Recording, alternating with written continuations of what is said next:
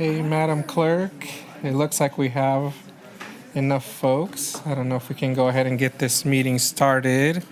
We'll go ahead and call the meeting to order for the Reno City Council on February 11th, 2026. Madam Clerk, if we could start with the Pledge of Allegiance. I do see Executive Director of the Truckee River Flood Management Authority, Mr. Robeson. If you could lead us in the pledge, please.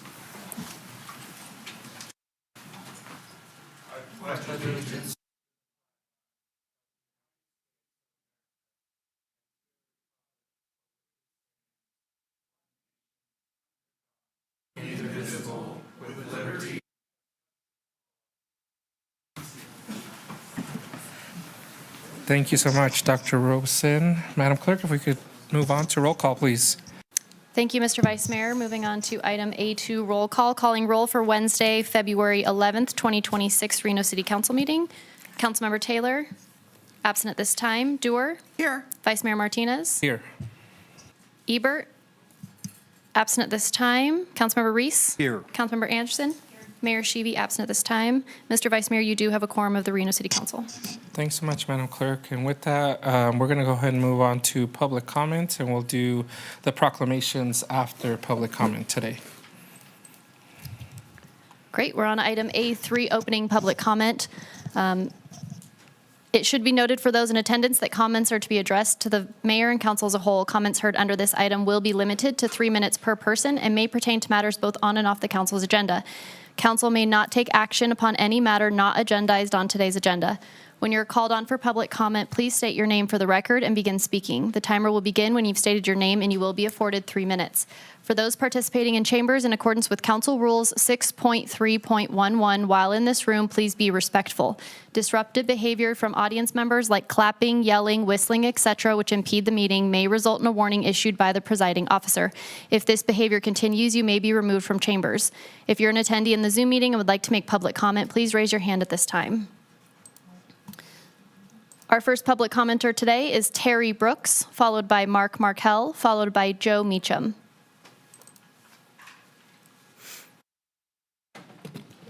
Good morning, it's me, Terry Brooks again. And today I'd like to share with you my thoughts on depression and what seniors go through. When we were all young, we focused on education. And in doing so, we learned about self-expression. Then later on in life, we were focused on occupation, and that kind of focus often led to an obsession. And then later on in life, we focused on being retired. That was a future goal that all of us desired. So when we finally retired and left our long profession, some of us may have found ourselves in a state of depression.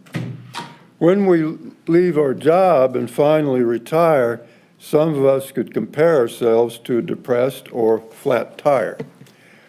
If or when we find ourselves in a state of depression, it can be like leading in a state of agitation. And when we find ourselves in a state of agitation, it can feel like being in a state of suspicion. And when we find ourselves in a state of suspicion, it can feel like being in a state of delusion. And when we find ourselves in a state of delusion, it can feel like being in a state of hallucination. All of these stages we go through during a state of depression can all add up to a state of constant confusion. So far, I've never found myself in a state of depression, but I sometimes find myself in state after state of confusion. And whenever that happens, I sit down and take the time to grab a pen and paper and write about it in a rhyme. I would like to thank you all for listening to me today, especially when you put up with me and such confusing things that I say. Thank you. Thank you, Mr. Brooks.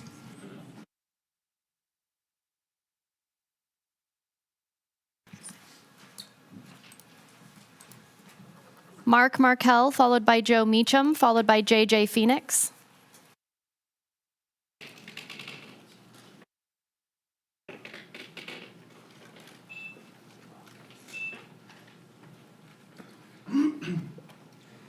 Good morning. Can you hear me? Go ahead, Mark. Okay. My name is Mark Markell, and I'm victim of a drunk driving crash. God willed me alive to show you people and warn you people not to get in a car with a drunk driver. And that's my mission of life. I don't talk that well because I've been in the hospital for 4 months. I was in there. And I fell and hit my head. And it did a number on me. But anyway, it's been since '89 I had my car crash. And I'm still paying for it today. So it just goes to show you people what can happen and how long. I was 89 plus 89. Oh, well, but I don't know. But I'm here to warn you people and show people. And just being an example, I think that's nice. Thank you. Thank you, Mr. Marco. Joe Meacham, on behalf of City of Reno Human Rights Commission, I think, and the Reno Tahoe Peddlers, or Hub, I'm sorry, on behalf of Hub. Good morning. My name is Joe Meacham. I'm a local cyclist, and I ride with Project Hero, City of Reno Hub. It is an adaptive cycling program that is sponsored by the City of Reno through Parks and Recreation. And I'm here today for what I think is a joyous occasion. I'm here to thank you, the City Council, the City Engineering, and Parks and Rec for a project that was funded through this council on Veterans Parkway and Miraloma, the intersection of Miraloma and Veterans Parkway. We are a veterans club. We're veterans and first responders. Our mission is to provide hope, resilience, and recovery to people who are veterans, first responders, and connected to those who are in recovery from both physical and mental issues. And that corner, once constructed, that parkway on Veterans Parkway is the best thing that has happened to the cycling community. And that intersection, as designed, turned out to be very unsafe. So we're just here today to thank you for listening to us. Specifically, my husband is the volunteer hub leader for the City of Reno Project Hero Hub. And he worked from Councilman Miguel Martinez all the way up from the Director Nathan Uliot in Parks and Rec. And at this time, I'd like to welcome them up to receive a plaque on our behalf. We also represent the Reno Tahoe Peddlers who have sponsored our group. We have a lot of lowriders. So these are paraplegics and quadriplegics that are on bicycles riding Veterans Parkway daily. Your Parks and Recs department has a wonderful adaptive cycling program, and this is a key feature for that program. And so with that being said, we'll share these posters around, and I'd like to know if Katie Harrison could also come up. As an engineering manager, the way this project was sponsored and funded is highly complex, and I'd just like to thank Katie for her sponsorship in navigating this project and getting it through the many boards and commissions that it had to go through. So with that being said, thank you very much, and if Councilman Martinez, if you'd please come forward. Director Uliat. Yeah, if we can just get you all to Oh, come yeah, up did I here. say it right? Okay, good. If we can Can get we you all come to up? come up Yeah, here, then we thank can take you. a group picture. All right. Thank you, Director Ulia, Katie Harrison, and it looks like April Wolf is joining us as well. There is one more person that I'd like to invite in the photo. April Wolf is the City of Reno's Adaptive and Inclusion Manager, and she is what we call our bike mom. There are many, many cyclists in this community that, because of April's work, both handicapped, able-bodied are riding thanks to April and the City of Reno Parks and Recs Department. Thank you. Thanks, Bike Mom. Where do you want me?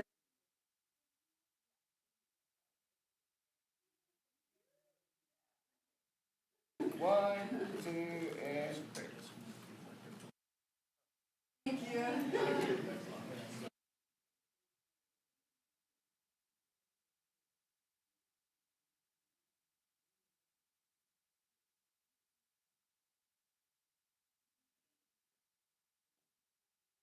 JJ Phoenix, followed by Eddie Lorton, followed by Elena De La Paz.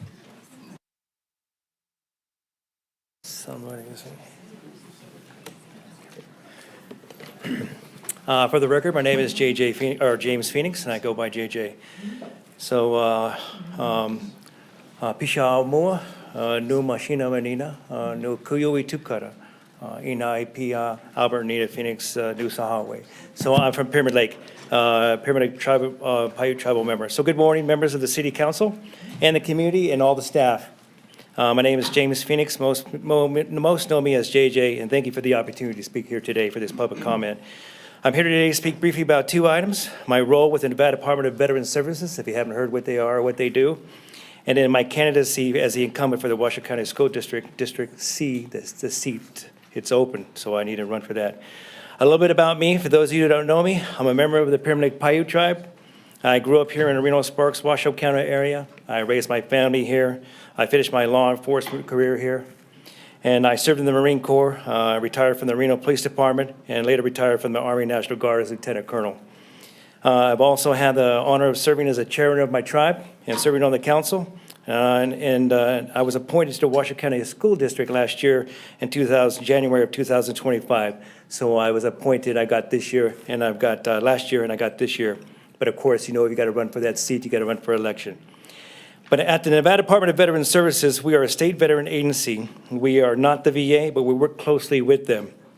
NDVS provides veteran service officers that file claims for the veterans and their families, operates 2 state veteran nursing homes, one here in Reno, one in Boulder City, and 2 state veteran cemeteries, the one out there in Fernley and the one in in Henderson, south of Henderson. We also manage outreach and do volunteer programs and support veterans and their families statewide, so we're not just here in Reno, Nevada. Regarding the Washoe County School District seat, I am running as the incumbent for the District Seat C, which is Wingfield, Spanish Springs, all the North Valleys, even over to Cold Springs. Again, I'm running as the incumbent, and I support the district strategic plan and their guiding principles. But my strong focus is on strengthening special education services, doing my best to advocate whatever I can from the community to the district for the students and their families. We want to try to increase certified teachers, instructional aides, and classroom resources. Over the past year, I visited all 20 schools in District C, met with all the principals and listened closely to their successes and challenges. This year, my focus is on continuing that outreach, including all the specialty schools here in Washoe County, learning more about them, advocating for them, and staying engaged with the public like I'm doing today. I'll hit all the cabs, and I'll stay and listen to the constituents so I understand their point of view. If you want to know more about NDVS, look online, and know more about me to finish it up, jjphoenixnv.com. You can learn more about me. Thank you very much. Thanks so much, Trustee Phoenix. Eddie Lorton, followed by Elena De La Paz, followed by Bahar Jazani.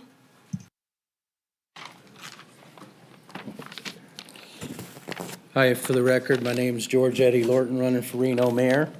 But I was hoping maybe we have a 4th of July coming up. It's going to be our 250th year anniversary for the United States. So I was wondering, we hadn't had a parade in 2 years, and I talked to Hillary a little about it a few months ago. And so I was hoping that maybe out of our discretionary funds, we could maybe pass the hat and have a 4th of July parade this year, since we hadn't had one in 2 years. So I heard it was around 25 grand to do a parade. I'll check into it further, but if, you know, the council doesn't do it, I know the city could organize it, and we could go to the casinos, and if there's a balance, I would pay that balance so we could have a parade this year. But I think it'd be a great thing to bring our community out, celebrate our city, instead of people going to Sparks and other places. I think Reno needs to have a 4th of July parade. So I'm hoping you'll consider that and think about it. And if you need money at the end, I would definitely donate so we can make sure it happens this year, because it's been 2 years since we've done it. So I appreciate you if you could think about that. And then also, I'll be speaking later on the up-and-coming union contracts and the waste management increase as to where I'll get deeper into those under the agenda items. I won't spend any more of your time. Thank you very much. Appreciate it. Thank you. Elena Delapaz, followed by Bahar Jazani, followed by Damian Cole.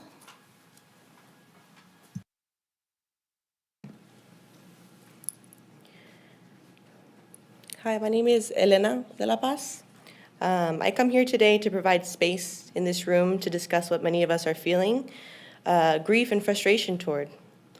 This is the death of our community member, Michael Johnson Jr., on February 3rd at the Wells Bridge during what is claimed to be a welfare check. Whatever the family and community thinks that this looks like, we want justice for Michael Johnson Jr. This could have been easily prevented with the right resources being provided in those moments of crisis. As a community, we have already been working toward alternatives to utilizing police because we know that they are simply not equipped to deal with psychological crisis, substance use crisis, or interpersonal conflict leading to escalation. We have already been doing on-the-ground work serving the needs of our community members without police intervention. We are demanding that the police budget have a 0% increase and that resources instead be provided to evidence-based solutions, such as hiring more community health workers and on-the-ground trained intervention teams that do not involve the police. There are many programs in place nearby cities, such as MH First, functioning in both Sacramento and Oakland, with a goal that resonates with our community here. Quote, to provide life-affirming, community-based, mobile response to mental, emotional, and psychological crises and substance use issues, instead and in doing so to work toward the decriminalization and destigmatization of both mental health crisis and substance use issues, instead pointing to long-term systemic causes that undermine our ability to live well, together, and free, especially for the most marginalized and vulnerable among us, end quote. This is what we're working towards right now, and we call on you to support this. Another example is Safe Streets Baltimore, currently operating neighborhood by neighborhood, providing many services, including victim services, hospital-based violence intervention programming, community outreach, life coaching, and mediation in violence intervention. An academic evaluation by Johns Hopkins epidemiologist Dr. Daniel Webster shows a statistically significant reductions in shootings by 23% since the inception of their program in 2007. These are the strategies that work for these crises, and this is what we want. This is why I am currently enrolling in a community health worker certification, along with many others, up to about 80 people, I believe. Training process partnered with Larson Institute at UNR, along with many others. Instead of criminalization and violence towards those that are already in crisis, the only way we can ensure the safety of our community members is by getting trained to do it ourselves. Thank you. Bahar Jazani, followed by Damian Cole, followed by Rita Planchin. Hello, my name is Bahar Jazani. I am a graduate student at UNR and a longtime organizer with the mutual aid group, Family Soup Mutual Aid. I'm here to speak on the murder of a young black man, Michael Johnson Jr., by RPD officers last Tuesday. This senseless act of violence is extremely concerning and must be looked into further. In what world is it okay for concerned citizens to call for a wellness check only for police officers to arrive and murder the person in distress? That's the opposite of a wellness check. In what world is it okay for the media to frame this murder as an officer-involved shooting, just to neglect the fact that officers killed an innocent man? The media continues to manufacture consent for violence against those deemed as less than human, and the city justifies this dehumanization by refusing to take action. As Elena just said, we need better and more creative solutions besides the police. Otherwise, Reno will continue to fall behind our neighboring cities. Eugene, Oregon sends teams of unarmed civilians, including an EMT and a mental health worker, to deal with 911 calls that in Reno are dealt with police. Not only does research show that these interactions have a better success rate than ones involving police, this program is cheaper and more sustainable. Eugene has kept this program alive for over 30 years, so why can't Reno?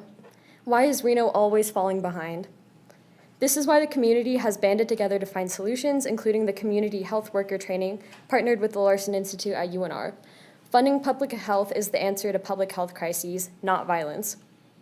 I urge city officials to do everything in their power to release all body cam footage of the murder of Michael Johnson Jr. and the names of all officers involved. His family deserves justice and peace. divest from RPD in the upcoming fiscal year, and instead fund research-backed nonviolent alternatives. Thank you. Damian Cole, followed by Rita Planchin, followed by Kelsey Owens.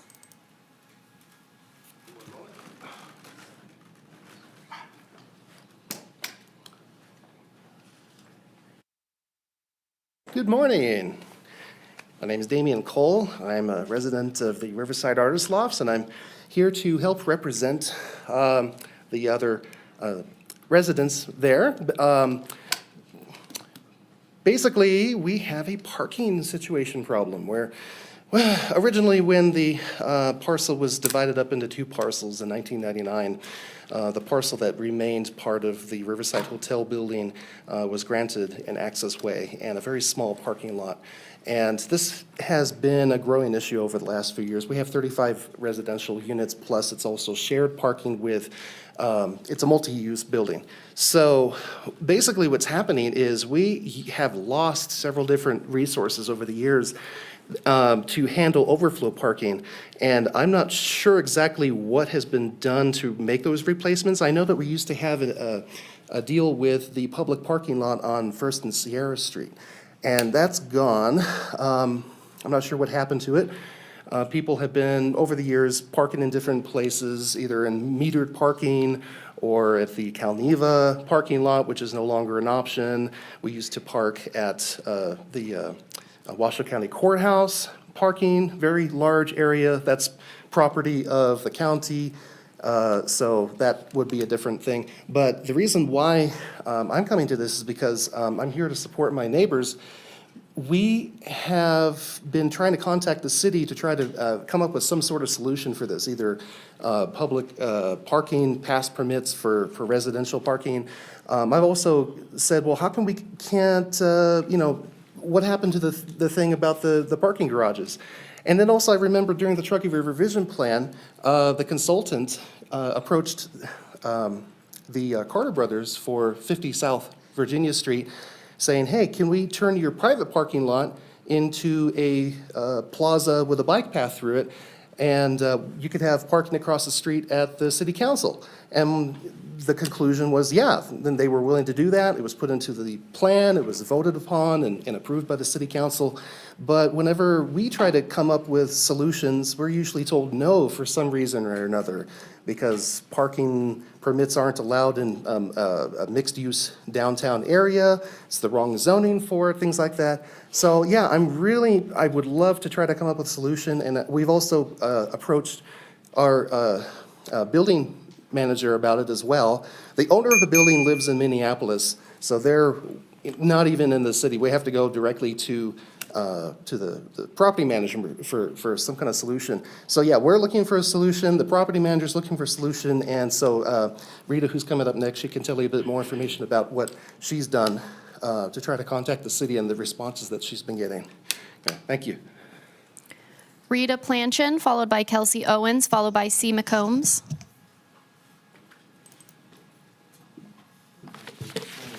Hi, my name is Rita Planchin. I also live in the Riverside Artist Lofts. I'm requesting that us 50 or so artist residents be allowed permit parking in downtown Reno. Our beautiful historic building has only 9 parking spaces with over 35 lots. We are forced to either dodge the meter person, suffer, I think it's a $40 parking ticket, or park in a neighborhood over 10 minutes away. I've submitted copies of many communications that I've sent to the city since 2020. I think I've received only 2 responses, both from Paul Ellison. On 11/14/23, Mr. Ellison stated Reno Municipal Code 607020 only allows residential permit parking zones to be created within a neighborhood that is zoned single-family residential, so my request was declined. I wrote back and asked, how can we change the code? On 9/26/25, Mr. Ellison again stated, my request was declined, quoting the same municipal code. He went on to say, quote, "The reason for this is that restricting parking to residents only would prohibit patrons from accessing the businesses in the area, negatively impacting those businesses." He also said the city has commissioned a report on parking in the downtown area, and based on the findings of this report, the city may adopt some changes in the not-too-distant future. At this stage, a preliminary report has been produced. We artists in the Artists Loft are requesting that the code be changed or an exception be made. Parking for the city's artists would barely impact parking on the street, since most of us juggle parking there anyway. I've attached to my submission a partial list of major cities in the United States who have already provided their residents with parking permits downtown, along with an urgent call for action from our manager stating the ways parking is becoming even more restricted for all of us. Thank you. Thank you. Kelsey Owens, followed by C. McCombs, followed by Tara Tran.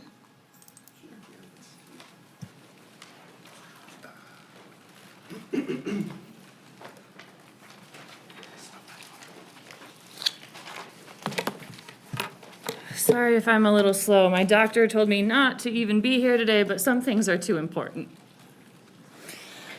For the record, my name is Kelsey Owens. Last time I spoke before you, I was homeless, and I was here to speak against the new anti-homeless ordinances that now further endanger our city. Now I speak to you as a housed resident of Midtown, so maybe that'll make my voice louder.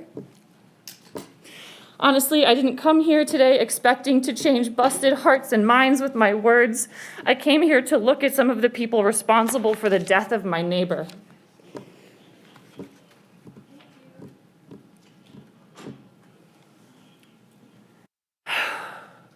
I live about 4 blocks from where Michael Johnson Jr. was executed by individuals funded and then routinely shielded by this city government. It has been haunting me to think about how if Michael was only a few blocks away from where he was in any direction, he would have actually been provided with real services, family soup, Hampton House, even my own yard, where we are providing more for unhoused people than this city is. I encourage anyone here to feel empowered to help their neighbor and maybe walk up to that person who seems like they need a wellness check. And if they're safe to do it themselves, because the cops are certainly not capable of a wellness check. Remember that you can just talk to your neighbors and help them yourselves, please. It's been working for a lot of us. There's proof all around you that we're already doing it. Look to those who are already doing the work. Please, don't invest in the police. C. McCombs, followed by Tara Tran, followed by Tom Dunn.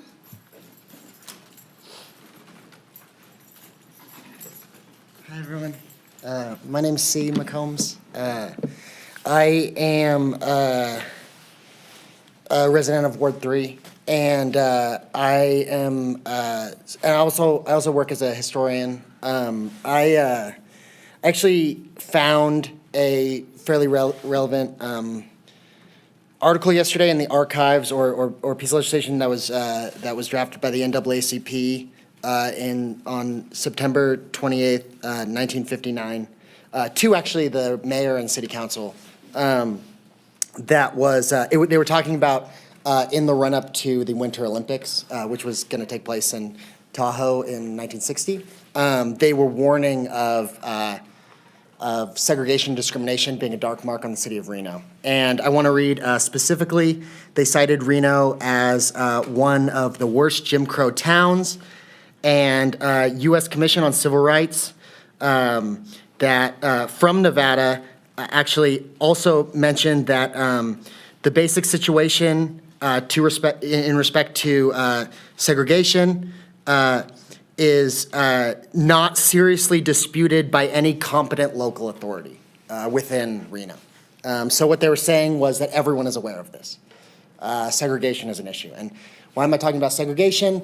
I want to point your attention to exactly where Michael Johnson Jr. was murdered. He was murdered on the Wells Bridge. Beneath the Wells Bridge is the area where people were segregated in the 1960s. This is why people are talking about the era of segregation never ending. You know, like Michael Johnson Jr. was murdered in a segregated area, a historically segregated area. This is the NAACP reaching out to you guys in 1959. This is why people are saying nothing has changed. Segregation has not ended. This is an issue. A member of our community was shot 6 times by RPD. They were going there for a wellness check. They shot him 6 times. This is unacceptable. He was murdered for attempting to break containment, for attempting to get out of a historically segregated area. I really want to draw your attention to the fact that nothing has changed since that time. We really, really, really need to do better. And I think that entails, and this will actually help with the financial issues that the city of Reno has been going through as of late. We really, really need to consider putting our money not in more policing. We really need to consider putting our money into community first responders that show up not armed and will not shoot someone in distress 6 times in a historically segregated area. Thank you so much for your time. Tara Tran, followed by Tom Dunn, followed by Tyler Maynard.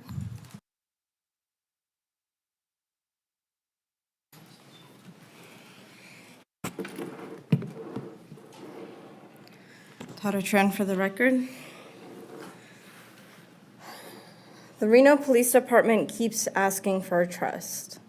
Following Deputy Chief Tom Robinson's arrest for soliciting child prostitution, your new Deputy Chief Nance said, "I would say that I want them to give us a second chance.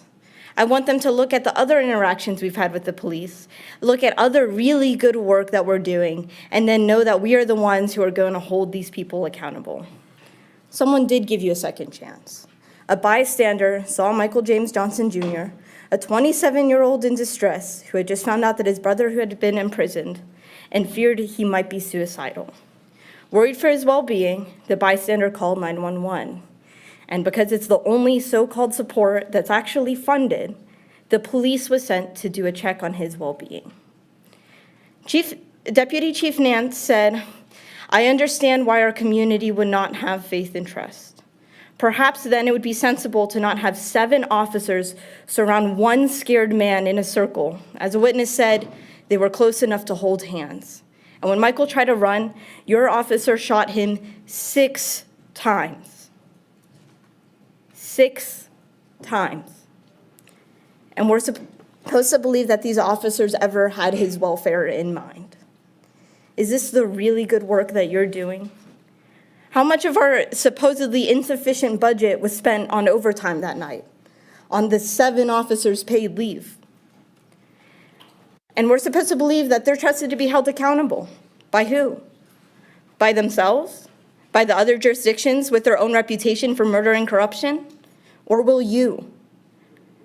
You who allocates the overinflated budget, who are meant to represent your constituents. Do you want to represent that RPD is even remotely capable of accountability? Release the names of the officers involved. Release the unaltered body cam footage immediately. What do they need time for? To edit it like they edited the footage of Micaiah Lee and Sparks? By RPD's own policy, you have until February 17th to release the footage. If RPD really wants public trust so badly, the least they could do is take accountability for murdering someone that only wanted help, that only needed help. If you want our public trust, you could assess and respond to the blatant corruption within the police force. In the upcoming fiscal year, assess what the 456 people employed under the police and what the $113 million police budget are actually achieving. You could invest in real solutions founded in evidence and public health. We are providing support to people every Tuesday at the Belief Sign, free food and harm reduction at Hampton House, and we are talking to our neighbors. I'm currently enrolling in a community health worker certification and training process at UNR to respond to people in crisis. Your community has... Thank you. Tom Dunn, followed by Tyler Maynard, followed by Jax Hart.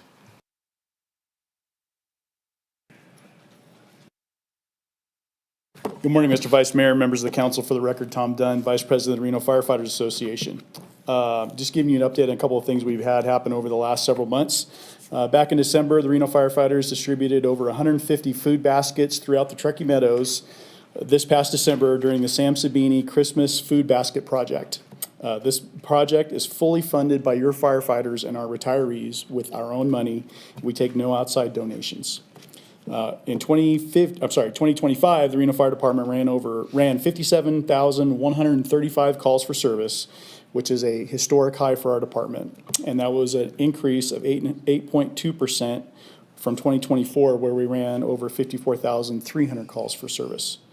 And finally, this morning, on this specific item, I'd like to publicly thank Adria White and Patty Medina in Risk Management. We are currently in the process of selecting our next workers' comp third-party administrator. Adria and Patty have done an excellent job over the last several years of repairing some of the long-term problems that we inherited by a previous long-term third-party administrator. Adria and Patty have led a transparent and collaborative RFQ process, and we would like to publicly recognize and thank them for their work. Thank you. Tyler Maynard, followed by Jax Hart, followed by Lucas Janowski.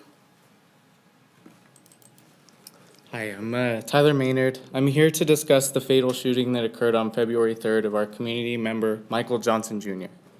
It is clear to me that the police in the past are unable to handle folks in our community who are in crisis as well as in present day.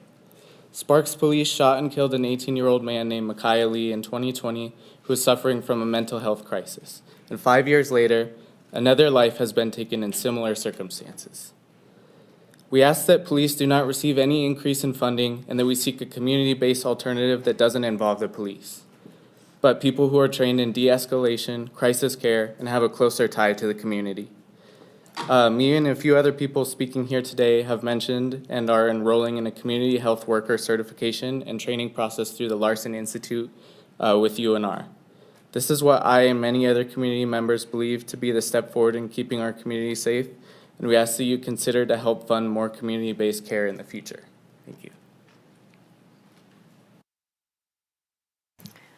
Jax Hart, followed by Lucas Janowski, followed by Free the People via Zoom.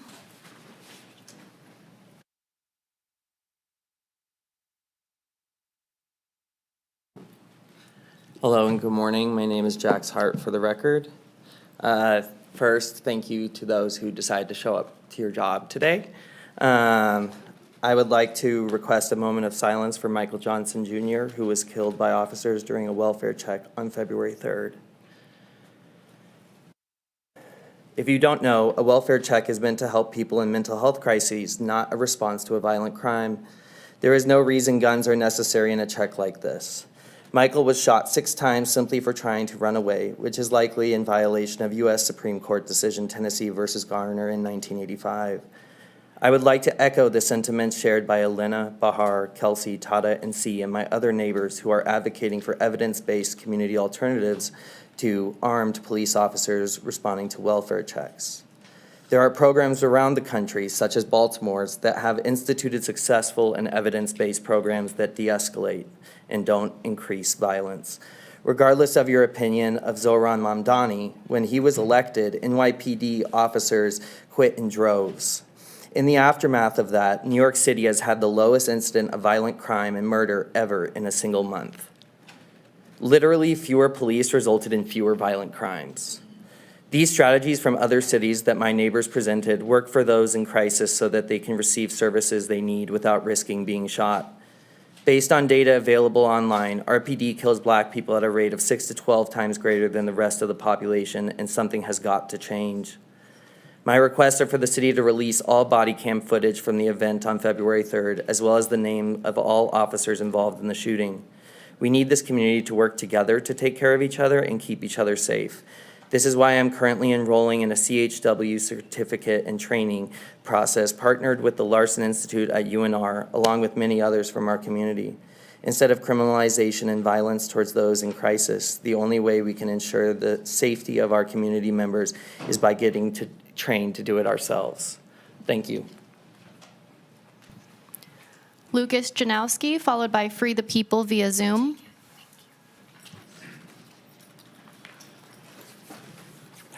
Hi, my name is Lucas Janowski. I am a manager at the Generator, the community makerspace that is here in town, which through the help of Kelsey, we have gotten to help with the heater block program, which has helped countless homeless folks stay warm through the winter and not perish in their tents. That is to say, I would say at this point, the Reno Generator has done more for the homeless community than the Reno PD. I was on my way home from work the other day, and I was witness to the murder of Michael Johnson Jr. From what I could see and from what I filmed, the situation had de-escalated. He was walking away. He was walking down the bridge. He was complying with the officers asking him to get off the bridge, which, in all honesty, useless. Just build a walkway. And then from my motorcycle, I watched Michael Johnson murdered in the street. Something has to change. I've had nightmares ever since. I come from a very violent place. I am used to being shot at.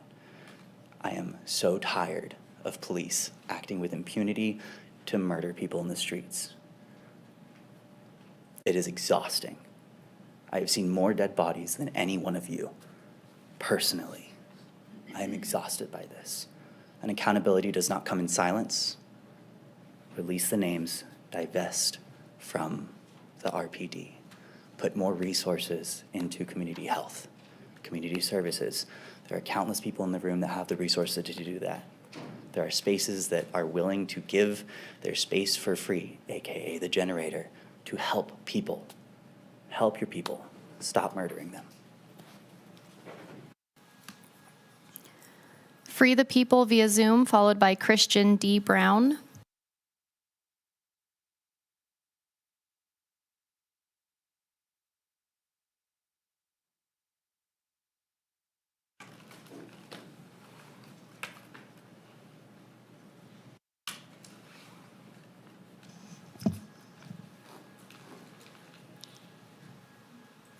My name's Nathaniel Phillips.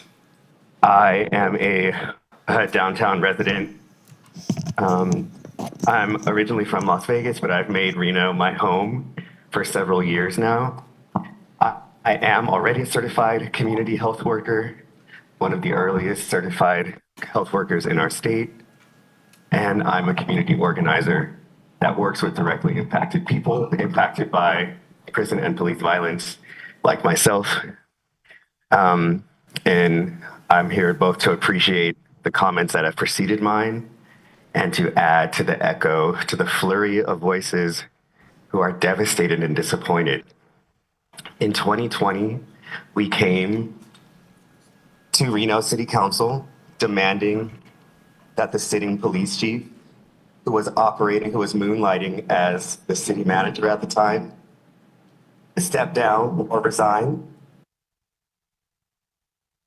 Precisely or approximately because of RPD's collaboration in the cover-up of accountability for the Sparks PD murder of Micaiah Lee, who was a suicidal 18-year-old Black man. It is eerily similar to the murder of the brother just the other day, one of the first nights of Black History Month, when RPD responded to a so-called welfare check. And within moments of talking a distressed man down from taking his life, they then extinguished his life. The Reno PD is the second worst ranking police force in our state, according to policescorereport.org. And at one point, RPD was recognized as shooting at Black Renoites 26 times more than white Renoites in a city with less than 500 Black people in it. I am one of those Black men that the RPD could have a penchant for murdering. So I don't need to say things that my colleagues have already said. but it is unacceptable, and I hope that Councilman Reese and Mayor Sheevy are listening. We can no longer be cheerleaders and puppeteers for the Reno police force. You did nothing significant in 2020 except try and placate the NAACP and your donors. If you actually care about not murdering Black Renoites, Councilman Reese and Mayor Sheevy, you will come to the table to work on alternatives. Or your political career, Councilman Reese, will end in shatters. Happy Black History Month, y'all.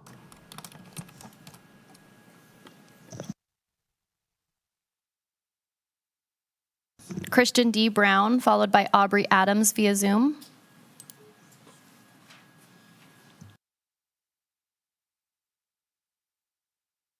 D. Brown. This is going to be my first public comment, so it's probably going to be pretty short. I'm here to also speak up on the shooting of Michael Johnson Jr., as well as our continued descent into mass surveillance. Just as some of the earlier community members said, I also believe in having people better trained in de-escalation and having people that are community-based instead of force-based. I mean, it's... Sorry. I can only imagine what would have happened if it was just one dedicated first responder or community member over those multiple officers that were there. I can imagine that it would have been a different situation. Simply put, I think we need a better system for our community that holds unchecked power accountable and protects our community instead of hurts it. Continuing forward, it just seems that also this continued descent into mass surveillance is just getting worse. It's getting kind of scary, like 1984 stuff. I mean, with drones following people on the highways and the police department bragging about it, about all these Ring cameras all of a sudden starting to get connected into the whole system, it's just getting really weird, guys, as far as just general mass surveillance stuff. It's something that I think we have to really tackle in a different sense too, and start realizing what's kind of this whole system that's kind of coalescing around us right now. Anyways, that's kind of all I got. I'm just kind of shooting from the hip here. So anyways, there we go. Thanks, guys. Have a good day.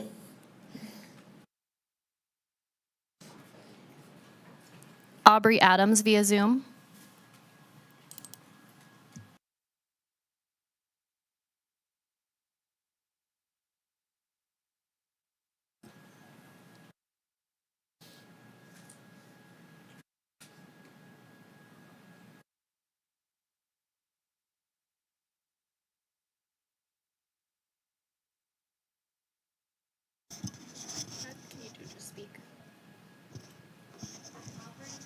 Can you hear us? Aubrey, if you'll, there you go. State your name for the record and begin speaking. Can you hear us? Yes, can you hear me now? Perfect. Go right ahead. Yay. Okay, good. Man, I was really going off, but hi, my name is Aubrey Adams. I'm a therapist in the community and just local organizer person, and I live in Sparks. This shooting, I was trying to look up information about how the police responded to it, and it was difficult to find because there were so many from so many different years. This problem was obviously not being taken seriously. My clients do not feel safe at all or supported by the mental health crisis services here. They include RBH, places like crisis centers that they can go to when they are feeling suicidal, because they know that they're going to be treated like prisoners and will not be taken care of. They do not feel safe with me or anyone calling the MOST team on them, which I can assume was called in this case. It is the local crisis response team that sends therapists with police. I always make sure to point out that police go with the MOST team to all my clients just in case that changes their mind. And I can say up till now, 100% of the time it has changed their mind. It's extremely frustrating and honestly scary to be the safest place for a lot of my clients to go when they're in these kinds of crises. It's irresponsible for these kinds of things to continue happening and for there to be no significant response. I echo every request of the 10 or plus more beautiful people before me. We really, really, really need to do something. Thank you.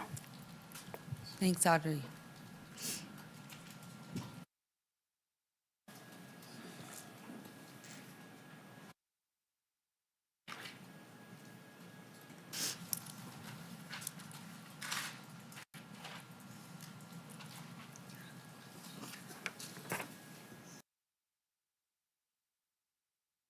James Matthews, you're up. And Madam Mayor, that's our final public commenter. Hi, James. Doing, guys? Hi. Yes, Good I'm morning. here because I'm still having problems with the Reno Police Department. I've been still facing racial attacks to the core for the past 3 years. I've been sexually assaulted. I have had hit and runs by these detectives, and nobody will do nothing about it. Like, nobody won't help me or nothing. These racial attacks are to the core.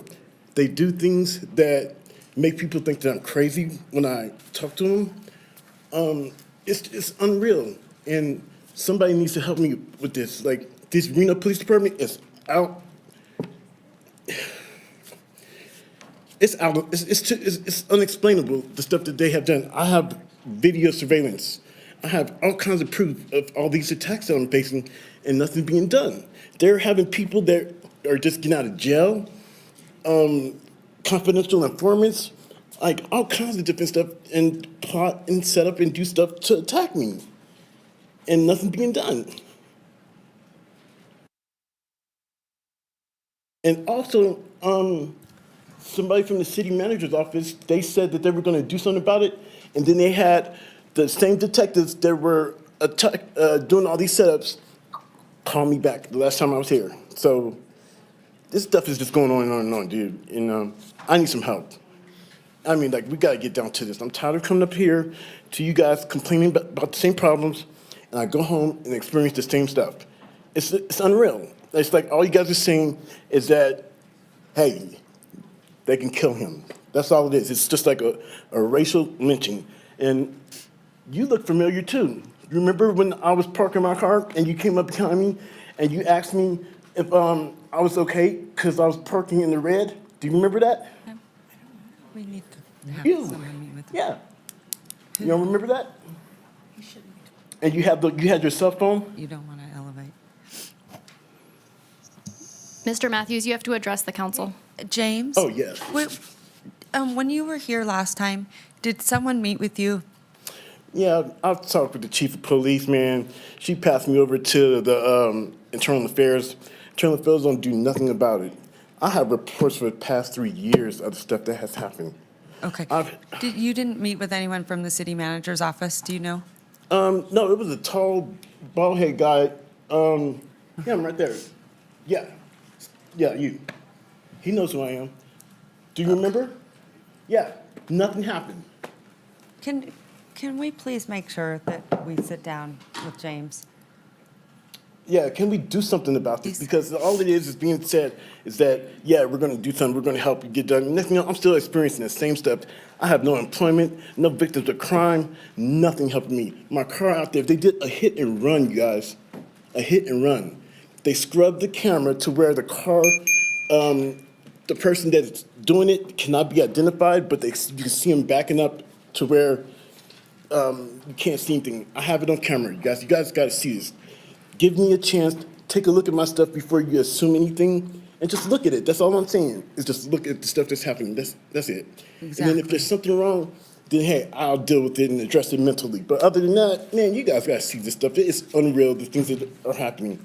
James, do you have a contact by any chance? I'm going to have Christy, and I'm actually going to have ACM Turney. Okay. And ACM Hodge. Yeah. Meet with you because I want to make sure that that's getting addressed. Please. All right. Do you have a contact? Yes, absolutely. I will leave it with somebody. Okay. You'll leave it with you guys? Yeah, down please. All right, cool. Thank And you. the clerk. All right. Our final Thank you, public James. commenter is Jamie Bryan.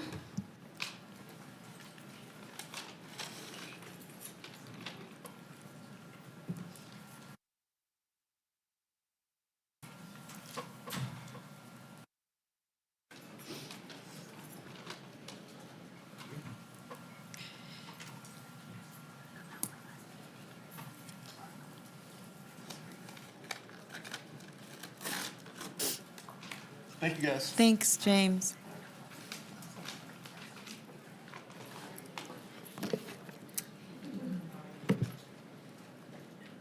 Good morning, Mayor and City Council members. My name is Jamie Bryan. I'm a small business owner and the owner of a business called Sweat Reno.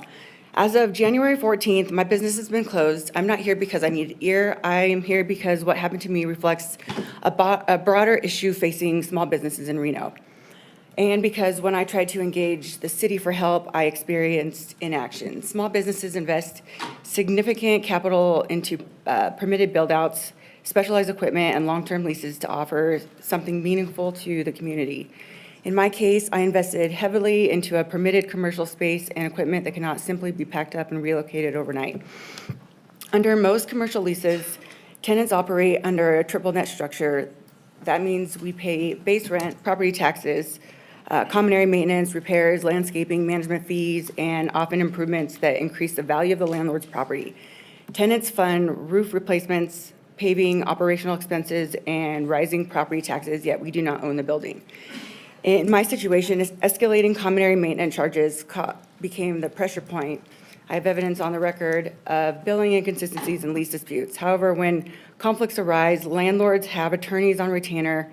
Small businesses often do not. Legal representation can cost thousands of dollars that small businesses simply do not have. The standard advice given to tenants here is to hire an attorney. For many small operators, this is not financially possible. But the lease dispute was not my only concern. I reached out to the city of Reno multiple times to report what I believe to be unpermitted construction and potential compliance violations being conducted by a neighboring tenant in the same commercial complex. I provided documentation, I requested inspections, I reported what I believe posed safety and compliance risk to the building and business operations within it.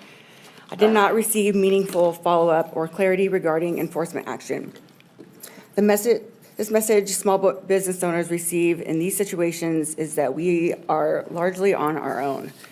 As of January 14th, I've been denied access to my business space.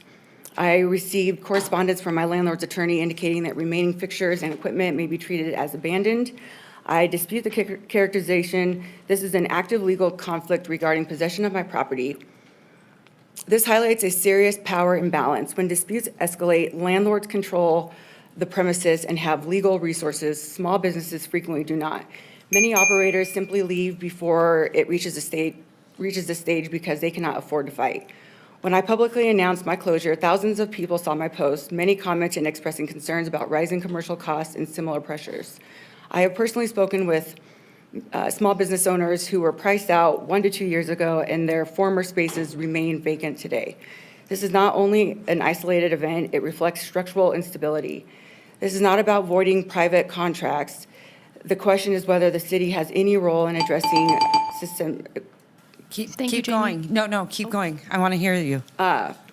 This is not about violating private contracts. The questions in whether the city has any role in addressing systemic displacement that leads to prolonged vacancies, excessive cost escalation, and the loss of local businesses. So my question are these: what are authorities the city of Reno currently have or intend to pursue, including tools such as vacancy taxes or anti-speculation measures to prevent commercial landlords from displacing operating small businesses and creating prolonged commercial vacancies or excessive rent increases? Has the city studied vacancy patterns following small business displacement? Has the city examined transparency standards in commercial CAM billing? When small businesses report potential fraud, code violations, or unpermitted work to the city, what is the protocol for investigating those complaints? If vacancies are considered, if a vacancy tax would be considered, how would the city prevent those from being simply passed through to the tenants under current lease structures? This is towards the end. Small businesses are economic infrastructure. When they close, neighborhoods lose stability, jobs disappear, and storefronts sit empty. If the only practical remedy available to small businesses is expensive litigation, then there is effectively no accessible protection. I follow the rules. I invested in this community. I went through proper permitting process for my build out. When I had concerns, I reported them through the appropriate city channels and sought clarification through council offices. I was informed that the city does not get involved in legal disputes between private parties. However, this raises a broader concern. Many small businesses wait months for permit approvals or temporarily close to comply with updated requirements. At this time, there is a perception in the community that larger or franchise operators are sometimes able to open and operate while compliance issues are still being resolved. Whether accurate or not, the perception undermines confidence in the system. Small local businesses feel that we follow rules and invest everything we have. There should be some consistency and transparency in enforcement. I'm asking the city council to publicly address whether this issue will be studied and whether policy solutions exist to restore balance and protect Reno small business community. Thank you. Thank you, Jamie. There's someone waiting over here from business licensing. So Tyler's right there. Will you please meet with her? Thank you so much. All right, Madam Mayor, with that, we have no additional public comment registered. For the record, we did receive 10 letters of correspondence. Those have been distributed to the Reno City Council as of 4 p.m. yesterday, Tuesday, February 10th. We're moving on to item A4, approval of the agenda. Oh, I'm sorry, we're moving on to proclamations. We're going to go into proclamations. Give me just a minute, Madam Clerk. Thank you so much. Our friend was talking about a dead man and you cut their mic off.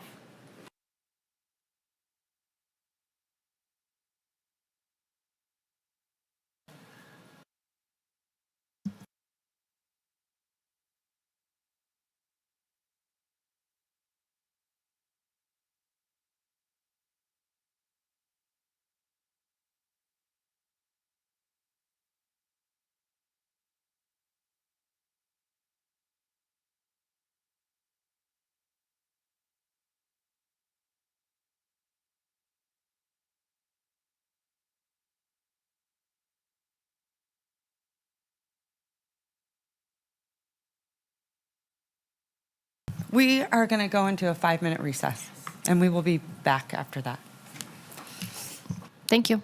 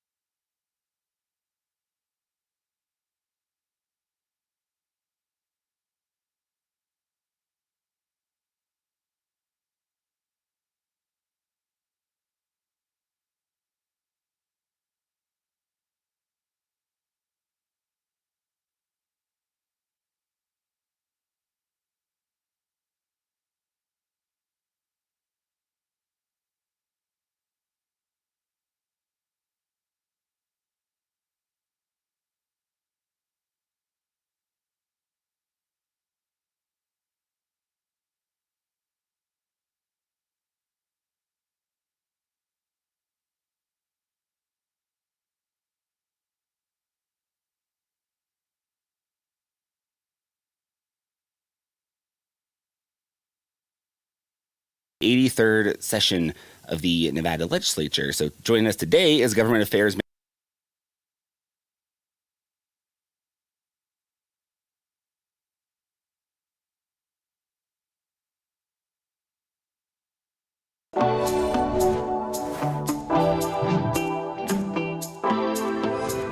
The community is really going to benefit from the new Public Safety Center in a lot of ways. It's a state-of-the-art brand new facility that's going to allow the public access to us in a way that they've never had before in the city. It takes a lot of people, a lot of effort, and a lot of time. It takes every individual, all of us on a daily basis to make this project work every single day. I grew up in the area. Wanting to make this city great and keep this city safe was a big part of it. It's a great testament to the city of Reno too, just that they would have the leadership and the guts to go forward with a project like this that's so important to the community. We needed something that was large enough for the expanding police department. The current site that the police department are on would need to be demolished because the building has some real structural problems, along with some hazardous materials that need to be abatement. The hazardous conditions that you can find in buildings such as this are things like asbestos, things that were commonplace in buildings at the time when this was built. You have old pipes in here, you have old ventilation, you have dust. They're working in jail cells. The water quality is not good over at the other station. It's important for us in our community to realize that, they're doing a great service for us. They're all protecting us, and we need to protect them as well. I have employees that work out of old jail cells on the second floor, which is, pretty much an abomination that you spend your life doing a service to our community in a jail cell. It's got bars on the walls. But we're not able to provide the space that these employees need and treat them with the respect and dignity that they deserve when you work in a building that has issues, that doesn't show the benefits that you are bringing to the community. We looked at the fact that we could reuse an existing facility. There's a lot of character in the city of Reno, and we do look at keeping some of that character. This building, being the Reno Gazette-Journal, had a lot of history. And I tell you, when I first walked into this building, I felt the buzz of all of the media. It was really energizing. Justin came over and we took a look at it. We knew that it would be a big effort, but to reuse the same building, we thought that it made a good fit. There was a lot of challenges, a lot of work between our architect and our police department on figuring out how to fit in police department in this building. Police departments generally don't visit people on the best days of their lives. They're usually when they're having something going on that's creating some sort of trauma or some sort of experience that usually isn't positive. And then to come into a place that's not welcoming and inviting and comfortable, and a place where we don't even have private rooms to talk to people currently, is going to change that dynamic completely when they walk into the new Public Safety Center. First step is you've got to have an architect. We probably sat down for at least 9 months going back and forth. Is this space the right size? Does this space have enough windows? How do we get access for video and surveillance and that sort of thing? They did an absolutely fabulous job putting together a set of plans for us. When I looked at the designs initially, I was so proud that they were already in that space where they needed to be. There were very few modifications that I even had to suggest. We looked at it's called a design bid build, because we already had the design. So we put it out to bid to the public. Plenum Builders, they were our selected bidder. Part of it is that we knew that the city needed this project. We knew this was a community need, and we knew it was a challenge. And so we sort of look at ourselves as someone or a company that is willing to step up and take on a tough challenge. One of the things that we also looked at in that time period is funding. As you all know, everything doubled in price, practically, after COVID. And that was a shock to us. The pandemic affected construction in so many different ways. All those things sort of, conspired to go against the cost of the project. So that was a challenge. But, I think we did a great job of bidding out the project, getting the right subcontractors on board, vetting the pricing, making sure that it was fair and reasonable based on the current economics. We sat in a room and we were like, okay, what can we do here? How can we provide the community with the facility that this community really needs? Our project manager, Justin George, he actually came over. Thank you, everyone, for being so patient. It's been a very heavy morning, and so we just need some time to get our thoughts and emotions together. So it's never easy to sit and hear the community in so much pain. It's very, very difficult, and especially, you know, on the mental health side of the challenges that we've faced in this country for so very long. So I just want to say thank you for your patience, and I know that it weighs on many of your hearts too. I just always say it's the deepest, darkest secret we don't talk about in this country. So I just want to say thank you. It's also important to celebrate people in your community that are doing really, really good work. And someone that I have admired greatly for a very long time, even before I was able to work with this gentleman, I have to tell you, it is so impressive with what Mr. Mike Van Houten has accomplished. You have been, I think you've given us a lot of hope in revitalization, but you have given us a lot of history in revitalization. That is rare. It's something that will live on forever, and I'm grateful for your service, because I know you're getting paid a lot of money to do it. No, and I should clarify that because then people think you're serious. No one, everyone on those boards does it out of the love for the city and their community and their public service. So I want to say thank you. But you have reached an incredible milestone with Downtown Makeover. And I don't think a lot of people know that. And actually, anyone that's watching or listening, you have got to go and see the work of Mike Van Houten. It is impressive. It is precise. It's beautiful. It's accurate. It's well written. And you've been doing this. This is what's so amazing. Am I right? 20 years? Yeah. 20 years. That is phenomenal. And it's phenomenal work. I would just love for you to stand up here. We have a special proclamation for you because this needs to be recognized. I want to know why you started this and what's your love for revitalization? Well, he gets to go second, Madam Mayor. And Madam Mayor, just for the record, we're reconvening at 11:31 and all members are present. Okay, thank you so much. I'm going to read a few words, and then we're going to let the man of the hour come up and say a few words. Okay. I am honored to be in front of my colleagues in our community to honor Mr. Van Houten with a proclamation from Madam Mayor. And so I'll read these words, and then we'll do the ditty. So it says, whereas no one knows downtown Reno better than Mike, and whereas for 20 years, Mike has diligently chronicled and documented the developments, plans, projects, failures, and triumphs of downtown and midtown Reno in his highly respected blog called Downtown Makeover, and whereas his comprehensive reporting is known as required reading for any developers, other media and public officials, and all elected officials. His fellow community scribe, Alicia Barber, said, Downtown Makeover is the gift that keeps on giving for Reno. And whereas Mike serves on the Redevelopment Agency Advisory Board and his home is ideally located between downtown and midtown, providing him with a front row seat to witness and document Reno's renaissance, and whereas he hopes to be writing Downtown Makeover for another 20 years with the same philosophy he does today, no ads, no subscriptions, all community pride. Now, therefore, I, Devin Reese, on behalf of Hillary Sheevy, Mayor of the City of Reno, Nevada, do declare February 11th, 2026 as Mike Van Houten Day in for the City of Reno.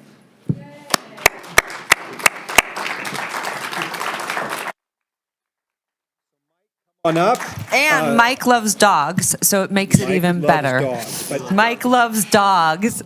There is one more thing He's a dog before lover. we give you the mic, and that is Madam Mayor is the only one who can bestow such an honor on you, but she'd like you to come forward because she has something for you up at the front. Okay, well, I think you took it from me. Oh, you did? I'm like, where is it? Give it to you, you'll lose. All right. Well, there's only a few people that have a key to the city, and so we want to give you this just to honor you and let you know how much we appreciate you, and your work is absolutely unmatched.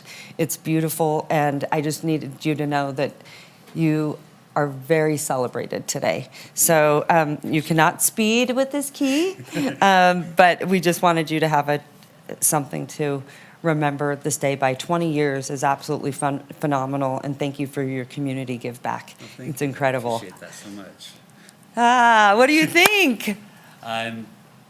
You're getting red. I am getting red. He's getting Y'all red. know I'm pretty shy, so.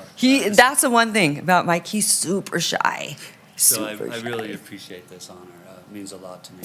Oh. So thank you so much. You know, I started this blog just because I love urban living, and I saw the potential in downtown Reno all the way back in 2006. And we faced challenges that no other city in this nation has, with 20+ casinos closing. Yeah.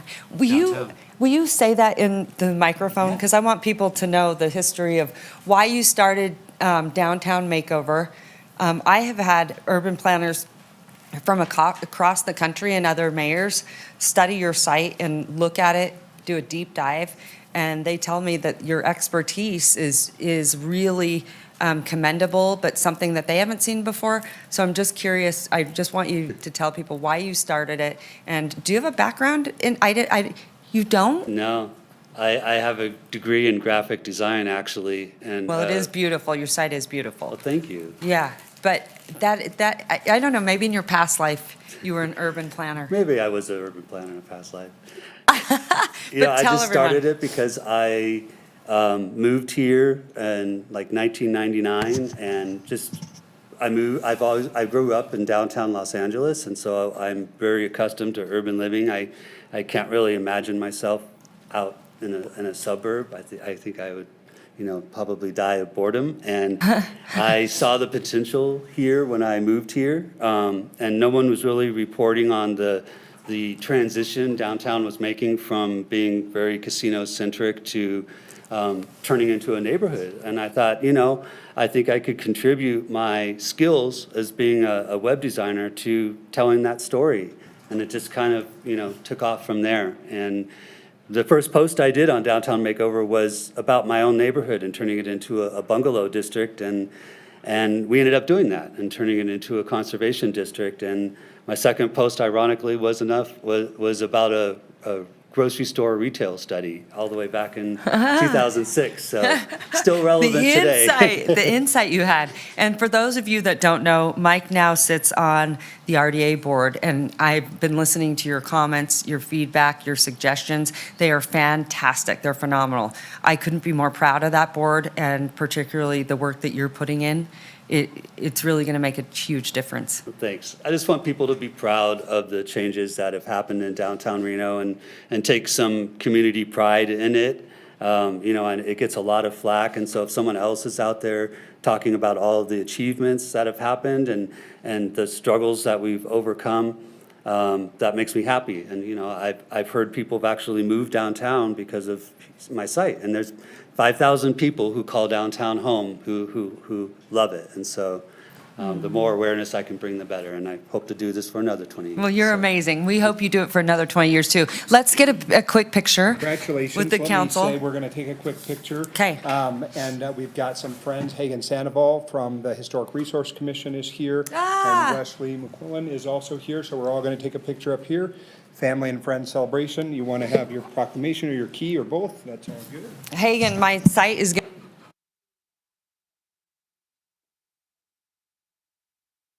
Oh, I'm a big fan of your work. I'm a huge fan of your work. You're so talented. Follow him on Instagram, everyone. What's your site? It's this side of Reno. It's just This side of Reno? Mike covers the new, I cover the old. Yeah, So. yeah, but I love it. It is phenomenal. Big fan. No, get in here, everyone. I need everyone to get close. We want a good picture. Okay, come on. All right, here we go. Come on. I'll be behind that. Okay. All right. Thanks so much. Okay, Madam Mayor, we have a second proclamation, but I'm not sure if I have all my students in, so we'll call our students in. Our great golden griffins. Yay, come on in, friends. Come on, you guys. Good morning. You can come up behind me, or you can sit or stand, however you'd like to be. Hello, welcome, and good morning. Thanks for being so patient. Come on in, Phil, all the way in back here. We'll get you all in.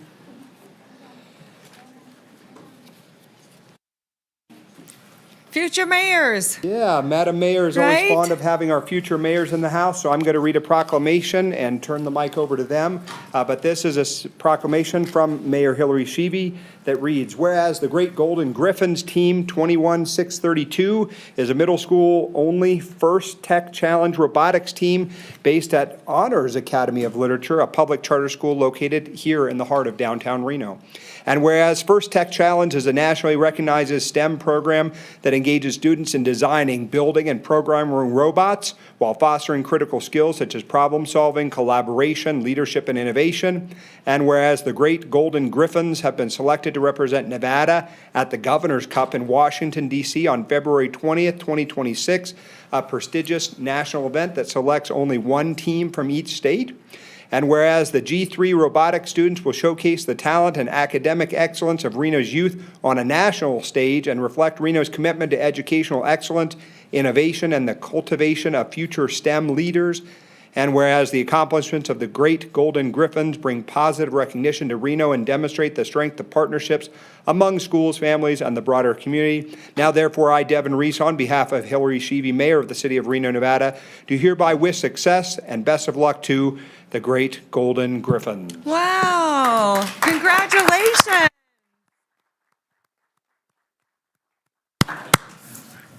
Okay, you're going to read something for us? Okay, go ahead. What's your name? My name is Addison. Addison, nice to meet you. Go ahead. Good morning, City Council members, and good morning, Madam Mayor. My name is Addison Wood. I am a 7th grade scholar at the Honors Academy of Literature, a K-8 public charter school right here in downtown Reno. We are here representing our robotics team, 21632, the Great Golden Griffins. We are a part of First Robotics competing in their First Tech Challenge, or FTC. We are headed to Washington, D.C. to represent the great state of Nevada. I have the honor of being our ambassador for our state, for school and our team. As an ambassador, I'll be able to introduce and explain First Robotics to any Nevada representatives like you today. This last week we had what is called a league tournament. All of the FTC robotics teams in northern Nevada competed to qualify for state.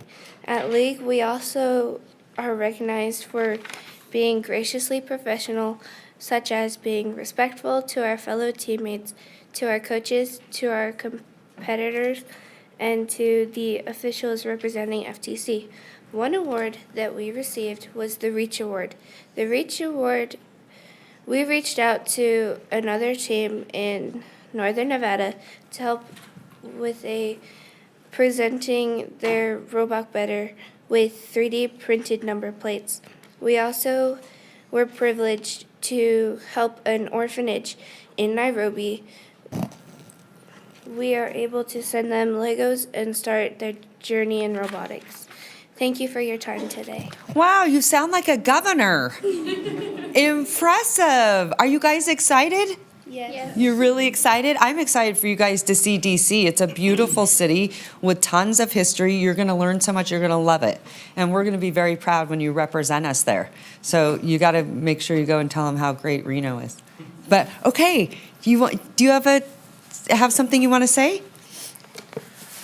Hi, my name is Christian, and I'm an 8th grader at Honors Academy, and I'm also the G3's team's drive captain. Cool, okay. So what the drive captain does basically is organizes drive teams, little controllers, and driving our robot. Organizes drive teams for our competitions, and make sure everyone gets like an equal amount of play time. Good, I love this. And also the build of our robot. When we got the Rev starter kit, it was in pieces. We built it up with the instructions, but then we made some changes. Like we flipped the wheels from the outside to the inside to make our robot, the turn radius on our robot bigger. And we also changed the arm design because it was letting the balls, aka the artifacts, slip through into the flywheel, which was getting the balls stuck. So That's very technical, right? This is why we're leaving it up to you, because you're good at this. And we changed the arm design, I think 3, maybe 4 times until we got a good arm design that doesn't let the balls slip through, and also the balls don't get stuck on the side. What we do in the game is basically this year we shoot balls into a basket, which scores us points, which gives us a spot in each tournament. And we also have a 30-second autonomous period where we don't get to touch the controllers yet. Everything we programmed into the robot, it does by itself. Hey. And in the 20-second endgame period, you could either keep scoring balls, or you could park into this little square. That could also score you points. Another reason why we flip the wheels from the inside to the outside, because they count the wheels in the square. As long as the wheels are in the square, it's a full park. Okay. Well, it's a good thing I'm not on your team. I would be very bad at that. Is that it? Mm-hmm. Wow. Well, congratulations. Great job. I'm so proud of you. You did great. Thank you. All right. Are you... So it's now the coach's turn. Okay, go right ahead. All right. Thank you for having us here today. My name is Kelly Crosby Sturts. I'm actually the librarian at Honors Academy, and I have the great honor to be their coach, which is a huge honor. This is an amazing group of middle schoolers. You heard from Addie and you heard from Christian, but what makes this team special on top of everything they shared is they are not just building a competitive robot. They're also building a team. They're building outreach. They did talk about that we are working with that orphanage in Nairobi. They don't have a robotics program. My father, who's 80, actually went out as a mission, part of a missionary, talked me up. And the missionaries actually flew out here to learn about our robot. And so we've been trying to help them create a robotics program there for their students to have those skills once they leave the orphanage. And our kids have been working very diligently trying to help bridge that gap. They work not only at building the robot, they also code the robot. It comes with no code. That they design their code. They create the code that actually, they can code specifically their controllers, if they are PlayStation controllers. And they code it to how they feel is working for them to drive in a competition. So they have all of these skills, but they are 11 to 14 years old. And they have worked very, very hard this year in order to make this team the amazing Great Golden Griffins, not just the Great Golden Griffins. So our selection into the Governor's Cup as the sole representative of Nevada has been an amazing journey for them. They have worked very hard and diligently trying to raise funds for our trip, which we are still raising funds for our trip. It is a huge expense to take 14 middle schoolers. You're right. To Washington, D.C. You're right. So I would like to present my team, the Great Golden Griffins. Well, and congratulations. Just really quickly, will you anyone know if they want to donate or what you guys are doing to raise money? Yes, So the we- community knows? We have had a GoFundMe going. Since we got it's actually a very short period of time. We didn't get notification. This is the inaugural year. Okay. For the Governor's Cup for our level, which is the first tech challenge. We got our notification on the 2nd of December. So Wow. we have been really working hard. So we do have that GoFundMe. We also have where direct donations can be made either through our parent group, which is our 501c3, the Champions of Honors Academy, and also can be made directly to the school for us to help get all those funds available. Yeah. Our kiddos actually wanted to give you a brief demonstration of what our robot does, if Sure. you're all interested. Okay, sure, let's see it. My drive team, go ahead.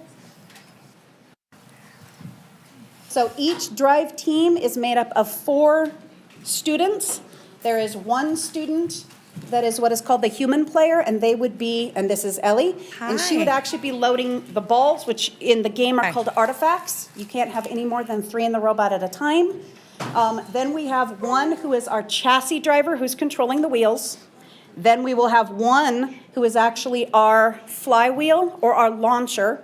Then we have what's called the human or the student coach, and they're the ones standing in the middle with our drive hub, which actually gives them a lot of signals about if the flywheel is going at the speed it needs to go. She sets the autonomous code, she sets the drive code, and she also is watching the field because there are 4 robots competing at the same time in the field. So there is a lot, and it's a 12-foot by 12-foot field. There's a lot of activity going on at once. It's not just solo. Okay. So, you guys ready? She said, no, I'm not.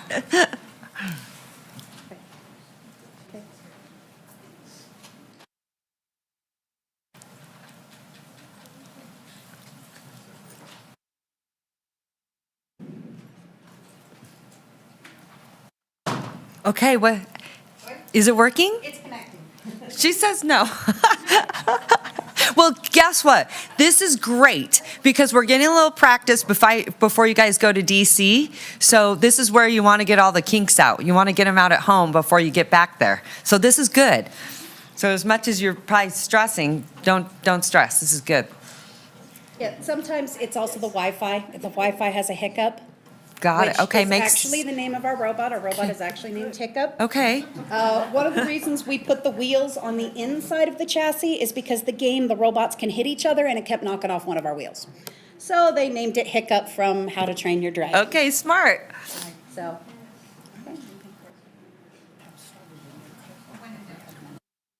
We all know that.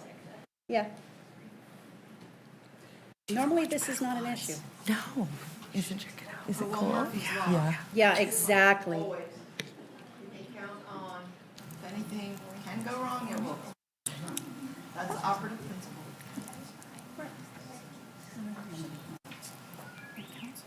Oh, I'm hearing something that sounds like R2D2.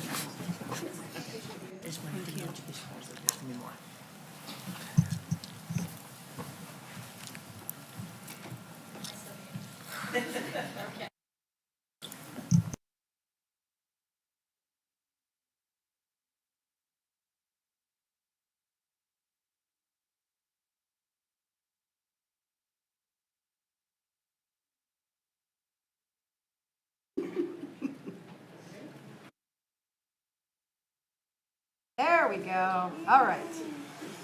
So the wheels, if you notice, the wheels are actually a mechanism wheel, which means that there is a motor to each wheel that controls independently the movements. The rollers on the wheels are turned at a specific angle, allowing it to crab walk, which gives the students much greater compatibility to be able to directly line it. This is Ben, who is one of our returning members. He is in high school, and he came back as a mentor to help the kids. Yep, right? So you hear that is our flywheel that they've activated in order to be able to launch those balls.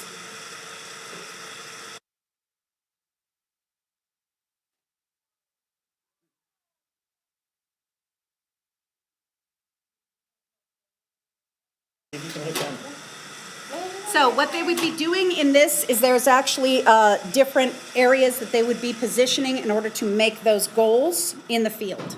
And so they have a high, medium, and low setting, so they are allowed to, they are able to shoot it at any space in the competition field.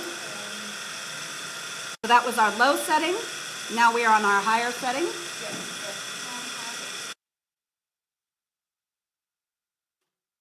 And you can see the difference.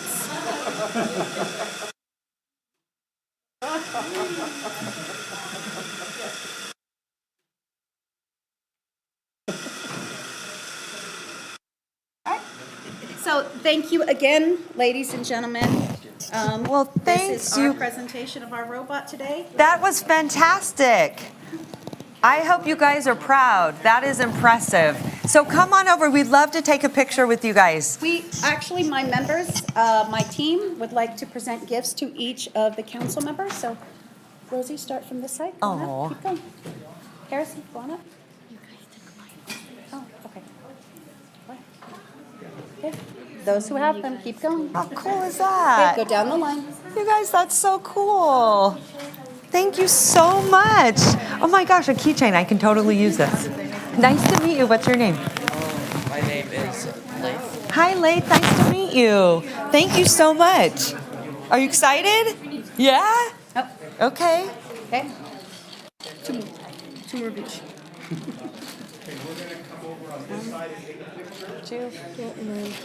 Come on, you guys. Let's take a picture. Take a picture. There's one. And here is two.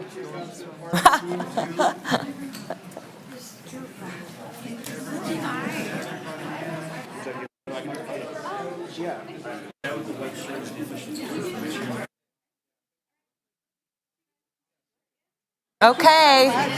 You ready? Okay, on the count of 3, I want everyone smiling. And then we're going to suck it in because it's going to make us taller. It's going to make us taller. Okay, here we go. 1, 2, 3, suck it in. Me too. Thanks, AJ. All right, you guys, congratulations. Go get them. Back. Okay, I want to hear how it went. But go home and go to DC, get it done, and bring it home. So we're excited for you. All right, good job. Thank you so much. Oh, I think everyone got one. But there is a gentleman right there by the name of Eddie Lorton. You can give him one, and he would be very appreciative. We got to show Eddie some love, too. Okay. Madam Mayor. All right. One more proclamation, I think. Okay, let's do it. Always a joy to do this, and I'm not sure who's here for this No, one, but they're this is tonight. FCCLA. Who's here? Oh, fabulous. Come on up. Hello, hi. Hi. Hi. More leaders. I understand you're our own. By the way, that jacket is fantastic. I'm going to have to borrow it from you. It's his tuxedo jacket. It's beautiful. I love it.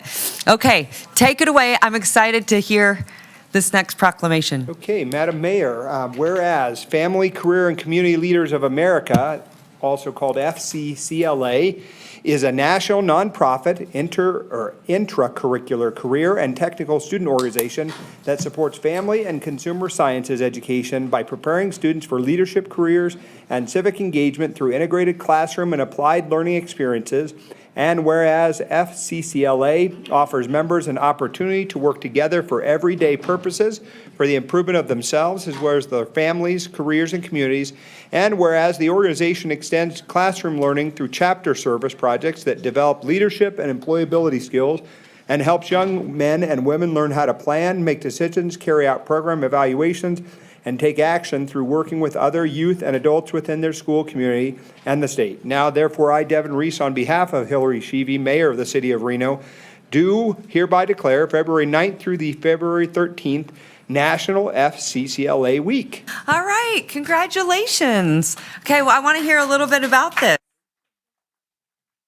Hello, Mayor and council members. My name is Tegan Richardson. I'm a current senior at the Debbie Smith CTE Academy that just opened here in Reno. Yeah. Before that, I was a student at AECT, the Academy of Arts, Careers, and Technology.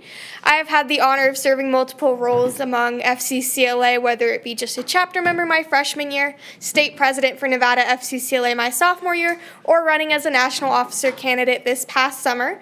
I have had a glorious experience with this organization as I have gone through. To talk a little more about FCCLA, I will bring up our current state vice president of public relations, Nevaeh, as well as our chapter president, Cheyenne, to give a little more about our school. So go ahead. Okay. Hi, my name is Cheyenne. I'm the chapter president of Debbie Smith, FCCLA. At our school that recently just opened, we're a CTE school that focuses on careers. And part of our academy is CTSOs, which are things that students can participate in, such as events and stuff like that, other events such as HOSA or FCCLA. We compete in events that help our community, that help us reach our future jobs. I love it. Thank you. Hello, my name is Nevaeh Huber. As Tegan said, I am the current Vice President of Public Relations for Nevada FCCLA. As Cheyenne said, FCCLA is a CTSO, or a Career and Technical Student Organization, meaning it is an organization that is led mostly by students such as myself. FCCLA correlates with family consumer sciences, meaning it ties into career pathways such as hospitality and tourism, education and training, which is what we are currently enrolled in, human services, public services, business services, as well as arts and media. It allows students to prepare for future pathways straight out of high school, and through the competitive events that FCCLA offers, students are able to put these career and technical skills into real-life applications. Wow. How old are you? I am a junior, so I am 17.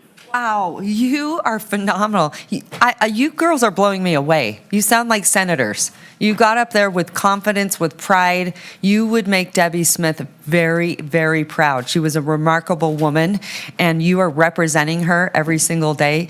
Impressive. I have to tell you, impressive. And you came before us, didn't you, and gave a presentation at council one time? Did you do that ever? You did, and you you blew us away. Thank you. I appreciate it. I am telling you, you guys are our future. We are just, honestly, you blew me away. I remember that day. Thank I was you. like, I know who this is. Thank you. I appreciate it. Okay, what's next for you girls? We kind of wanted to open any questions. If you guys had any questions about kind of like what our organization is, what our school does. I know Debbie Smith is kind of new, but definitely not a new concept with AECT. This summer, we're hoping to send 8 children to nationals, which is also in Washington, D.C. Yeah. We are looking for funding, if that's something I'm allowed to say. We're looking A for DC fund. Yeah, we do right? need a DC fund. We do not have any GoFundMes or anything like that, but we're looking for both public and private sponsors to sponsor our trip to Washington, D.C. And we'd love to bring more students, but unfortunately, that's our budget right now is only 8. And we'd love to bring more students and give more students the experience to go to nationals. I've gotten the experience to go to nationals 3 times now. I was the only freshman my freshman year that got to go. That was in How come I'm not surprised? That was in Denver, Colorado, and it was literally a life-changing experience for me. I got to experience so many new opportunities, meet so many people from across the states. It's a national organization, so I seriously know people all the way from New York all the way down to the south end of California. It's really a revolutionary experience that we'd love to offer to more high schools in the area, as well as just promote and try and get a DC fund going. It would be awesome to do that. Doesn't she sound like a governor? Remarkable. The hope is state superintendent eventually. Oh, okay. Yeah, I'm going into education. Okay, So. well, there is nothing you can't accomplish. I am certain about that, and we can't wait to watch your journey. Thank you. I appreciate it. So congratulations, girls. Thank you. Phenomenal job. Let's take a quick picture, okay? And you're all fashionable. Thank you. I'm loving this. Okay. So same protocol. Smile and suck it in. Okay, here we go. 1, 2, 3. You got it? Yeah. Okay, good. All right. Thank you so much. Thanks, you guys. Because aren't you at the clerk? You're amazing. So nice to meet you. I'm loving this look. You'll end up being like some Vogue editor or something. Hi, nice to meet you too. And I'm loving your hair. Thank you so much. Oh my God. You guys should come hang out. Okay. Bye. Good job. All right. Madam Clerk, hello. Okay, get us back on track so we can get back into business. And I appreciate everyone's patience. We have a lot of community members doing great things, and we wanted to recognize them. So we need to get back to business, though. So let's start out with, I think we're approval of the agenda, am I right? Okay, so I'm going to ask for an approval. Can I give you some changes? Actually, before we do approval of the agenda, I'm going to send it to the city manager, Jackie Bryant, to bring forward any housekeeping or changes to the agenda. Thank you, Madam Mayor. We'll have an attorney-client meeting during lunch today. After you do the consent poll, I'm going to recommend that you move right into item C1 and hold the pulled consent items because our presenter for item C1 has a hard stop at 12:45 today. I think we underestimated the timing, so we can either move that forward or pull him ahead. Other than that, no changes. With those changes, motion to approve, Madam Mayor. Second. Okay, I have a motion, I have a second. All those in favor say aye. Aye. All those opposed, motion carries. Okay. All right, Madam Clerk. Madam Mayor, we're on to approval of the minutes, item A5. All right, may I get a motion to approve the Move to minutes? approve. I have a motion, I have a second. All those in favor say aye. Aye. All those opposed, motion carries unanimously. All right, we're going to head into consent items, and I'm going to start with you, Councilwoman Anderson. Nothing? Okay. How I'm about- good, too. Thank you so much. You're good? Okay. Nothing? Madam Mayor, I have item B7 to read a disclosure on. B7? B7. Okay. Councilwoman Dewar. Yeah. Normally, I would like to pull item B2 because the dollars are very high, but given all that's happening, I'll just note for the record to those listening, this is an important way we spend our money, is on providing critical infrastructure services. And they can cost a lot of money. Thank you. All right. So that was on B2, but I'm not pulling it. Okay.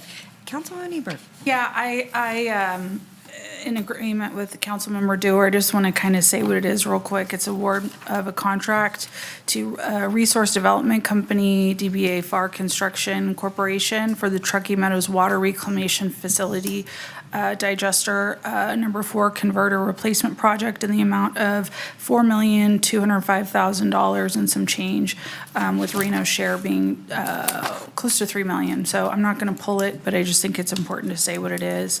And there's 2 other items on the agenda. I'm sorry, 1 other agenda item, no, 2 others for sewer. If people watching at home want to pull this up on the available materials on reno.gov, it's item B3 and B4 are also regarding the sewer fund. These items are both under $500,000 each. So thank you. Okay, thank I'll you. move to approve all items remaining other than the one pulled for discussion, B7. Okay, I have a motion. Second. I have a second. All those in favor say aye. Aye. All those opposed, motion carries unanimously. Yeah. B7 was disclosure only. Yes.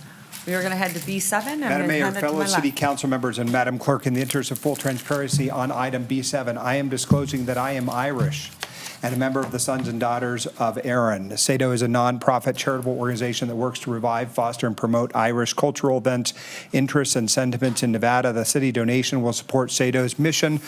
I pay an annual membership fee and meet fellow Irish Americans at organization-sponsored events. On this matter, I've sought guidance from the city attorney's office.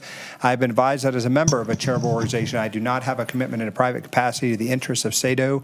Madam Clerk, please accept this disclosure and lodge it on the record for this meeting. Madam Mayor, I move to approve item B7. I have a motion. I have discussion. Oh, Yeah.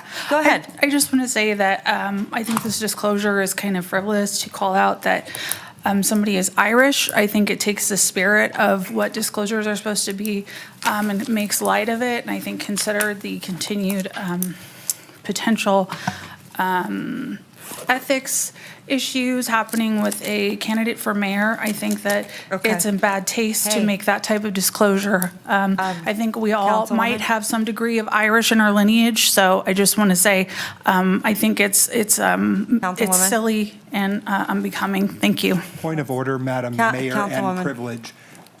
Okay. Mr. Clerk, or Mr. City Attorney, this was provided by your office to me in response to my inquiry. Is that correct? Yes. Thank you. Okay. All right. No, May we're, I ask we're if moving it on. included the, Hey, the portion we're that moving on. said We're not I am going to, disclosing we're that not I going am to get, Irish? We're not going to attack each other. We're going to move on. We have business to do. This is in the weeds, and we're moving on. Okay. All right. We need to vote on it. So, Madam Mayor, We have a you have- motion and a second, I have a motion and a second. All those in favor say aye. Aye. All those Aye. opposed? Motion carries unanimously. Okay. Whew. It's been a morning. We could all do some yoga. We could all do some, what else? Jogging, running in place. I don't know. Smiling.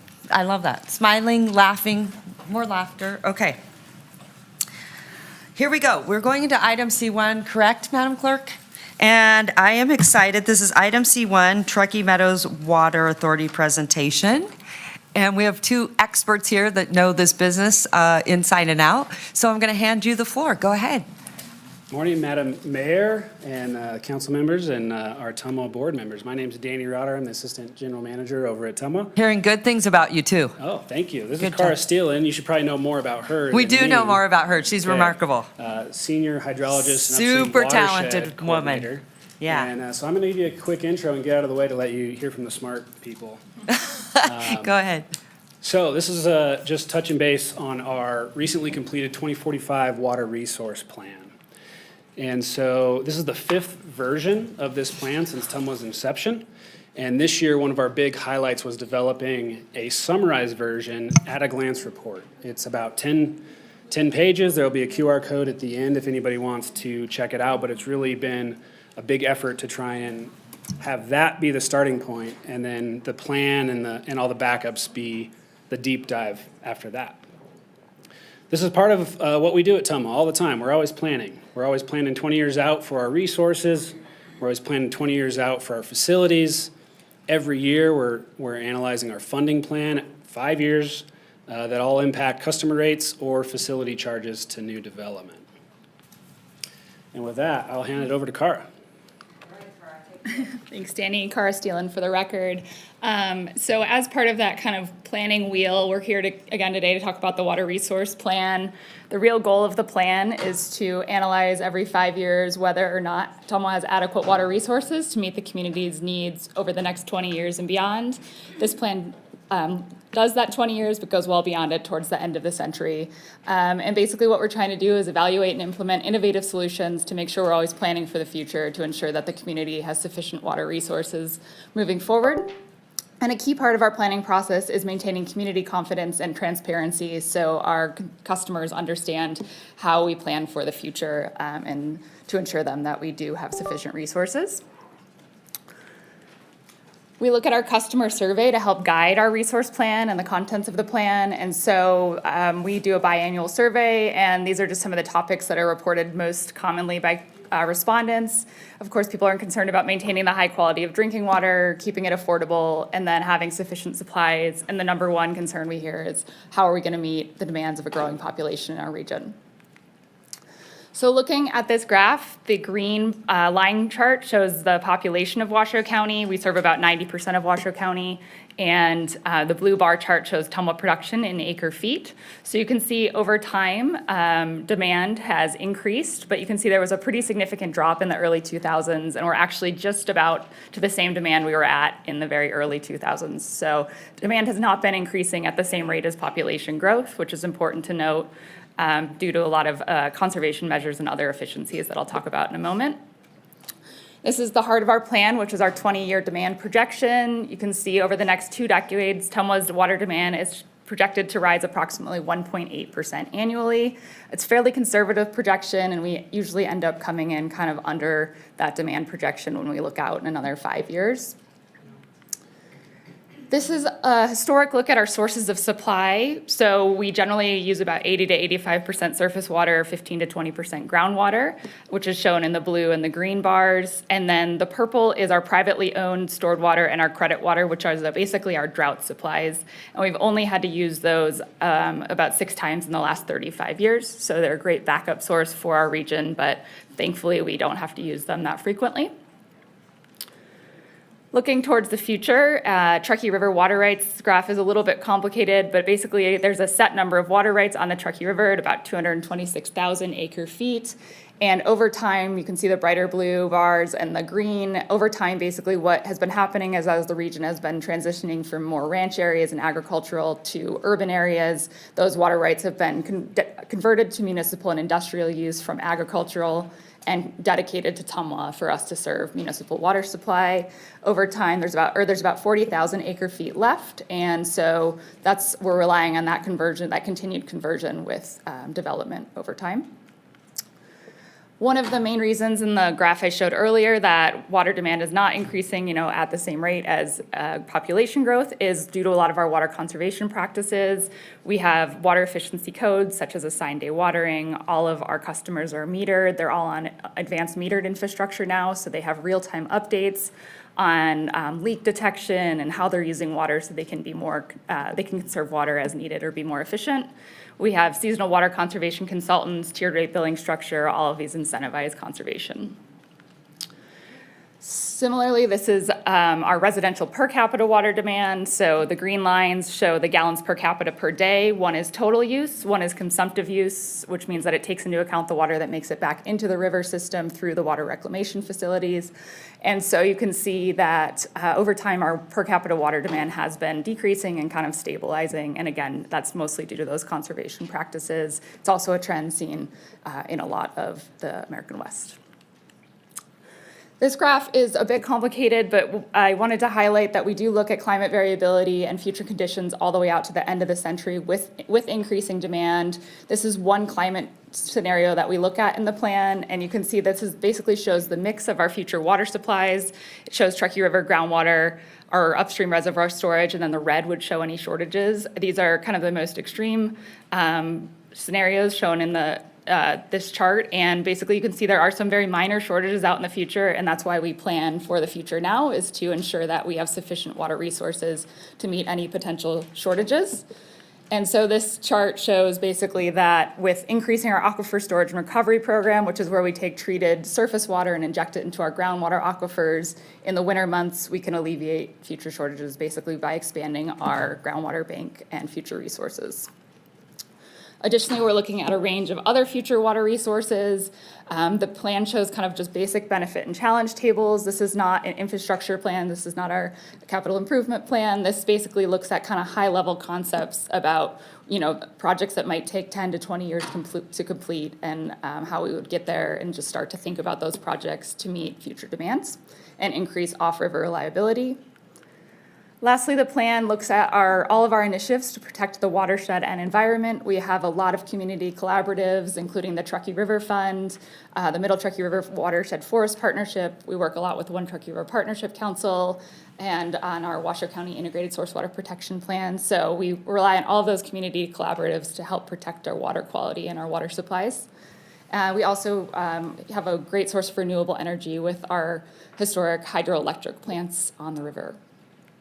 So the key takeaways from our plan are that we have sufficient water rights to address the region's growing demand over the next 20 years. We have a really resilient and reliable water supply, but we're constantly analyzing future resource options to ensure that we have off-river reliability, that we can be resilient to droughts, climate variability. And it's important to note that this is an evolving document. It's why we update it every 5 years and look at new studies and new projections, but we're also constantly looking at that. It's not just to put it on the shelf every 5 years. So it is a key tenet of Tumwa that we're always focused on ensuring that our water supply is sustainable for the future. So with that, Danny and I are happy to take any questions. The resource plan's available at tumwa.com/WRP 2025. Wow. You are impressive. I love this. I think there is such a massive story here that rarely gets told. I do see the Nevada Independent actually reporting on this. Have you seen their, yeah, she's saying yes, yes. We track all the news in the community on water. You do? Yeah, for sure. Okay.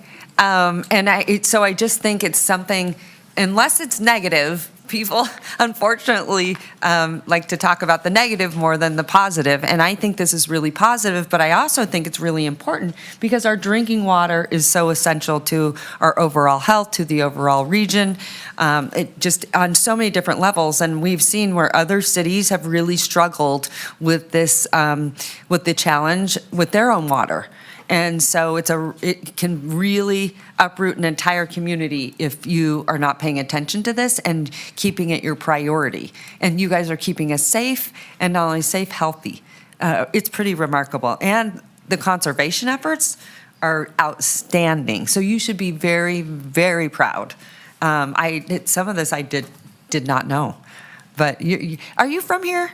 I'm not. I'm from Michigan originally. Oh, okay. How long have you been here? I've been with Tumwa for 10 years, so quite some time. Okay. See, and you're following other cities across the country and what they're doing. Where do you think we rate? Oh, I don't know. That's hard to. You're supposed to say A+. Well, we're absolutely. I just mean I think every region faces such different issues, but I think we're in amazing shape and we have a great water supply here. Well, that's really nice to hear you say. Thank you so much. Okay, I'm going to open up any questions. I'm seeing Green, of course, our water expert over here, Naomi Dewar. She's going to jump in, so take it away. Well, the only thing I'm going to jump in is not on the substance, but just on the process. Yeah. It's been a real privilege to serve on Tumwa. They're one of the best, most highly rated agencies in our region and actually nationally. The work they do is stellar, and I've gotten to know Kara over the years, the same 10 years. I served on Tumwa since she came, and I've been very impressed by the management of Tumwa that have constantly put her out front because she is a recognized expert. So thank you both for being here. It's what we've heard at Tumwa. We're hearing it again today, but I appreciate that it's going to a broader audience. The people that attend Tumwa meetings are very hyper-focused on water, and this is a more general population, and the general population needs to know what our status is with water. And I think one of the excellent things you did this year was to produce that executive summary. And I've given that book now to many people, and I keep requesting more copies. So I would say kudos. That's awesome. Yeah. All right. Any further questions? Madam Mayor. Go right ahead. Thank you both for the presentation. I had the chance to review it a few days ago. Two things. One is I think Tumwa is really the gold standard for water and water-related issues throughout the western United States. I had the privilege of serving on Tumwa for the first 6 years I was on the body, and to an absolute T, every member of staff was highly excellent in their jobs, the duties that they perform. John Zimmerman is an absolute prince of a human being. You have made a lot of inroads towards educating the public that I have been very greatly appreciative of. And so I just continue to say, because we live in a desert and water is such an important resource, we will rely upon you, I think, for many years to come to provide that safe drinking water, which is also affordable. So thank you for being here today. Thank you for the update. Thanks to my colleagues who serve over there now. We get, sort of regular and frequent updates about things going on in the water world, but you all are doing awesome work. Thank you for that. Thank you. Okay. Miguel, do you want to? Yeah, sure. Go ahead. Thanks so much, Madam Mayor. And thank you, Tumwa staff, for all you do to make sure that we have enough natural resources to make sure that we're providing all of that for the community. I just want to mention, too, that it's been an honor to get to know sort of more of the work that you're doing, how complex the system is. I think in your presentation, there's stuff about supply and the groundwater usage versus other things and some of the measures you've done for sustainability. But I'm wondering, maybe Mr.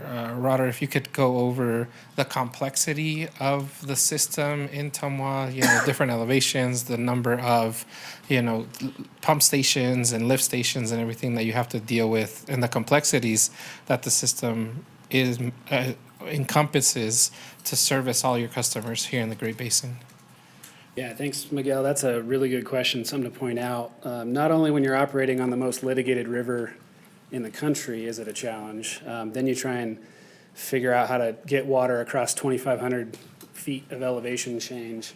We have something like 330 pressure zones that we're managing at any given time. And every time we mention that number to people across the country, they laugh at us because when they're the size of Vegas and they have, maybe 80 pressure zones, and we're so much smaller and have 300 with probably 120 booster stations, 100 tanks, 80, 90 wells, adding treatment plants all the time, it seems.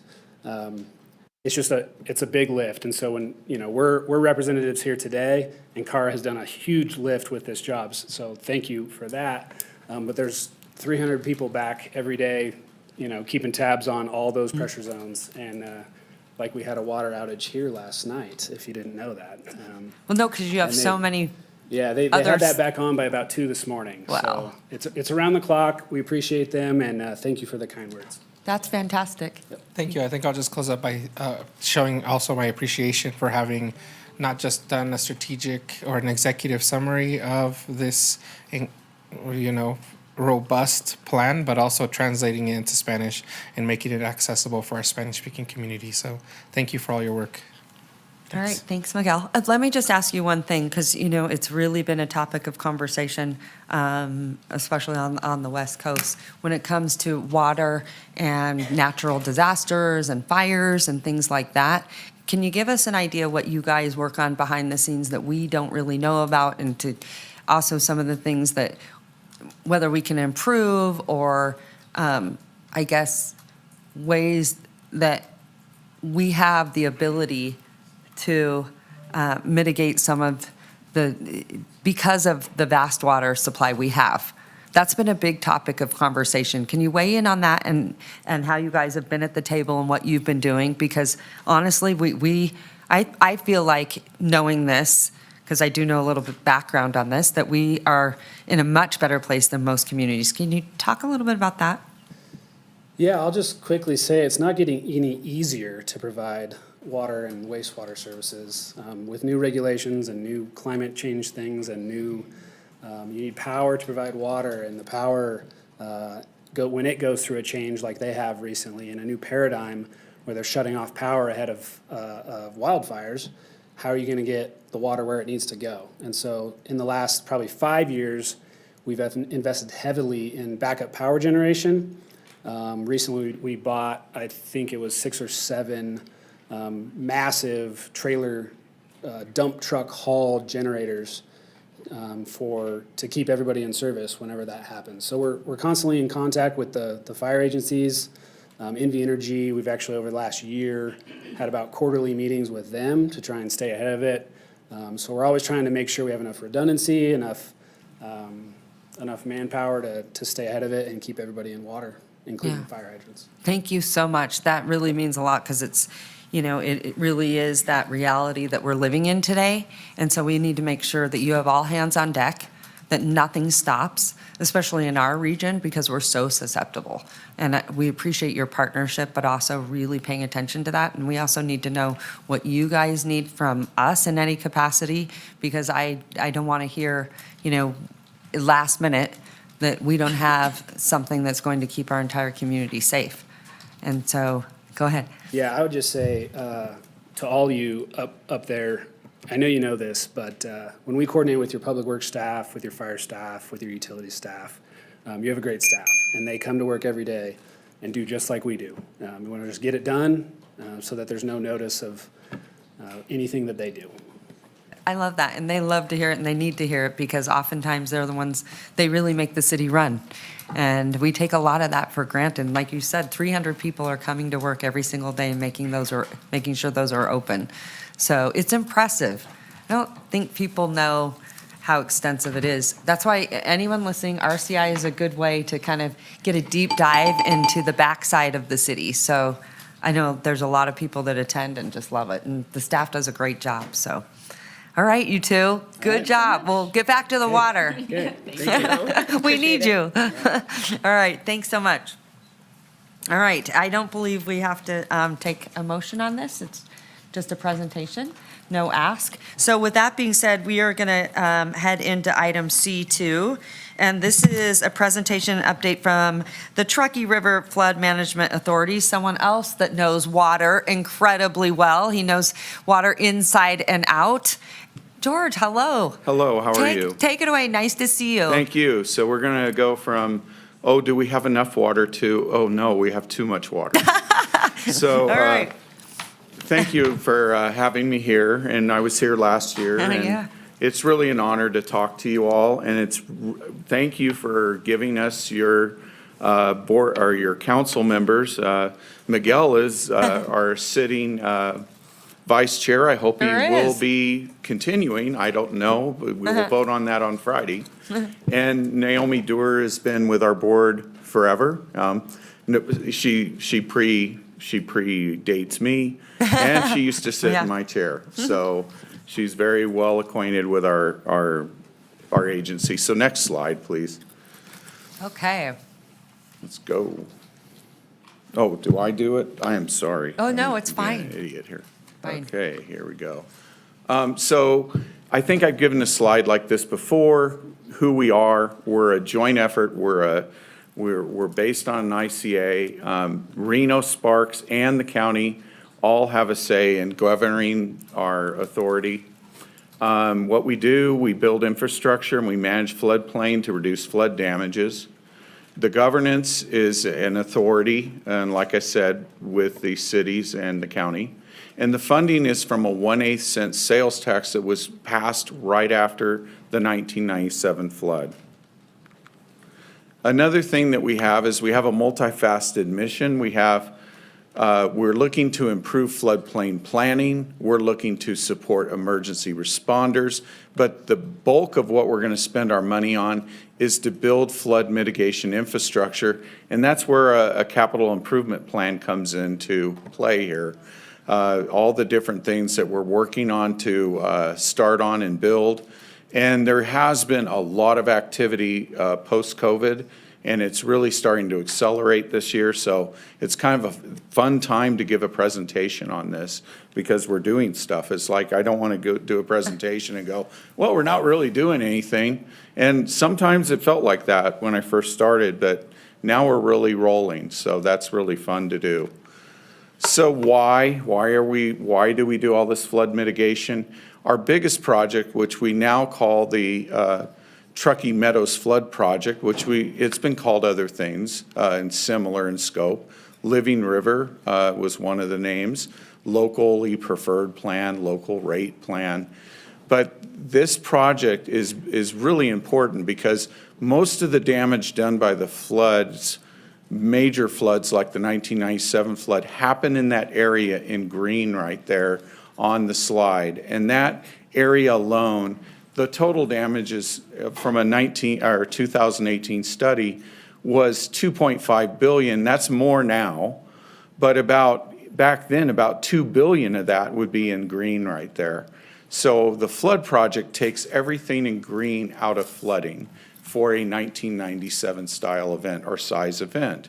So it's a very important thing to take that out. And notice that the airport is there. The Reno industrial area near the airport is there. And also the Sparks industrial area is there in green. And there's a lot of jobs, a lot of businesses, a lot of people put out of work when there's a major flood. So I kind of want to land on this slide for a minute and tell you exactly what is going on before I get into the CIP itself. You can see our estimated total cost forward for the entire Truckee Meadows flood project is $202 million.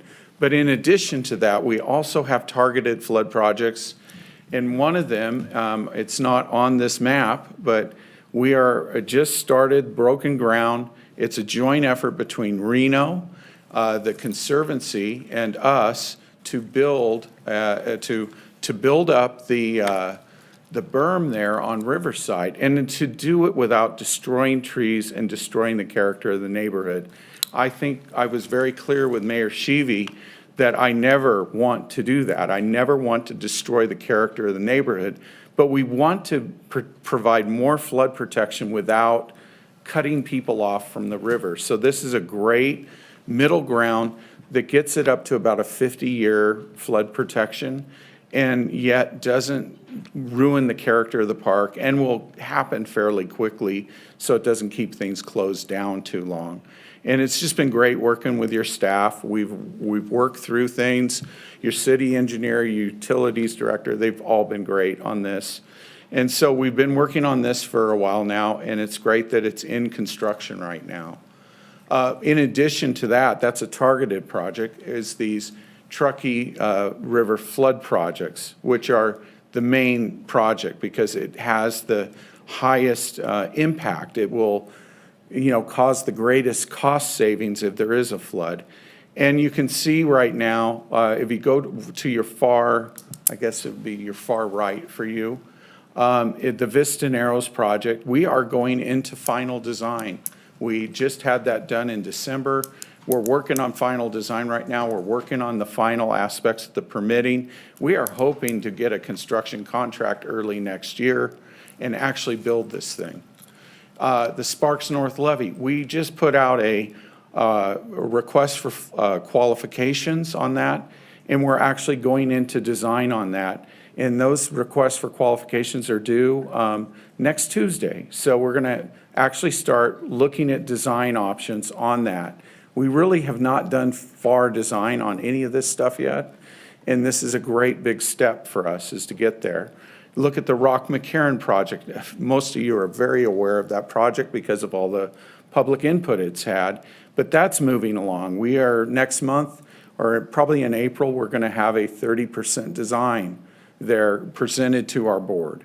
And so that's moving along. And by the end of the year, we'll be going into final design there.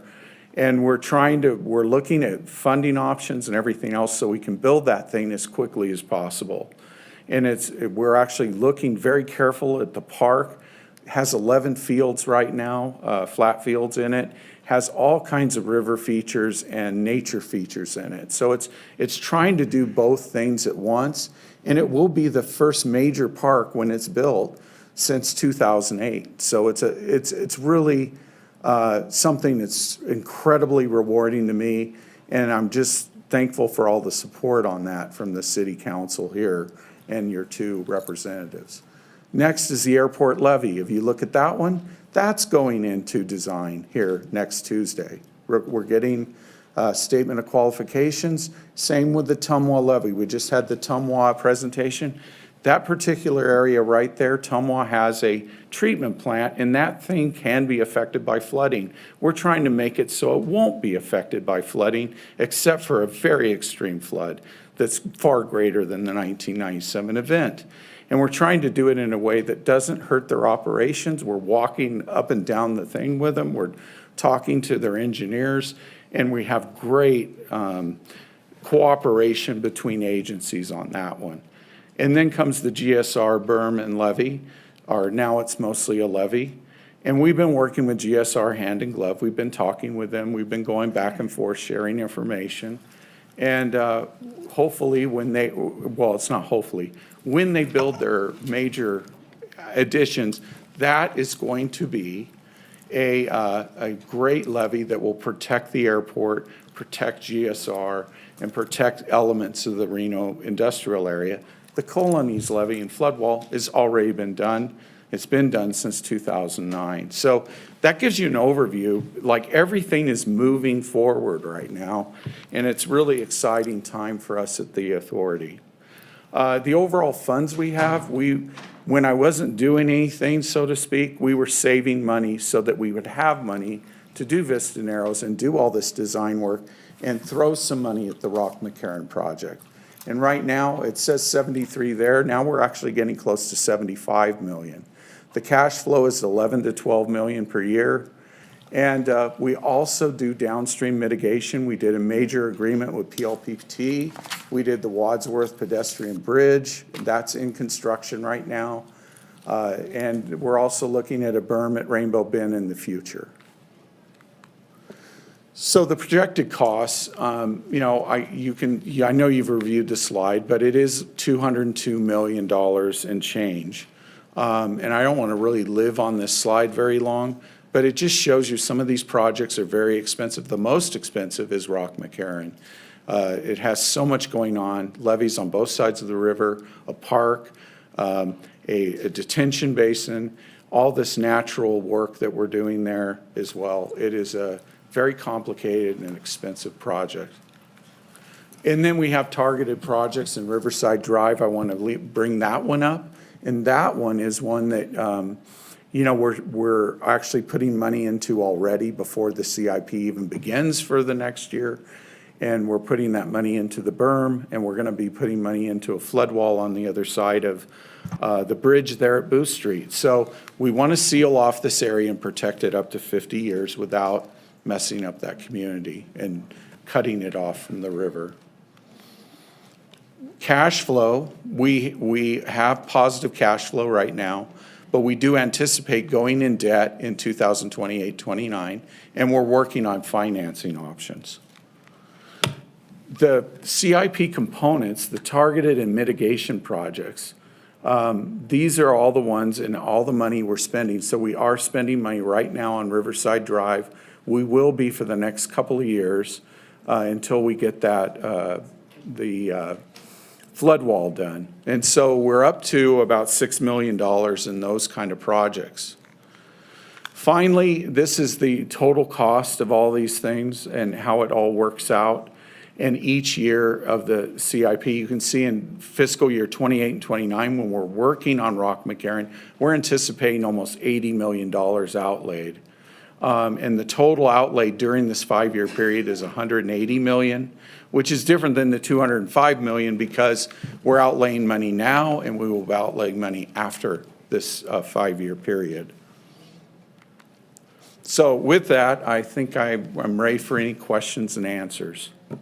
George, thank you so much. I want to say I sat on your board for a little while. You were always kind, accessible.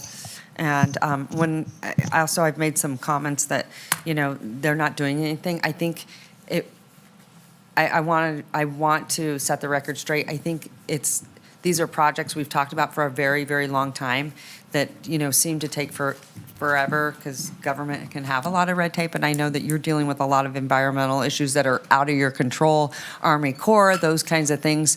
So I get frustrated like most people do. And then unfortunately you take the heat for it. But those were things in the works before you even got there. So the train had left before. But I do get frustrated when they just take so long because we've talked about Pembroke forever.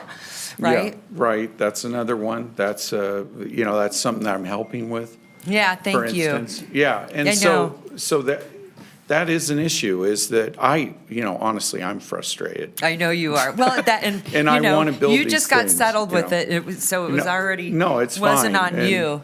But it is my fault if I don't do it because I'm the easy target, and that's fine. I take Not really. There's other factors out there, so you can't say that. But I'm everything that I can do, and believe me, Naomi and Miguel have been very supportive. Everything that we can do as a board and I can do, we want to do to get this rolling. And my staff has taken on a lot more. We only have a staff of 6 people. I have like 300 Can you people. believe that? But we have a yeah. budget of $12 million, so we contract out a lot because we have to do specialties, right? And so that's why, it's so much money, and the construction is going to be very expensive. So we're trying to save money so that we can do all these things and make it work. All right, fantastic. Okay, questions? Yeah. I'm looking to the right of me. I don't see any green lights. I'm looking to the left. I see green lights over here. Go ahead, Naomi. Yeah, just real quick, I wanted to thank you. One of the biggest surprises for me last year was the decision of yourself to recommend and the board to approve the Mill and McCarran project. And that, of course, includes 2 levees or a berm and a levee or a flood wall, whatever it's going to be, but it also includes trails and it also includes the 11 fields that you recommended or that you've noted are included. What surprised me was not just the proposal to move forward with it, but the fact that the flood board would fund the recreation component was a huge change in policy. from resistance that I've seen over the last 20 years. And I just think it's so very important to understand the multidisciplinary nature of these kind of projects, and the fact that our legislation that was approved by the Nevada legislature included not just flooding, but watershed management, land management, and recreation, and other things as well, stormwater, et cetera. And I think we saw the board take a dramatically different position, and I couldn't be more grateful for that. I didn't know if you had a comment on that, and then I have one more thing. Under your leadership, George? And it really, the way we're building this is that the recreation doesn't cost that much more. Right. You know, and it's going to actually provide a detention basin Right. and do a positive flood thing. But not So- everybody understands that or sees that. George, they don't understand the integration of all these factors. Yeah, and I. And features.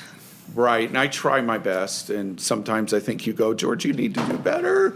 But, you know, one of the things that we have done this year is we've put out a bunch of videos, one of which is up to about 80,000 views, and it's actually on the condition of the river, and it will flood, the history and all that. We're really concerned about flood awareness, that people need to realize that picture is not an AI picture. That really did happen.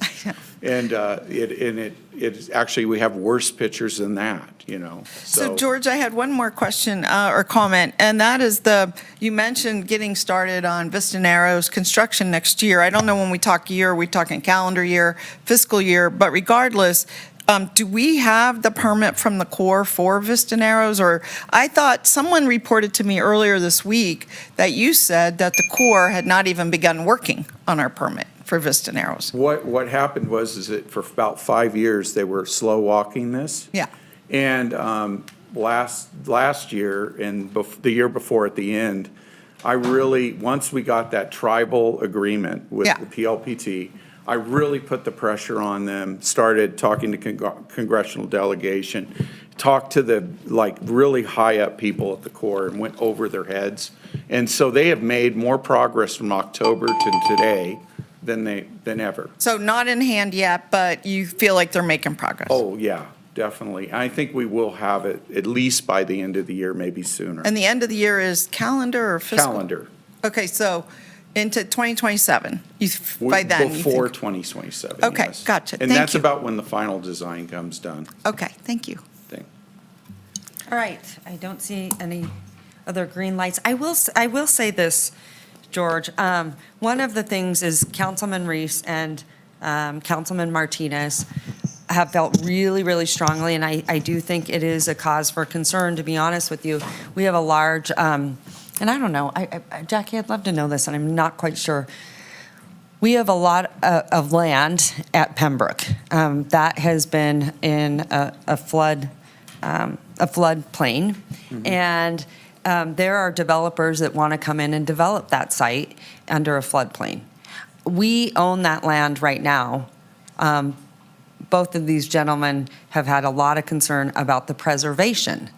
And I honestly believe if we want to preserve that, it should be something under the flood authority, because isn't that what you are intended to do, is preservation? And you look at all those water studies and all those tables. And so, I would really like to have something on your agenda where we are discussing this, because if we don't preserve that land, it will end up probably being built on. And I think that area particularly, that we've seen it very, very problematic. So can you talk a little bit about that? Yeah, I've been working with especially Councilman Martinez on this, and working with different people that are trying, like the consultant will come and ask me questions like, is this going to work? No. Yeah, I mean, no, I'm not saying no. Yeah, no, But I know. yeah, sometimes I do say no. But sometimes I say yes. But the point is that we're trying to work through this and figure out a solution. The problem is that the land and all the stuff that would have to be done there, it really doesn't do a lot for the general flooding of the Truckee River. But it is in a floodway and a floodplain, not just a floodplain, but where water conveys. And so it's very difficult to do any development there without doing some serious mitigation. So you're worried about development. I'm not as much. I think they have to do very serious mitigation that costs a lot of money. And you're trying to help them ease into it. And they realize that, and they're trying to work with you hard, but I don't, we'll see if it can get over the finish line. Well, I think it needs, this is what they've been concerned about too, and we all should be, but we really need to preserve it. And Yeah. what scares me, and you know this, because I've said to you, hey, George, you got to come and testify at council for this, that, or the other. And then we're always kind of doing this. Eventually, it will probably be built on if we don't preserve it. And that's where I think your leadership would be tremendous. And we preserve that land for many, many reasons out there. What do you think? Well, Are yeah, we going to put it on your agenda? I'll put it on my agenda, but the problem is I've got big things where I've got 5-to-1 benefit cost ratios for costs going forward, big losses of money if we don't build the project, if we have a flood. Then we have that out there, which is, we do want to preserve it, but how am I going to fund that? All of it's already, I'm already going to be in the red with bonds and everything else to build Rock McCarran, to build Tumwa and all these other ones. So how can I afford that? That's kind of my dilemma. Well, I think you better be careful when you say that, because when you do, what happens is if something should happen out there and we didn't do it, then it also puts us in that precarious situation. Mm-hmm. And I think if, we truly care about preservation and the flooding, those things, that is where I do think it belongs under you to keep it preserved, so that we are doing exactly what the flood project set out to do. That's exactly what it's there for. And I'm afraid that at the city, if it hangs out there, eventually it will be built. And I think those poor residents would be, I think they'd be devastated, and also could clearly be a huge safety issue. And so that's why I'm saying I want you to please consider working with the city so that we could donate that land to you and make sure that it is preserved. I think that would really be beneficial to all of us in the region. Let's talk about that offline, Okay. I think. Yeah, I know it's a lot, but I Yeah, want to hold okay. your feet to the fire on this and Okay. have those conversations, because I'm hearing it, but I'm not seeing anything move. And I think it's critical, especially to those residents out there. They deserve that to be preserved. And we've seen that issue come to council many, many, many times. And every time it's controversial, it's problematic. And I just feel like it belongs under your purview for preservation. So I appreciate you listening. Yeah. Go ahead. George, I would like to support the mayor in this. I think that there's two things to think about. The prevention is extremely cheaper than remediation, and development relies on a lot of engineering calculations, which may or may not work. Getting it under conservation easement, under your purview, takes it away from the specter of development. And we do rely on that entire basin for water retention. You just showed us the map. So I think it'd be a relatively low-cost deal for the flood, but create a lot of benefits. So in terms, you just said cost-benefit. I think for the cost and the benefit it would provide might be really a win-win for the flood as well as City of Reno. So Yeah, I hope to see it on the agenda at some I agree. point. It's definitely, it's a Yeah. little bit out of the box of what we've been talking before, but What's I think new? it's We it's love out good. of the box. We need. But you're the we change need- maker. You're making change. Okay, You've yes. already proven that. All I right, have we will faith in see. you. I want to talk to you offline about it, and I will talk with my board about it. Okay, and I would really appreciate that, and I would appreciate the cooperation from the city of Sparks as well. All of us need to work together if we truly, and that, honestly, that property, they should have a lot of interest in that too. It's in their sphere. Right in their sphere. No, they are interested, and remember too, there was no opposition to the Riverside project from them at all. They were happy to do it. That's awesome. And I You love know, that. so- When, so I when we're think there's working a- together, I need them. So George, I need them to put it on your agenda. Will you promise me that this preservation effort will be on your agenda? And I get wanna back to me. talk to you I want the offline press first, to hear this okay? because they have stalled us, and I want it on the agenda. Tell me that you'll accommodate us. I will talk to you offline and work on putting it on the agenda. Okay, I am not thank you. promising something I can't do. See? Okay, we're going to get But serious. I will talk to you offline and I'll do what I can. And I appreciate that, George. But Okay. I also think that, we've danced around a long time, and it's time to really do something out there that we've said we were going to do. And those residents out at Pembroke deserve it, and they need it. We all need it. So I appreciate you always listening to me. You've always reached out, even whenever you're probably irritated with some of my comments. But I One do time, appreciate it. one time. One Just time, that he's like, one "Why time." did you say this?" But anyway, Yeah. George, thank you so much. Yeah. Thank you for being here. All right. All right. Thank Take you. care. We'll have lunch. Okay. Yes. We don't need to take a vote on that. It's just presentation. Go ahead. I'm going to send it to the city manager. We do not, Mayor. Thank you. I suggest that the body breaks for lunch returns for item C3, which is the Hexagon CAD update. We have a team of folks here for that. And then after that, I suggest we pull up item F1, which is the Lake Ridge Resort Ordinance adoption, because we have individuals in the audience for that. Okay. Perfect. That's what we're going to do. We do have an attorney-client. During the break, now. Okay, but we've got Cody here. I see you over there. And I love his updates. Do you want to do that? You always make me feel really good that we're moving in the right direction. Do you want to do that before the lunch? I think we should, Cody. Do you mind? I want to, because also you don't want to sit here, but like I said, you always give me like this hope. So. Oh, okay, then you need to leave. No, I'm just kidding. Okay, go ahead. Tell us that we're going in the right direction. This is an important one. Thank you. And good afternoon, council members, Madam Mayor, Manager Bryant. Thank you for the opportunity for us to come and give you this presentation today. My name is Cody Shade. I'm the director for your Public Safety Dispatch Department. I also serve as one of 4 agency coordinators assigned to our Hexagon project. As we've done in the past, we're here today to give you a brief update on current project conditions and the critical next steps needed to get to project completion. So it is good news. We are moving in a positive direction. We want to do that today. I'd like to believe that everybody shares in the significance of the project and the potential that it holds for us in improving our public safety response and general emergency response in our region and the community. Unlike previous updates, to provide a deeper look, we've actually been joined by our vendor partners today. So I actually have Ben Ernst, who is Vice President of Public Safety for North America for Hexagon Business. Oh, good. Okay. He's actually going to give you details and provide the opportunity for you guys to ask questions. And I believe he has a short presentation for you. But we're here as well to answer any questions you might have. Okay, of us. fantastic. So without further, I'll give it to you. This is great. Thanks. Is the clicker? Yes, there's the clicker right there. Thanks, Cody, and clearly I have some big shoes to fill You're gonna be great. after those comments, but appreciate the opportunity, Madam Mayor, as well as other members of the council and other city officials that are here. Appreciate you allowing me to be a guest in your meeting today.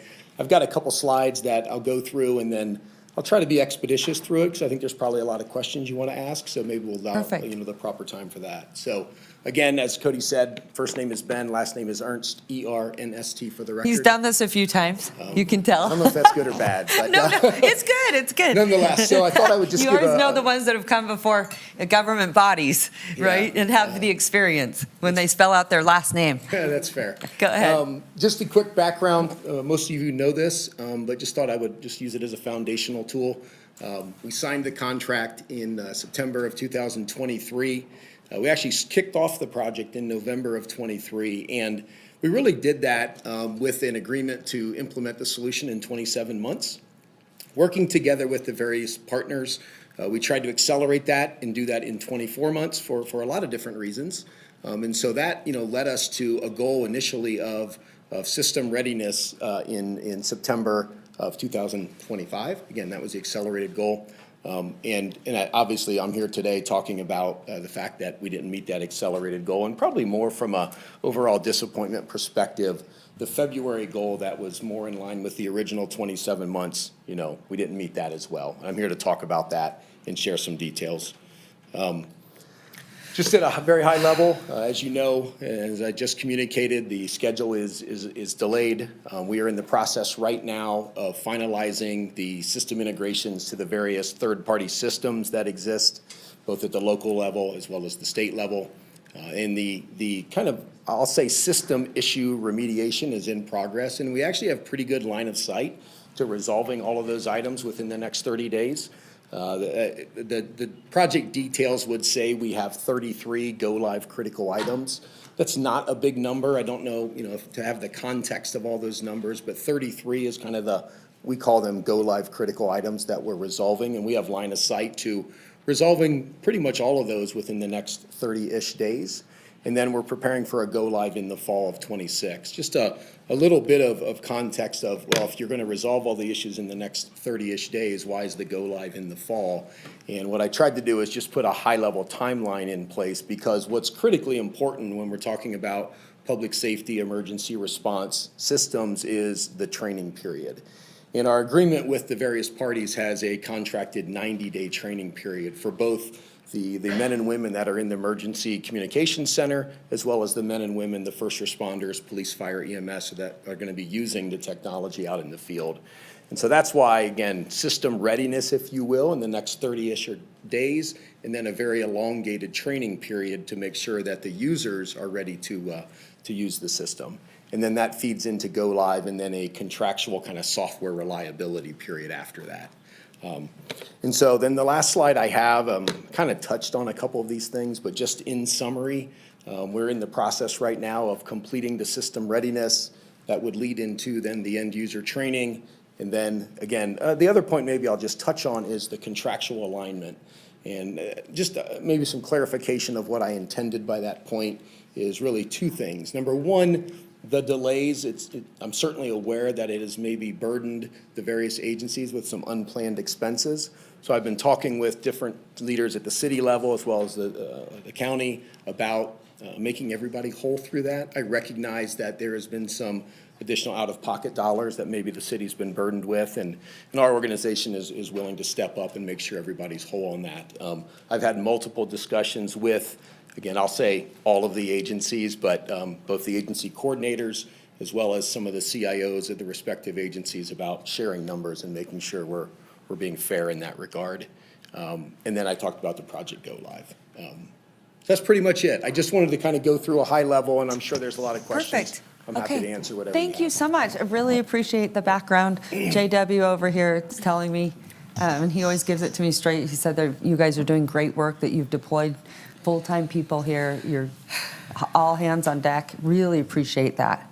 Yeah, So- I think one of the, and it's a fair criticism, is, probably one thing that I failed to do was probably deploy those resources on site sooner. Yes. We have 7 people. We have 7 people. Yeah. I think 7 people here this week. And it would be a fair criticism, and I acknowledge that maybe I was a little slow to do that. But they are here now. They have been here since, I'll say, late last year, and we intend to have them here through completion of that system readiness. Well, thank you for recognizing that. Everyone always no, but I think people understand whenever you say, I'm sorry, I don't know, all these things. I mean, we're human, but all I can say is, how you try to correct it, and I've heard you've done a phenomenal job with that. That's all we can ask for. Okay. Good Yeah, job. I appreciate that. That's fantastic. Thank you. Impressed. Come on up here, Cody. I need you to tell everyone why, and I truly believe this, JW, this is going to be one of the projects that this council will be instrumental in saving lives and doing some tremendous work. You guys know we've been trying to do this for, I don't remember how far we go back.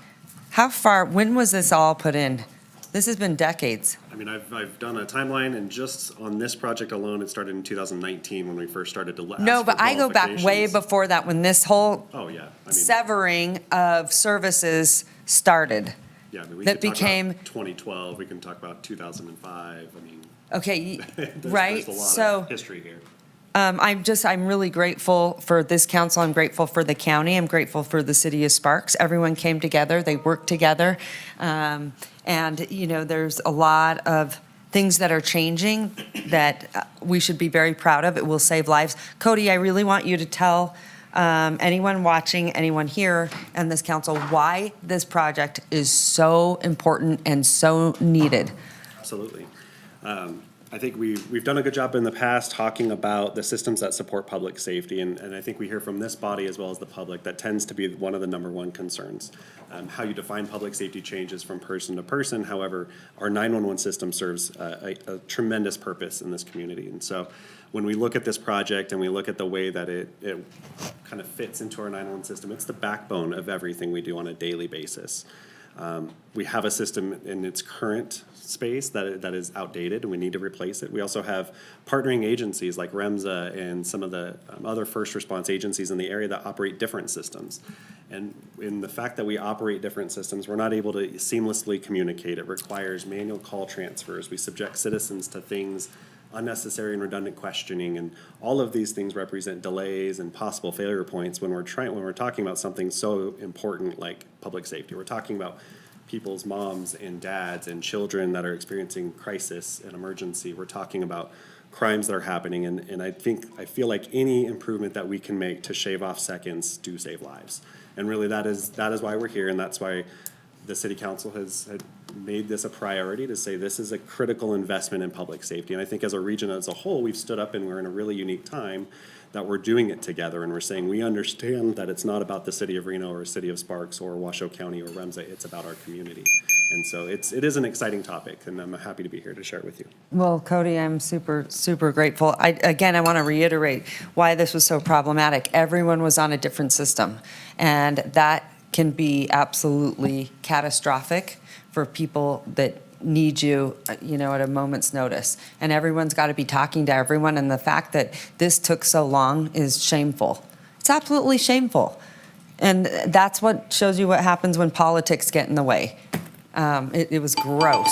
And so, again, I want to thank our partners just tremendously for working together. It's definitely a different time, but everyone at the county, city of Sparks, and also, I'm glad you mentioned them, REMSA has been a phenomenal partner.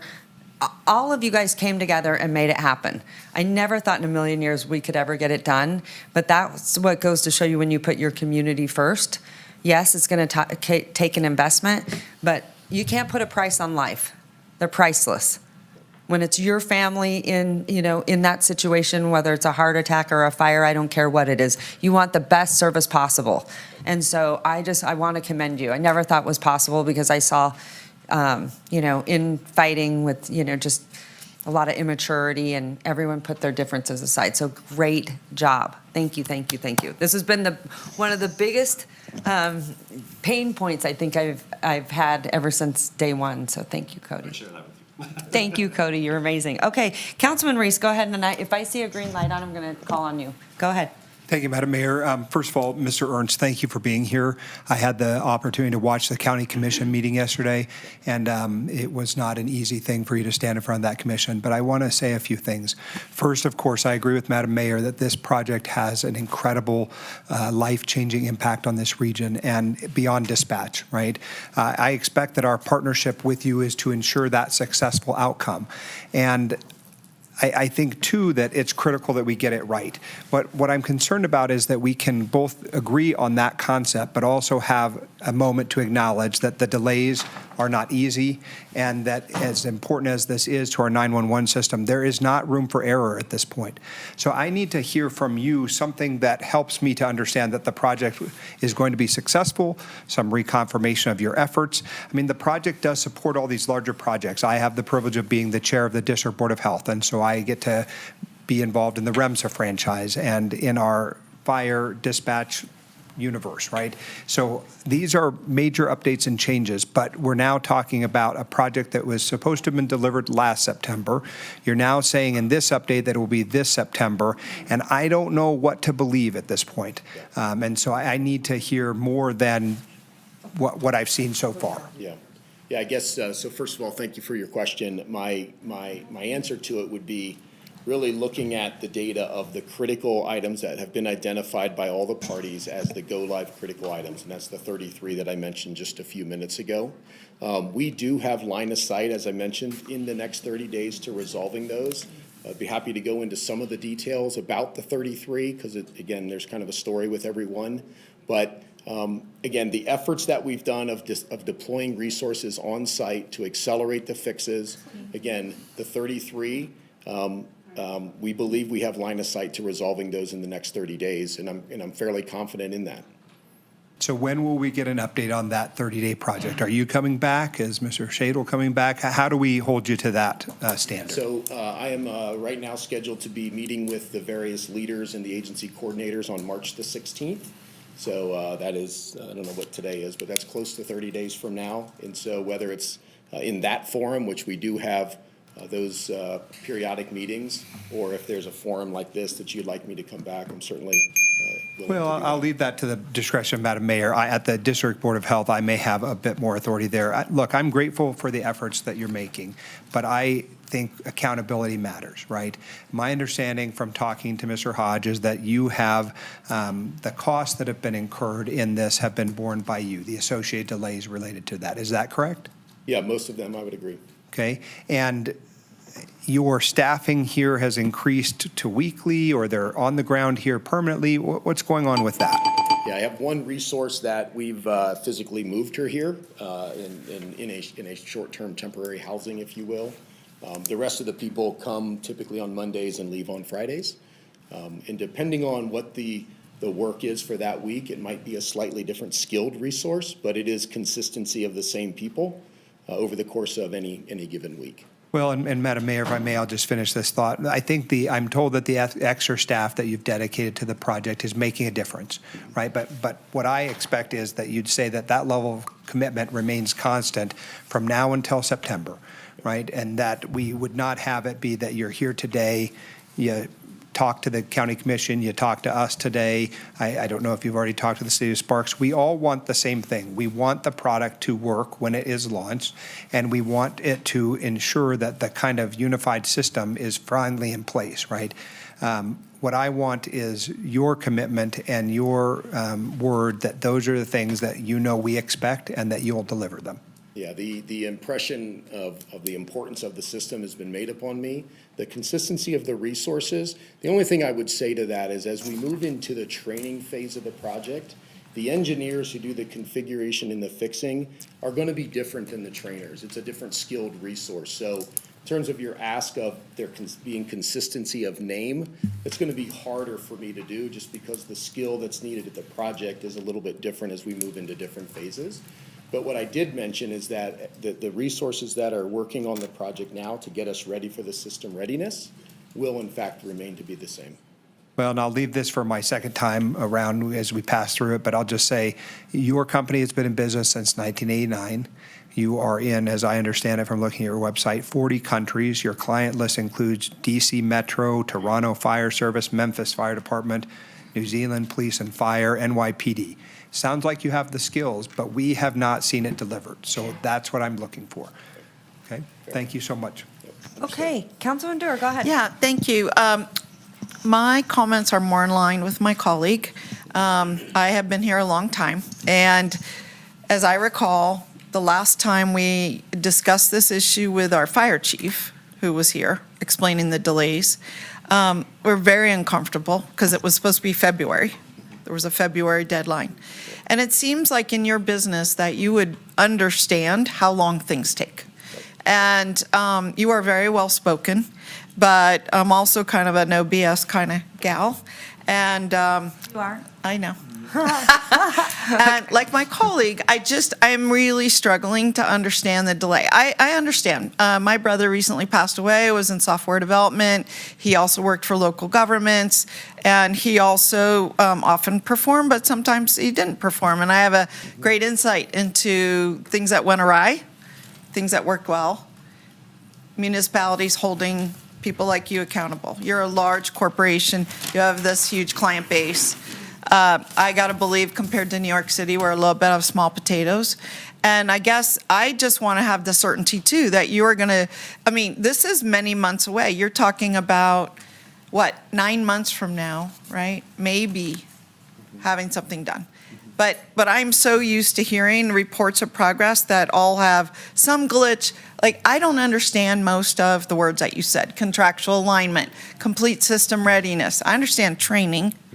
But training, I mean, and there's a time for training, but I think we're looking for when is the system complete that training can begin, right? And I really want to know that we have your personal pledge, that to my colleagues' points, that you personally are going to show up and you personally are going to take more than ownership than you just did, which you acknowledged you maybe shoulda, coulda, had more resources on site.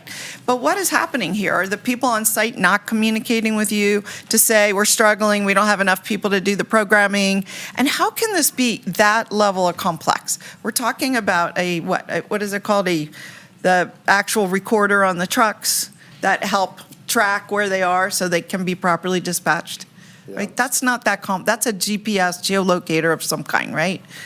Cody, you're smiling, but what is that called? Sorry.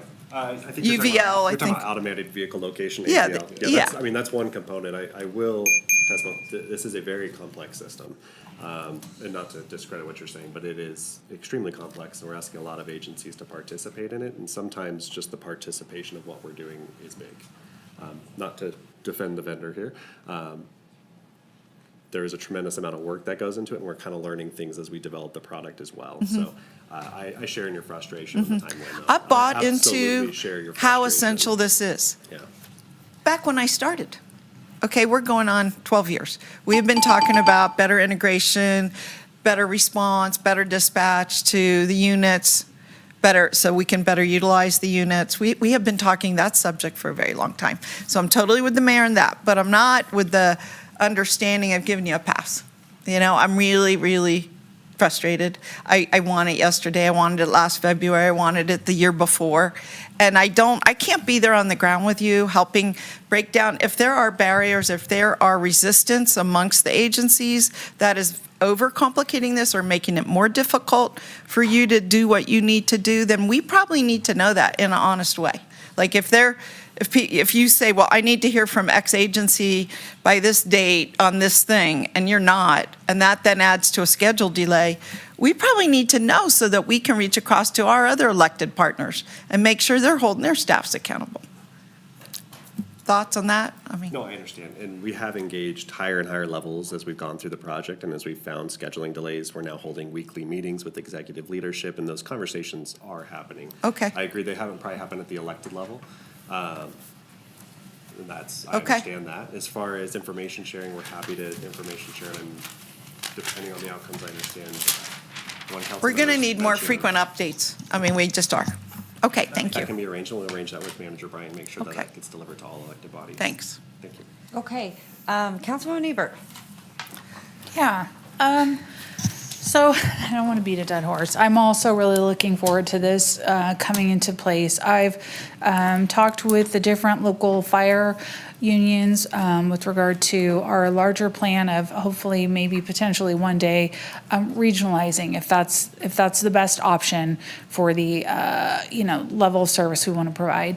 And the one thing I heard from everyone was we have to get on the same system for that to happen. So I think we're doing another study now, which will likely tell us the same thing, but I think we've all stressed that like this is really high level of importance for us. So one, for potential regionalization that we're looking into, but also like on a personal level, I have a family member that I have to call 911 for sometimes, and it is frustrating for me when I do have to repeat my same information multiple times and I'm waiting 8 minutes or whatever, and I don't know necessarily what that is. Sometimes that's just, it takes a while for people to get places, whatever, but I'm looking forward to things potentially being more streamlined.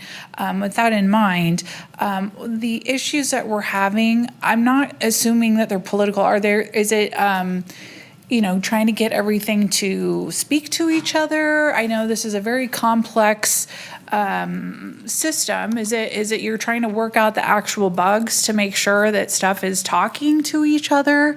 Because if that's the angle, I know you don't know what you don't know. Like, you have to make sure that the systems talk to each other. You're coming into a new environment, and yes, we're not New York City, but we do have, some of the most calls for fire service in the country. So we are a unique city. We do have a lot of complexity. So just trying to maybe understand or give you an opportunity to explain a little bit more that maybe it's not necessarily a lack of communication with people, but maybe it's literally a technical just process of trying to work through making systems do what they're supposed to do. I mean, you're essentially trying to get multiple agencies, multiple systems, multiple things to speak the same language, kind of, so to speak, so that everything's on one system. And that's not something that's you just snap your fingers and it does it. So just want to ask if that's maybe potentially an issue, to maybe give some clarity to people that this is, not an easy task, and there can be unforeseen hiccups. Yeah, maybe just a couple comments over the course of the last couple questions. I don't view any of our customers any more or less important than anybody else. A life in New York City is just as important as a life in Reno, Nevada. So I do not look at our customer base and segment them in any type of importance. Mhm. So I do just want to make that point. The second thing I'll say about your question, and I'm glad you asked, because in the world of public safety communications, it can seem to be very simple that there is a call for service and there is a dispatch of an asset. Mm-hmm. What happens in between there, let's just call that a maze box. And the process to get through the maze, to take Yeah. that call and dispatch it out, is different than it is in Carson City, different than it is in Las Vegas. The maze to get to call for service and the workflow and the assets that get dispatched based on that call type that determines what gets sent is different in every agency across the United States. Yeah. And so when you ask about where's the issues, where's the challenges, it's working through those very specific workflows to this region to make sure that when the call comes in, and that can be a phone call, that can be a text to 911, the word call, I say in quotes, when that call comes in, the ultimate dispatch of an emergency asset, police, fire, EMS, it's working through that maze and making sure those algorithms and workflows match the way that the city and counties want to operate. Yeah. And so that's where the configuration, I would say, is we're working through right now and ensuring that we can meet those requirements. Great. So thank you for providing that. I mean, I just wanted to make sure everybody's aware that it's maybe not necessarily a willingness to work together, but it's complex, and the issues are, very technical, and ultimately we're getting a bunch of things that we're trying to come through on one system, that we want it to all make sense at the end of the line, so just wanted to maybe give a broader understanding of what potentially some of the issues are. I don't know if that makes people feel any better, but just wanted to clarify. Thank you. Okay, good comments. Thanks, Councilwoman Ebert. All right, go ahead, Councilwoman Taylor. Thank you, Madam Mayor. Thank you. I appreciate you owning the opportunity to do better. That's really important, and I think we have covered that. I want to go over the timeline a little bit of what we can expect. So on the slide, it says, and I'm not going to pretend to understand the technicality of this. I think at the end of the day, we want people, when they call 911, to get an answer and a response, and we can move on from there for what EMS needs to be dispatched. So will we have a system in December of '26? Is that what we're looking at? No, I think, our target right now is more in the fall, so I would say more in the September, October range, and we're working to aggressively. In '26? In 2026, sorry. Okay, in My 2026. years are- So we go live, hopefully September 26, and then. Calendar year, yes. Okay. This is my last question, and this is both for you and Cody. It is our responsibility here to make sure that you have the resources that you need. So I'm asking you now, do you have the resources that you need for us to make that September 26 deadline? take it sounds like it's direct to me. Whoever. Yes, I'd say based on what we know today, then yes, we have the resources we need. Seeing the vendor here, seeing their resources deployed with us up until the point where it says complete system readiness, and they've made that commitment, and we're seeing that commitment, then yes, I feel strongly about that. Now, I say that with slight hesitation because I sat here 6 months ago, 8 months ago, saying we had the resources from what we knew at that time. So this is my Not to ask. parse my words, but. This is my ask moving forward, and I think some of my other colleagues have communicated this. Once you know that you need something else, please immediately reach out to the appropriate channels so this council and this body can get you what you need for us to go live on September 26th. Absolutely, thank you. Thank you. All right, Vice Mayor Martinez, go Thanks ahead. so much, Madam Mayor, and thank you, Mr. Shadle, and to you for being here and providing more information on I don't know if I have, a lot more to add, but just wanted to reiterate from what you've heard already. It sounds like from the other jurisdictions and my colleagues here on the dais of, some of the frustration with the pushback of the go live date and making sure that we provide this service. And I hope you understand that it's coming from a place of making sure that public safety is of utmost importance to all of us and ensuring that our residents receive the best care that they can get while they are in those dire situations. And so I don't think it's a personal attack on you or your organization, but it comes from uneasiness, I guess, from promising certain things to the community and not have the ability to deliver those on time. And so I think when I first recognized that there was a delay, I started watching, the Hexagon On-Call Suite Executive Board meetings, and it sounds like you are tuned in to what each member from that body is already mentioning and that you're being adaptive to the needs of each of those folks. So I appreciate you being here now. Obviously wish that these resources would have been deployed a little bit sooner to address some of the technical issues that have delayed the training for staff to get this going. But again, just wanted to share my appreciation and echo some of the comments that have already been said. Thanks. Okay, Ms. Anderson. Hi. I'm really excited, like the rest of the council and the community, to get this launched. One thing I wanted to point out is you're going to be removing a major failure point for us for any of our regionalization efforts, as my colleague, Ms. Ebert, alluded to. So this is a request for future opportunities and what we're going to need in the future. Because as Ms. Ebert mentioned, we are in the middle of another study as a region at large about what it's going to financially cost to regionalize or consolidate some of our fire services. So what I would like to know from you is what talent, technology, or equipment are we going to need to budget for moving forward, and making sure that the team that is studying what we're going to need to do regionalize-wise, that we are budgeting for what it's going to take to keep this Hexagon system running, supported, and redundant as it needs to be moving forward. So if your team can just be planning for that and making sure that you're communicating that with JW and his team, that would be great. Sure. Thank you. Yep.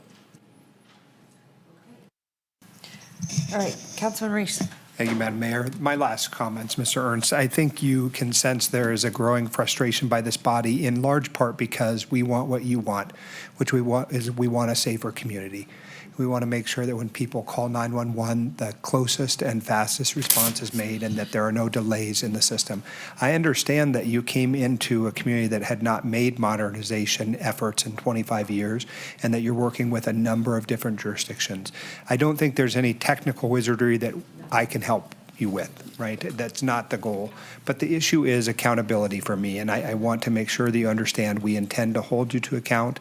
I think you've done some things in the last several weeks, maybe months, about adding additional support personnel here. I understand that there's sort of a critical period right now as you try to get back to the go live testing mode that is important.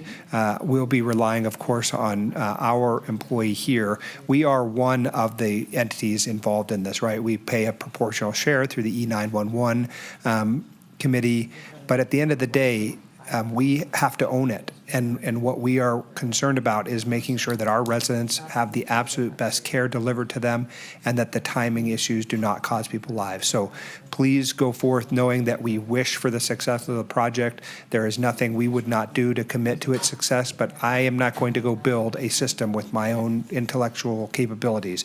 I'm relying upon you to do that. So I will look forward to your updates when they come, but please understand, like Ms. Dewar, I have a very low tolerance at this point because it's gotten long in the tooth. And so for my part, I want to hold you to account.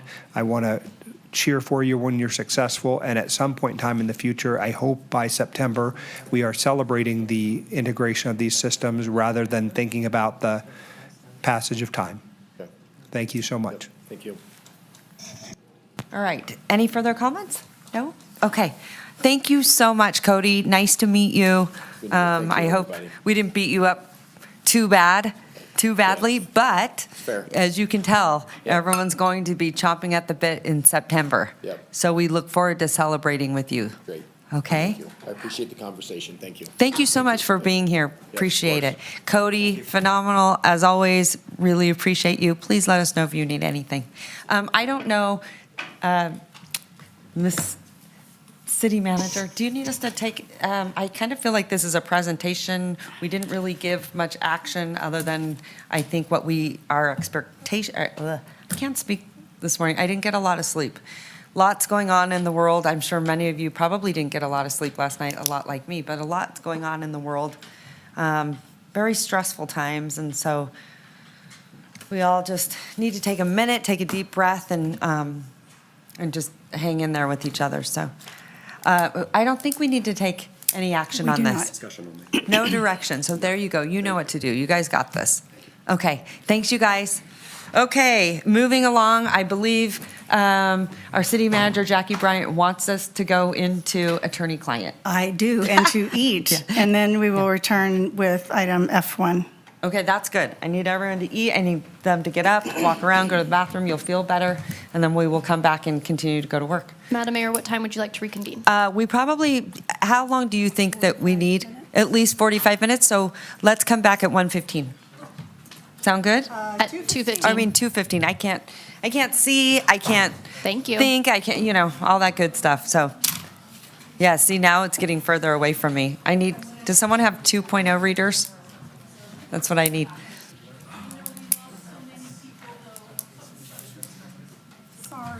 Here and moved his office here, and it worked out really For what well because item? he had Lakeridge. 115,000 square Okay, foot to we himself. will be back. Do they One of have the public major comment? Have they challenges- put it on the record?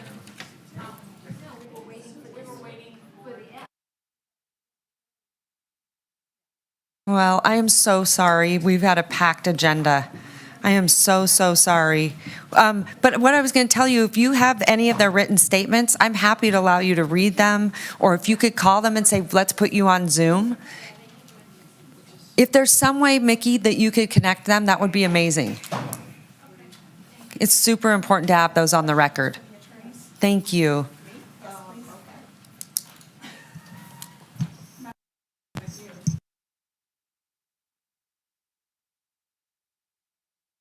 Early in the project is upgrading the structure of the building. So this building had to be upgraded from a level 2, which is what it was required for when RDJ occupied it, to be a level 4 risk category building. The upgrades that we did to the structure and foundation make this building able to withstand a larger disaster and remain operational to be able to provide service to the community during a major event like an earthquake. Some of the elements involved with that upgrade include upgrading the foundation, increasing the seismic capacity. So we had to add larger footings, larger foundations under the columns. We had to add some seismic braces to the building. We reused as much of the building as we can. We salvaged a bunch of steel and a bunch of concrete and a bunch of materials from being demolished and tossed into the landfill. We worked with the carpeting manufacturer to remove all of the carpet in the building and send that off to be recycled rather than 100,000 square feet of carpet being removed and dumped in the landfill. Replaced a lot of the old inefficient 40-year-old HVAC systems with up-to-date efficient mechanical systems. Not only does it have a backup generator, but it's also going to have solar and a battery system to provide resiliency in this building to be sustainable and better serve the police department and community. So sustainability is something we're thinking about from the beginning, from design through to the end in construction.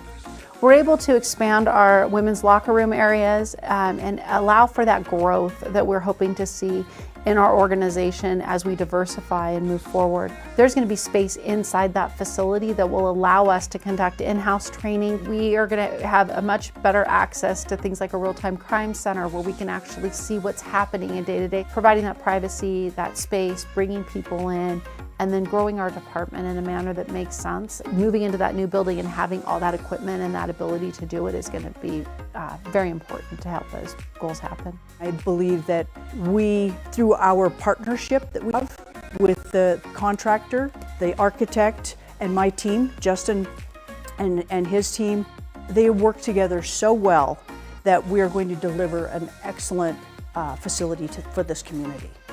It's going to be a generational project. It is a generational project. And I think that our police men and women deserve better than what they have now. I was very impressed with the team that was on the building team, the design team, our liaison that's working with the police department. Everybody really had a good working knowledge of what we needed to put into a police department to make it modern, but not trendy or flashy, something that is going to withstand the test of time. I can't say enough about the hard work and dedication that all of the team has put forward, and I'm just really excited to see how all their work is going to pay off.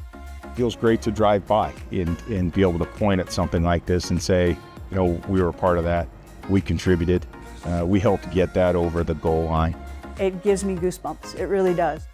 Being a part of a legacy project like building a police department, it makes me proud of the work that I do, and it makes me proud at the end of the day when I can go home and tell my family about the things we're doing here. I want to provide this city and this community what it deserves for the police officers to come to this project, come to this site, be able to grow with this site, and a police officer deserves the best of the best, and that's what this building brings to them, the best of the best. I think about the people, really, when more than anything. I mean, sure, I'm an engineer and that's what I do, but I think about the people and the people that are involved, and that's what gets me right here, because I think that there's so much heart in this community. I'm a public servant, and I'm going to do my best, and my team, they're going to do their best for the public.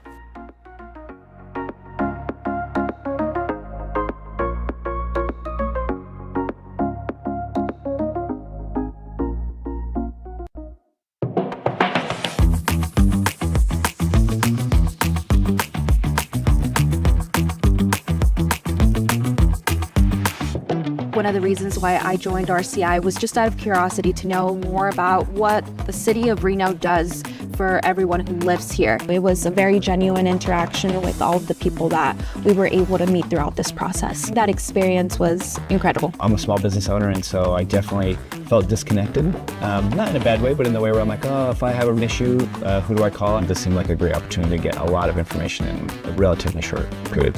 You might touch the street department, or you might touch the police department, the fire department, for whatever reason, just being a regular citizen. But you wouldn't learn about almost all aspects of city government and how it operates. I have never seen a city that has been so people-oriented. I mean, it really seems like they care, and I love that about Reno. I love it. This is definitely eye-opening, informative. It's a way to just learn how the city runs and to meet incredible people. Street by street, neighborhood by neighborhood, getting people connected, and running them through some kind of education and connection, I think is incredibly valuable. You'll have an incredible time. You won't regret it. It's a benefit all the way around, I think.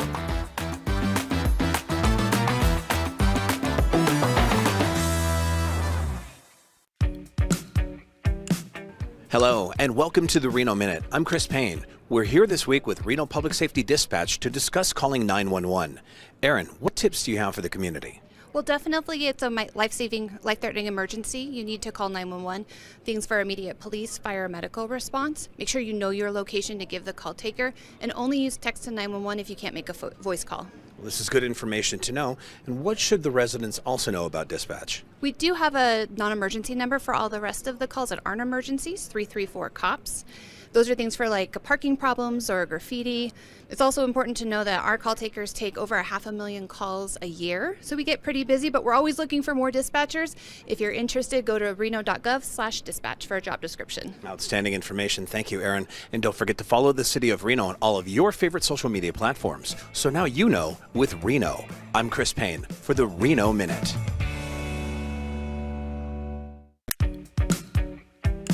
Hello, and welcome to the Reno Minute. I'm Chris Payne. We're here today to discuss Community Court. Judge Hazlett Stevens, what exactly can you tell us about Community Court? Thanks, Chris. We hold Community Court each Wednesday here at the downtown Reno Library. It is an innovative approach to the justice system that offers services rather than jail time for our participants, many of whom are homeless.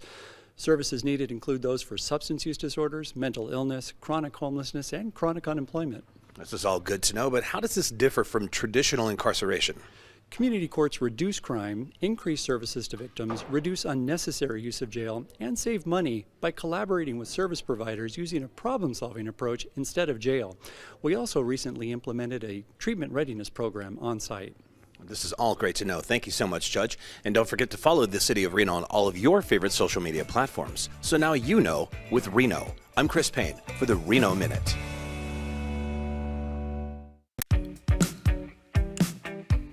Hello, and welcome to the Reno Minute. I'm Chris Payne. We're here this week with the Reno Police Department to discuss the dangers of distracted driving. Officer Reza, what advice do you have on this topic? Thanks, Chris. Distracted driving claimed over 3,000 lives in 2020.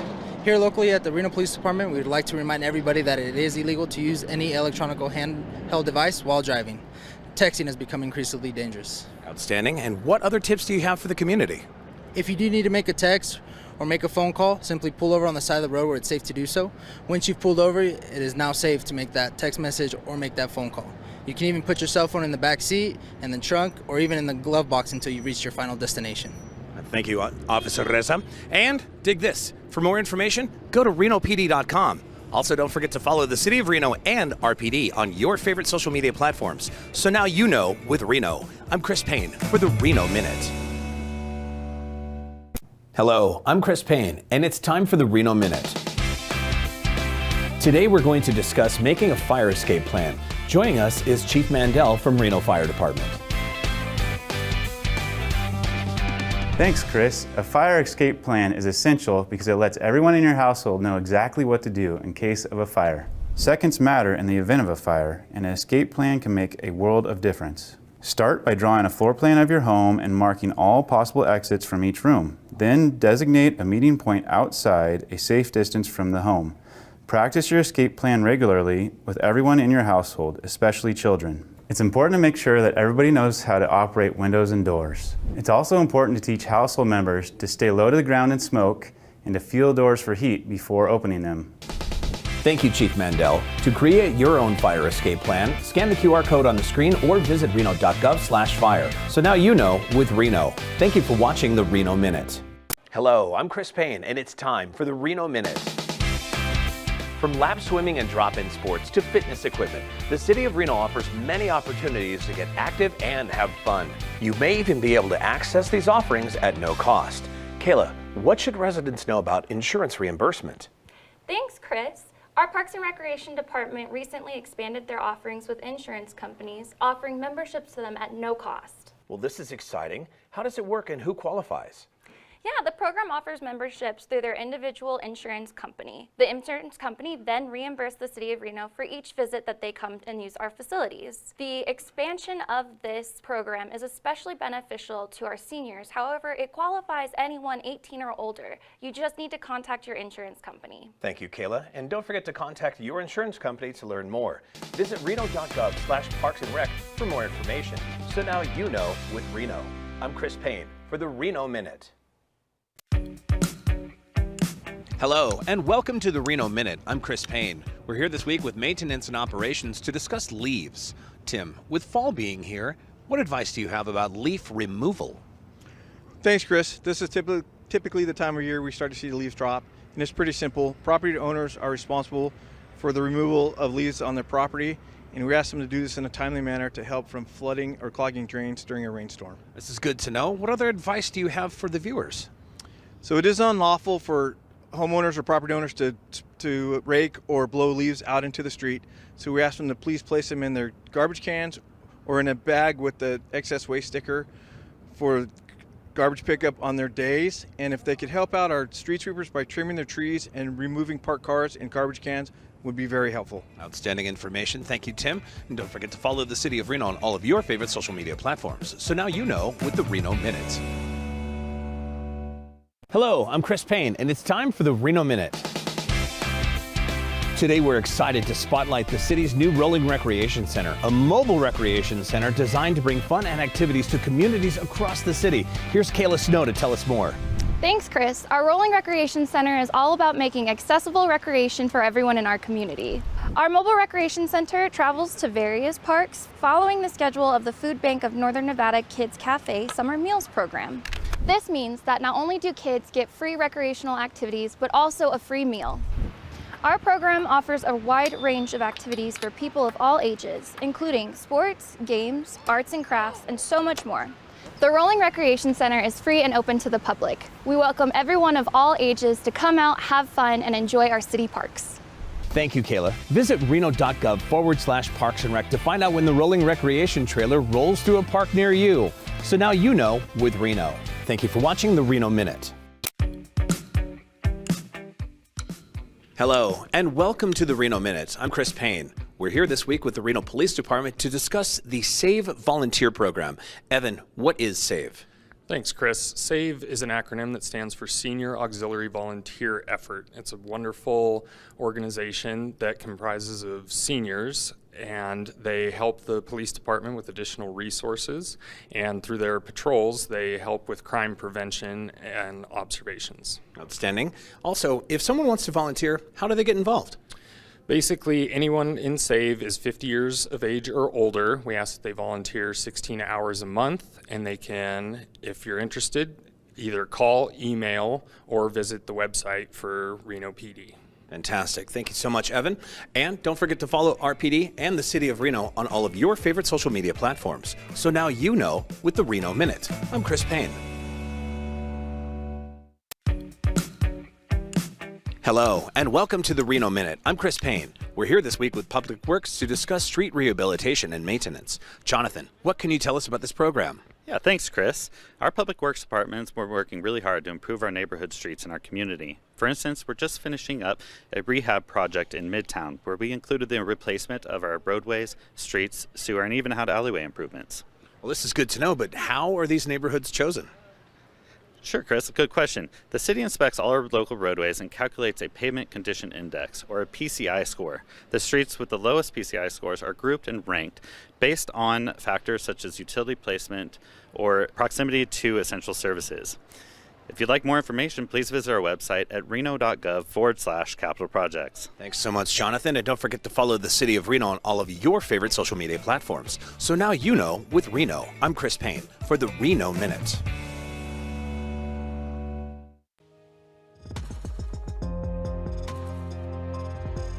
It's very hard living at the shelter. It's kind of survive if you can until you can get out. And the thing about my situation was getting out was a conduit for me to thrive. You know, once I got out of there, as you can see, I'm doing pretty well. Reno Works is a joint partnership with Volunteers of America and the City of Reno, and he was one of the participants that had applied for the program. He was going through some medical issues at the time and staying in the shelter, so he had a big decision. He wasn't working as much.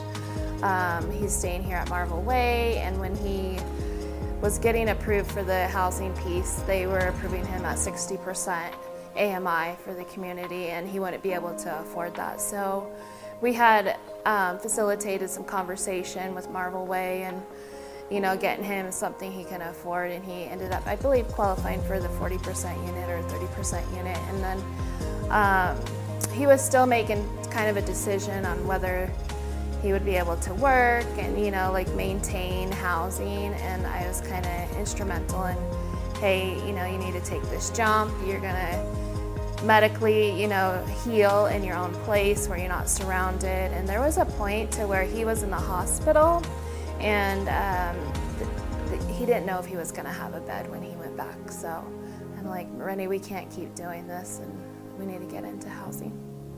It's been quite a journey, and I think if anyone that sees me now, that they're like you were there last year, and now you're here.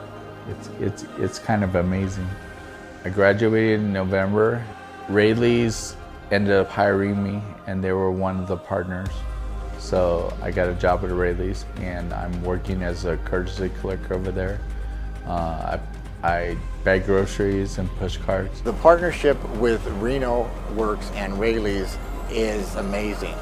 It gives the community a chance to get those unfortunate people a chance to get back on their feet and get their life back together. Rainey builds relationships, and that's big here at Rayleigh's, especially with our customers and the team members. Once you build a relationship, you build the trust, and that puts everything together. The ultimate was to get me in here and get me out of the shelter so that I could thrive, you know. And I have. Honestly, I'm doing a lot of Rayleigh's, and I'm working really hard, and people see that.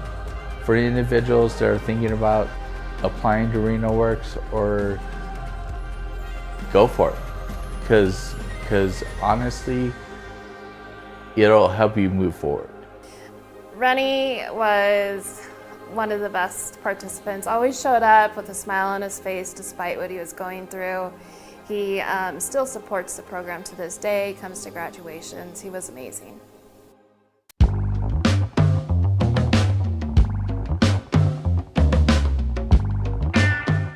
Do you know how to survive a fire in your home? I'm John. This is Katie with the Reno Fire Department. And today we want to share some important information with you.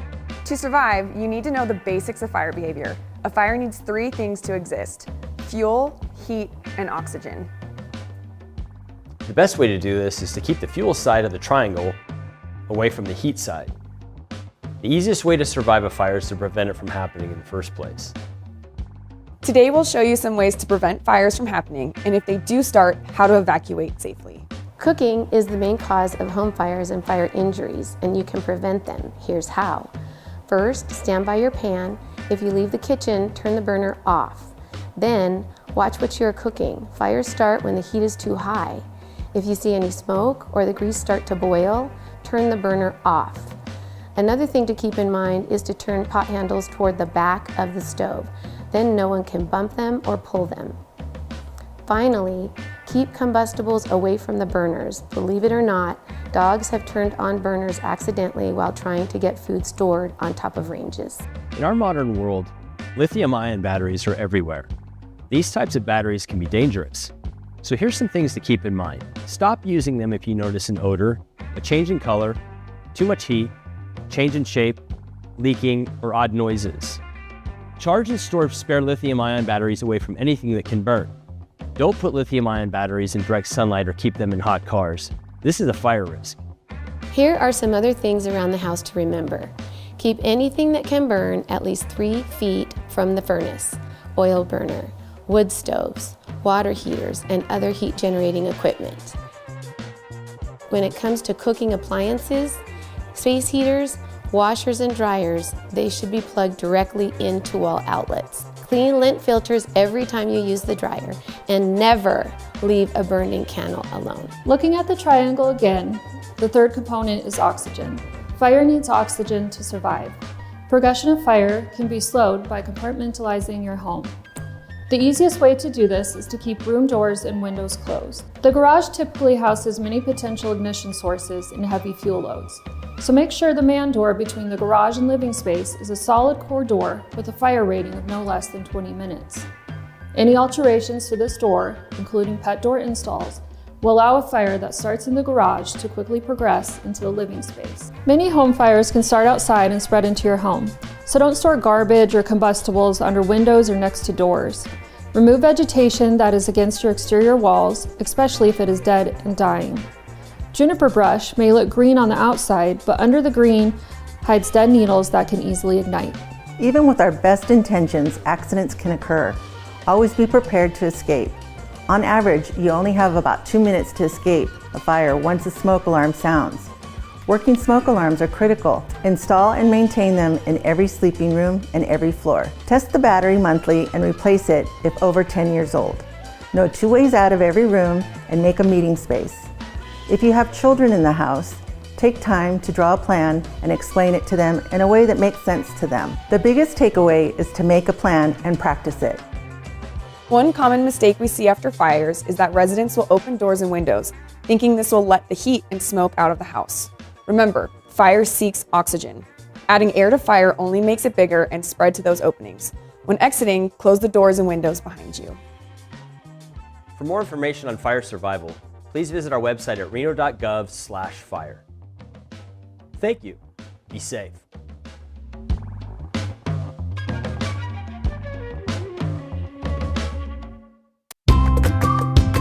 Hi boys and girls, my name is John, Fire Marshal for the City of Reno. Did you know a fire occurs in a house every 65 seconds in our country? That's like every minute. Sadly, this also means many people get hurt. Your ability to get out of your home during the fire depends on early warning from fire and knowing how to escape if a fire happens. Fires can happen anywhere. The question is, are you prepared? Our Extreme team is going to help you make a home escape plan. When you are done with that home escape plan, teach it to your family and other members in your household so they can escape fire as well. If you do that, you can be part of the Reno Fire Department Extreme Team. This is Boston, our fire dog. He's going to introduce you to our Fire Extreme team. Thanks, John. Meet the Extreme Team. Together, we're making a fire escape plan. This is Sean. He takes care of me every day, and he'll talk about fire alarms. Shelly's here too. Shelly will teach us how to get out and stay out. This is Katie, and she'll talk about finding a safe meeting place. And finally, Talina is really excited to talk about why we need to practice our plan. The first part of a home escape plan is a working smoke alarm. Fire produces smoke. Smoke and hot gases move upward towards the ceiling. As a fire gets bigger, the smoke and hot gases move downward towards the floor and superheat the room until everything in the room catches fire. That's why smoke alarms are so important. They detect fire and warn you before the fire gets too big and you can't escape. Because smoke goes up, smoke alarms should be installed on the ceiling or high point of the wall. They should be in every sleeping room, hallway outside the sleeping room, and every floor. Smoke alarms should be tested every month to make sure they work. Have your parents or older brother and sister help you with this, as you may need a ladder. To test the smoke alarm, push and hold the test button for 3 seconds. It should make a loud beeping noise. If it does not make a loud beeping noise, then have your mom or dad replace the battery or install a new alarm. Thanks, Sean. Smoke alarms can be loud and scary, especially if it goes off when you're sleeping and dreaming of chasing rabbits. If I hear an alarm, I will wake up immediately and run outside. But I have 4 legs and am low to the ground. You're human, so you need to be more careful when getting outside. Right, Shelly? That's right, Boston. Remember, fire produces heat and smoke that travels up. Have you ever tried to breathe in smoke? Smoke can hurt your lungs, especially if it's superheated. If you smell or see smoke, you want to stay under the smoke. If you are in bed, when the smoke alarm activates, don't stand up. Roll out of bed onto your hands and knees. Stay low and go. Always know 2 ways out of any room. For most people, the first way out is the door they came into the room. That should be your first way out. Remember to stay low. Crawl to the door and feel the door for heat before opening it. The best way to do this is to feel the doorknob and face of the door with the back side of your hand. If it is cool, then open the door slightly and look for smoke. If you do not see smoke, go outside to your safe meeting place.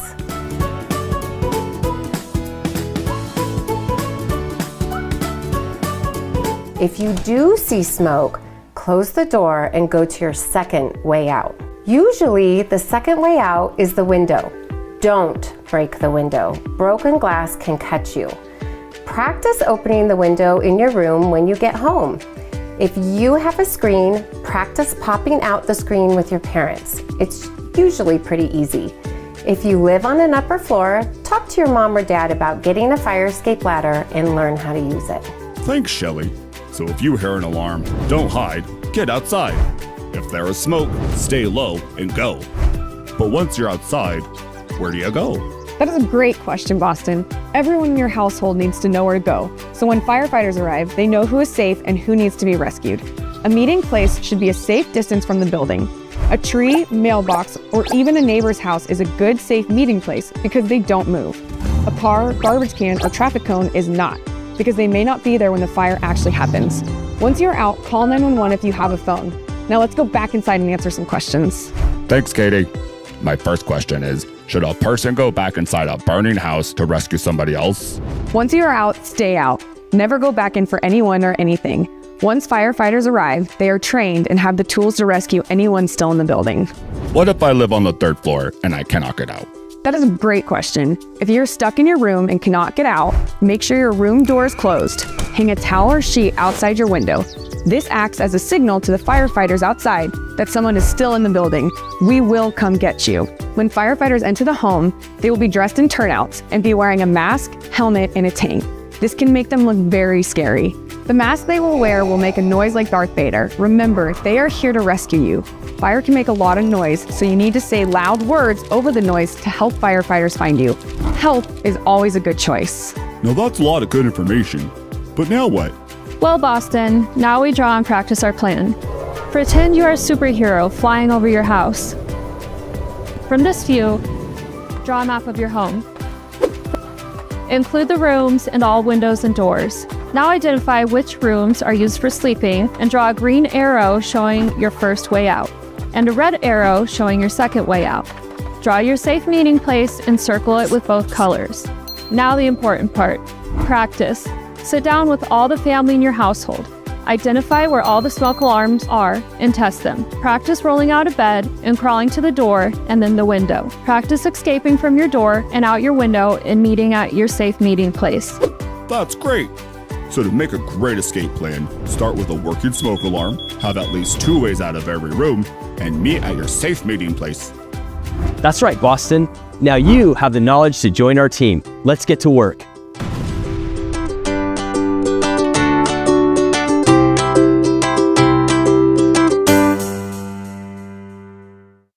Hello, I'm Chris Payne, and it's time for the Reno Minute.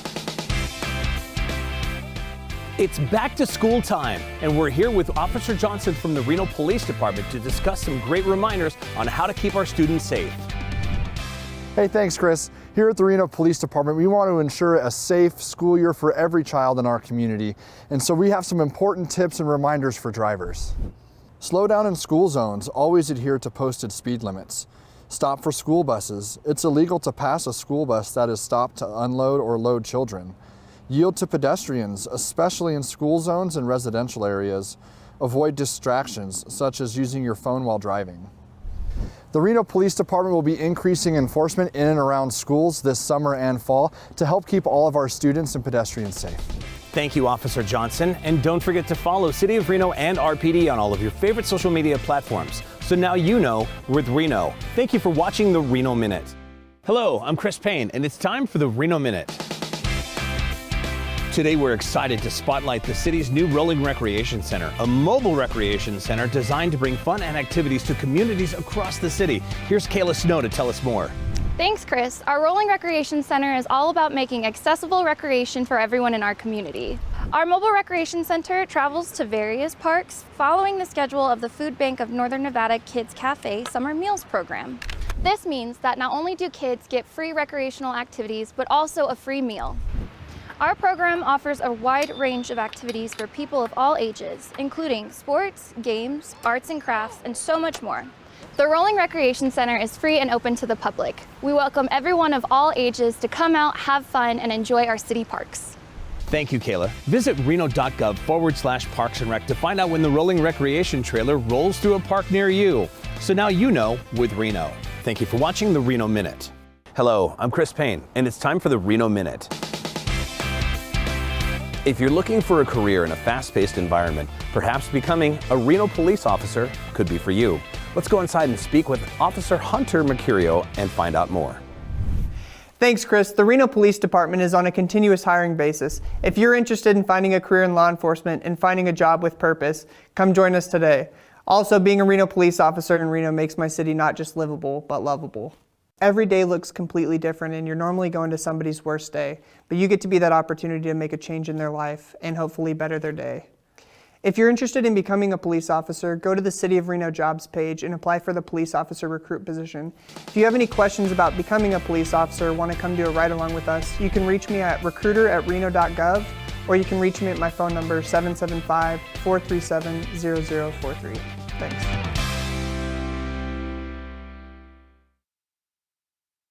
Hello, I'm Chris Payne, and it's time for the Reno Minute. Today we turn our attention to motorcycle safety, a crucial topic for our roads. Joining us is Officer Chris Johnson from the Reno Police Department. Thanks, Chris. One concerning trend that we're observing is an increase in speed-related incidents involving motorcycles. Another issue we're facing is lane splitting, which is illegal in Nevada, but unfortunately still occurs frequently. Speeding reduces the rider's ability to react to unexpected situations, increasing the likelihood of accidents and the severity of injuries. Lane splitting, besides being against the law here, is dangerous because it puts motorcyclists in a close proximity to other vehicles, increasing the risk of a collision. We also urge vehicle drivers to be aware of their surroundings, including motorcycles. Check your mirrors and blind spots often, especially before changing lanes or making turns. And remember, always give motorcyclists plenty of space on the road. Thank you, Officer Johnson, for sharing these important insights. So now you know with Reno. I'm Chris Payne for the Reno Minute. Hello, I'm Chris Payne, and it's time for the Reno Minute.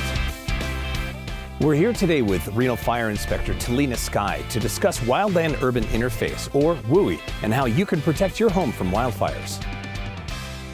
Thanks, Chris. The Wildland-Urban Interface, or WUI, is the area where urban development meets wildland. These areas are at increased risk of wildfires. The City of Reno has implemented several initiatives to help residents mitigate wildfire risks, such as creating a community wildfire protection plan, which outlines strategies for reducing wildfire hazards, fuel mitigation projects, such as Goats in Rosewood Canyon, and residents can also participate in our dumpster program, where they can dispose of green waste to enhance their defensible space. Residents should keep their home in the first 5 feet, non-combustible, and ember resistant. Thank you, Talina. For more information from the Reno Fire Department, visit reno.gov/fire and follow RFD on all of your favorite social media platforms. So now you know with Reno. I'm Chris Payne for the Reno Minute. I'm Jamie Peak with the City of Reno. I'm a housing and neighborhood development, and I'm a housing coordinator. And I met Michael with the Clean and Safe team. They were really instrumental in getting Michael into kind of like in contact with us, but we've helped him with some rental and deposit assistance and some private funding for a motel stay while we're trying to figure out his next moves. My name is Michael Gene St. Clair. I'm a Reno resident here in Reno, Nevada. I'm sharing my story about how outreach helped me and my family out over the last year. My wife passed away about a month ago, so it's hard. This is my wife and my 3 kids, Michael, Tish, and Reba. My kids, they're my life. And I guess it was then that kind of made me realize that I needed to get out of this one situation about living in the RV and getting a place of our own. Well, we were staying with some friends, and then this landlord found out they were staying there, so I got my RV out of storage, and me and my family, we stayed in it for about 3 years, I believe, 3, maybe 4. And living in the RV, it was rough. 5 people in a small area. And then my RV broke down. They put a sticker on it for it to be towed. And one morning I woke up and the tow truck was there and said that they're gonna tow my vehicle. They wouldn't even give me a chance to move it. And they notified these people from the state, and they helped me get into put me and my family in a motel until they found us this apartment. It's good to have family and friends and people like outreach to help out. I'm glad there's people like them out there to help. Just don't give up. There's people out there that can help, and if they offer to help, take the help. RISE, well, especially the outreach, is mostly compiled of lived experience outreach specialists like myself. I was in a tent 3 years ago, so we understand what it's like to have that desperation, and we just try to meet people where they're at. Just got tired of living the way we were living. I mean, we only had my wife's check and my daughter's check, and we were trying to find a place, but it's hard trying to find a place when everybody kind of looks down on you, I appreciate the outreaches, and my goal is just stay here, provide for I made a promise to my wife that I make sure the kids always had a roof over their heads, so that's my goal. Well, outreach, we'd like to do anything we could to assist you in doing so. Yes, and like I said, I appreciate all your guys' help, and it's all good, brother. Yeah. I'm glad we could help. And I appreciate it. Oh, yeah.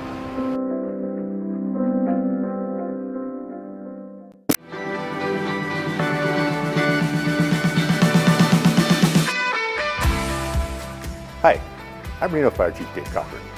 It's an honor to connect with you as we look back on 2024, a year of innovation, strong work, and unwavering dedication to protecting our community. The Reno Fire Department reached incredible milestones, overcame challenges, and made a real impact on the biggest little city. Let's look back at 2024 and the achievements and highlights of the Reno Fire Department.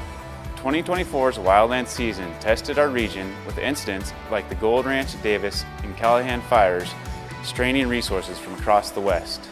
Although these fires happened just outside Reno city limits, our firefighters stepped up to assist while ensuring our Reno community remained well protected.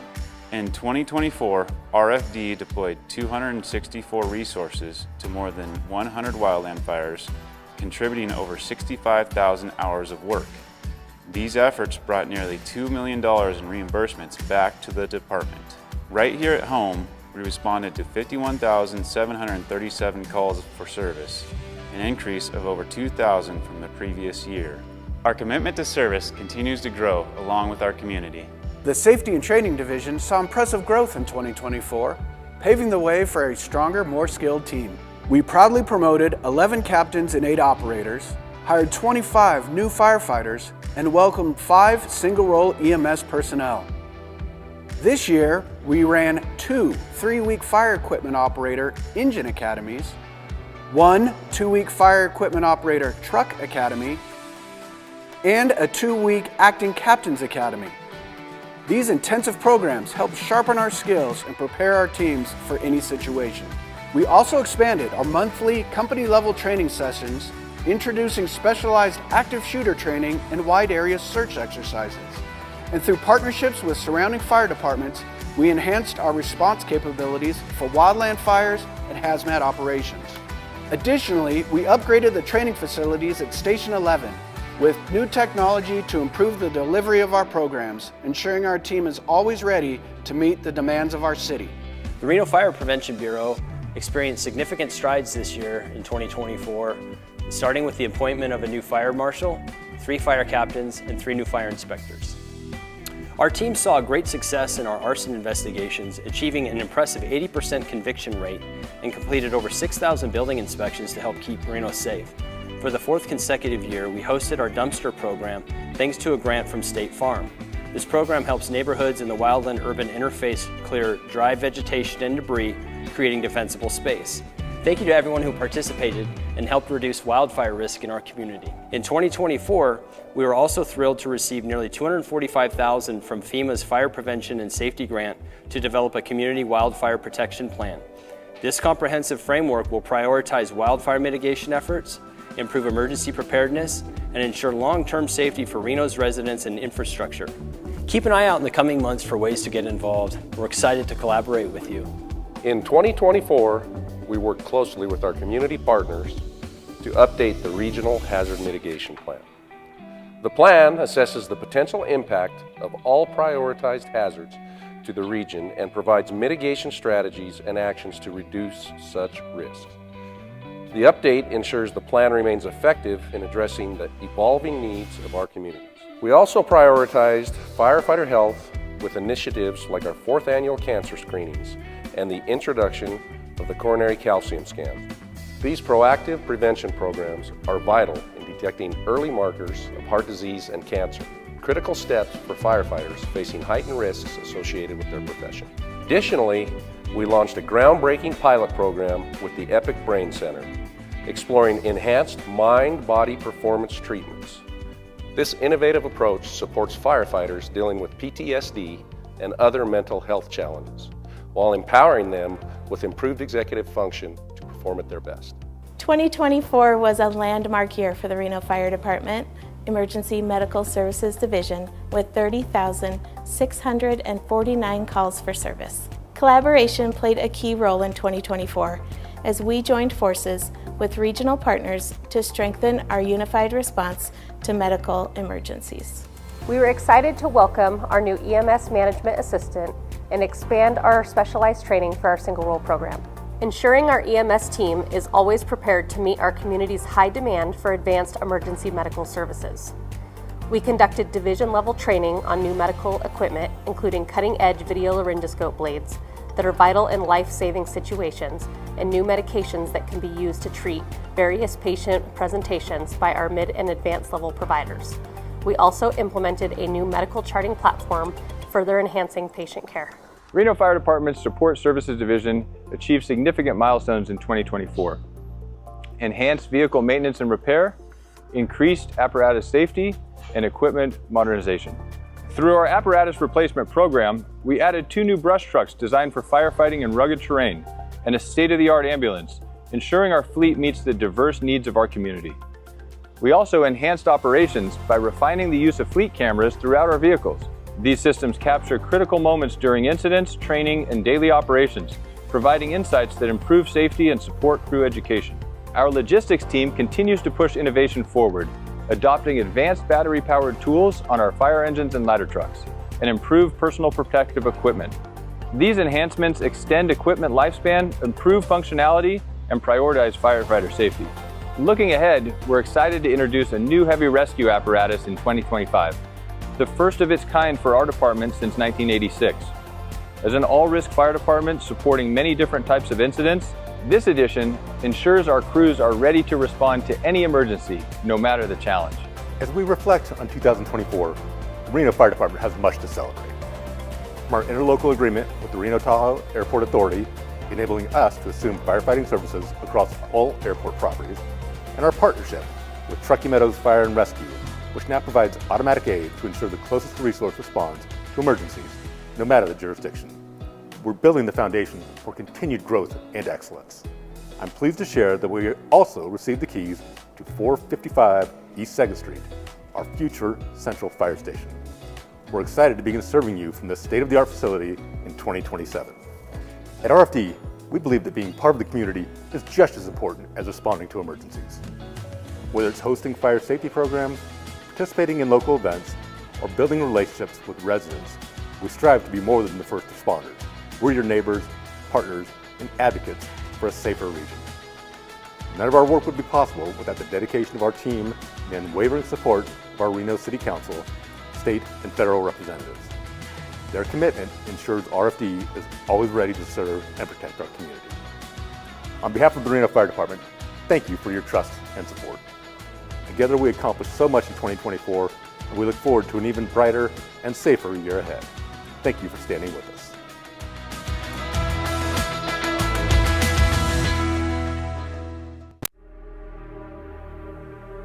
My name is Robert Downs. I'm a field specialist with RISE, and this experience with Bonnie Pace and the Pathway Pilot has been awesome and tremendous, and I'll never forget it.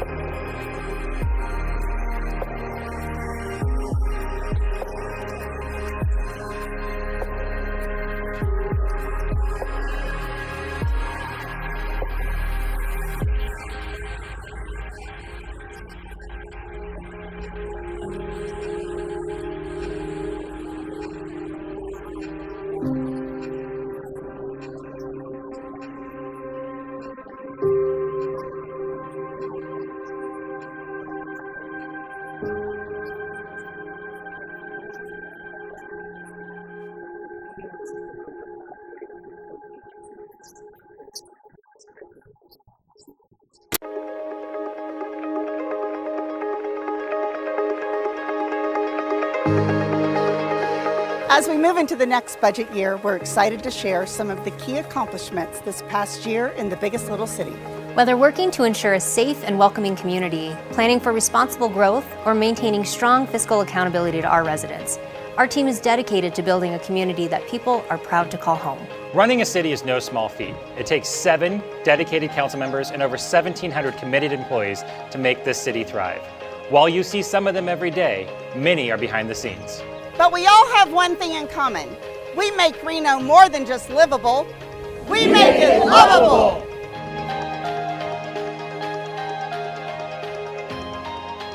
Ensuring the infrastructure in our community stands the test of time is critical to obtaining a vibrant and resilient city. The Utility Services team oversees stormwater, wastewater, and recycled water throughout the city, including the sanitary sewer system. I know sewer is one of those things that people don't often talk about, but sewer systems play a crucial role in protecting public health and our environment. One important element in the sanitary sewer system is lift stations, which are needed in low-lying areas to pump sewage up to a gravity sewer line. All of our sewer lines convey sewage and ultimately end up at our wastewater treatment facilities. Over the last 5 years, our team evaluated 27 public lift stations in our community and determined that some needed major rehabilitation. Since the evaluation, the city has successfully rehabilitated 5 lift stations and completed the design improvements for their 7 remaining stations in need of rehabilitation. These remaining lift stations will be constructed in the next 2 years to ensure the sustainability of the systems for years to come. Since 1995, City of Reno Council has made street maintenance and rehabilitation a major priority. The Public Works team maintains a pavement management system to evaluate the condition and serviceable life of over 755 miles of streets. This system allows us to plan for preventative maintenance and major rehabilitation projects based on priority. Maintaining infrastructure, such as roads, is the job of the maintenance and operations team. This last year, the Streets Division maintained 755 miles of paved roads. That includes 37,000 miles of road being plowed, over 6,000 potholes repaired, and over 12 million square feet of cracks sealed or filled. Our teams work round the clock when needed to ensure that residents can get where they need to go safely, rain, snow, or shine. At the City of Reno, in our Sewer and Storm Drain Division, there's 50 of us that take care of just over 800 miles of sanitary sewer. That includes 35 lift stations. Our Sewer and Storm Drain Division in the City of Reno ensures safe maintenance for over 600 miles of stormwater lines. It's our aggressive preventative maintenance program that ensures that your system will respond properly to prevent overflows and flooding, keeping our residents and our environment safe and sound. The fleet management team maintains over 850 pieces of equipment, including police cars and other emergency response equipment. This year, the fleet management team was ranked in the top 100 best fleets in the Americas, and doing work in-house saves the city millions of dollars each and every year.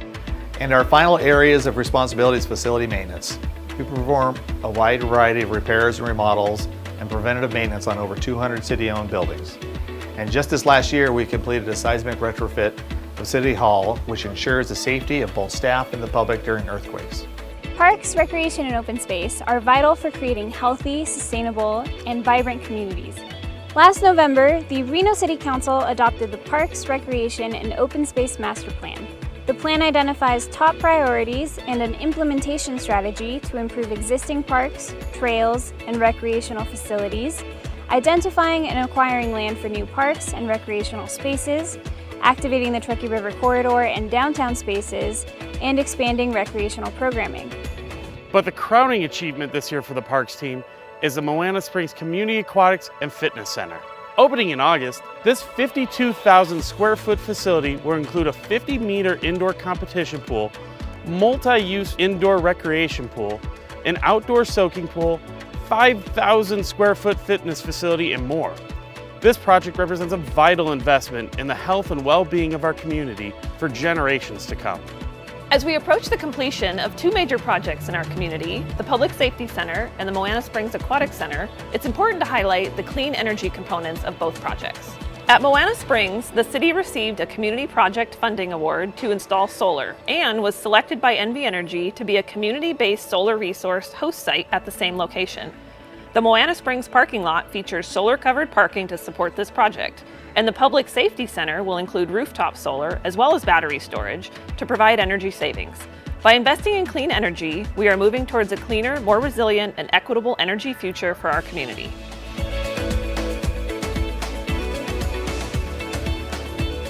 Reno is one of the best places to live, work, and play, so we know that growth in our community is inevitable. At the city, we are focused on responsible growth to achieve balanced and long-term development that benefits all residents. Last year, the City of Reno completed the ward redistricting process that transitioned our community from 5 to 6 wards. Redistricting ensures that each elected official represents approximately the same number of residents. Final maps for the new wards were voted on by the Reno City Council following a community engagement process that spanned across 4 months and included 17 opportunities for residents to participate. The new ward maps will go into effect following the 2024 election cycle. We encourage you to visit our online mapping tool to learn more about the new wards. Responsible growth means long-term planning. In January of 2021, the city adopted a new zoning code. And in June of 2022, the city initiated an amendment to address outstanding cleanup items. This includes everything from grammatical errors to accounting for updates in state law. Development Services has spent the past year working through these changes and seeking public input. Final adoption of an updated zoning code is anticipated early next year.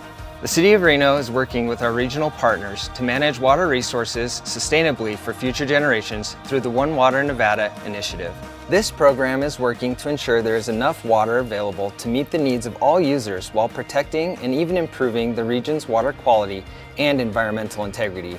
A key element of this project is the Advanced Purified Water Facility at American Flats. With construction expected to begin in the near future, this facility will apply state-of-the-art water purification processes and provide the region with the potential for over 2 million gallons of high-quality drinking water daily.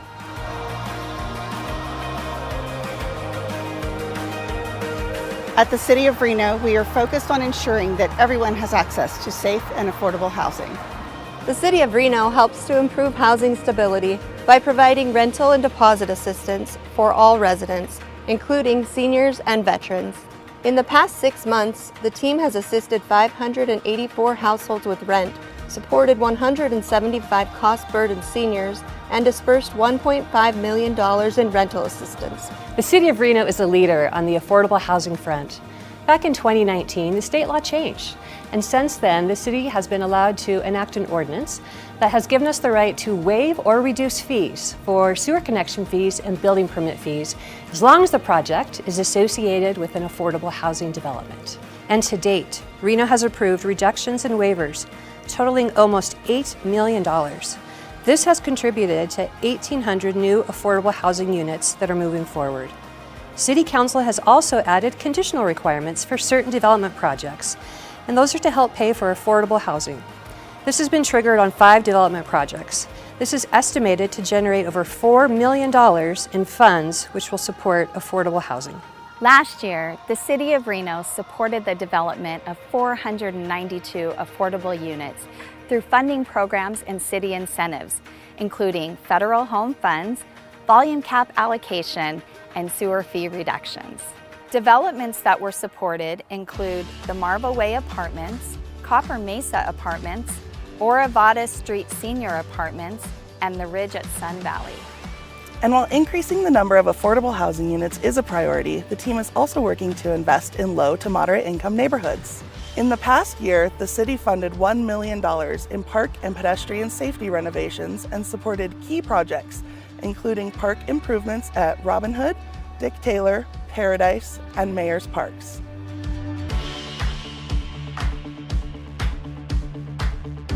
Downtown Reno is evolving as our community transitions from a region focused on tourism to a more economically diverse city that supports urban living, transportation, social gathering, and small businesses. Many consider Virginia Street to be the heart of our downtown, and the Virginia Street Placemaking Study reinforced that. Gill Design Firm, over 3 phases of community engagement, developed a strategy and a long-term plan of what our Virginia Street and our downtown could look like. City Council approved the placemaking study last fall and identified $2.5 million in state and local fiscal recovery funds to implement phase 1 of the study. This year, state and local fiscal recovery funds were also utilized to create the Restore Reno Facade and Tenant Improvement Program. The program provided matching funds to property owners and tenants for facade improvements and interior upgrades.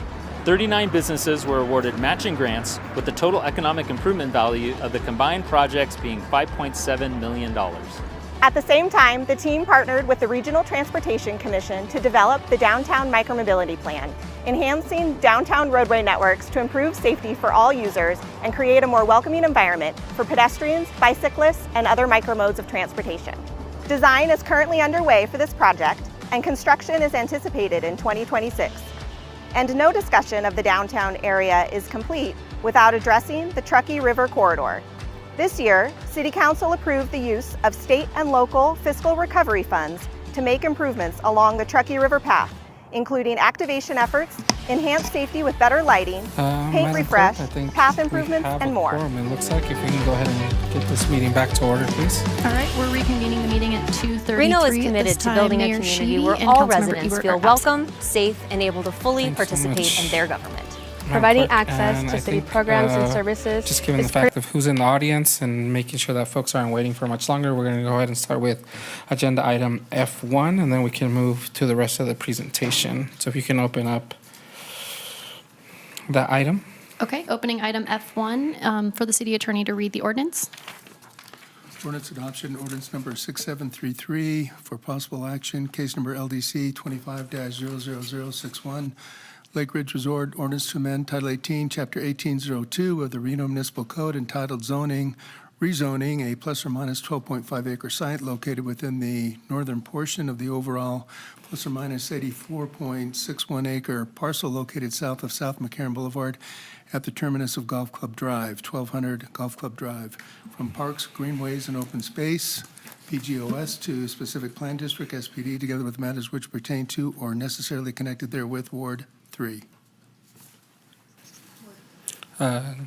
Just Ward 2.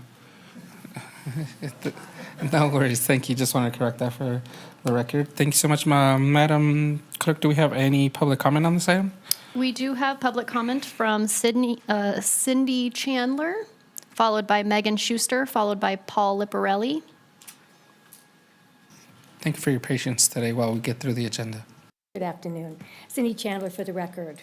I'm requesting that the Lake Ridge Resort SPD handbook, under its second review on this agenda, be thoroughly examined with respect to deed restriction language. I appreciate Councilman Reese's initiative regarding H1 to place the remaining portion of the golf course under a deed restriction with water rights as outlined in the motion approved at the January 28th City Council meeting. We also recognize the complexities involved in water rights, as previously mentioned.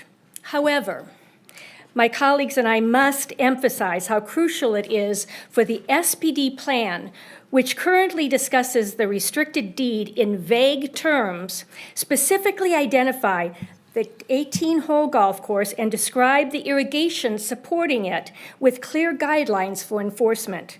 Trust and transparency are essential for both the resort's development and the well-being of every resident living on the golf course, including myself.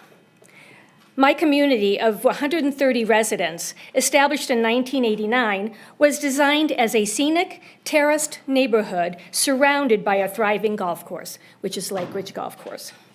Words have meaning, and the lack of details on how to successfully support and enforce the deed restriction re-emphasizes the lack of trust that already exists. Therefore, I respectfully ask that you deny the Lake Ridge Resort project as written in the February 2nd SPD handbook. Thank you. Megan Schuster, followed by Paul Liparelli.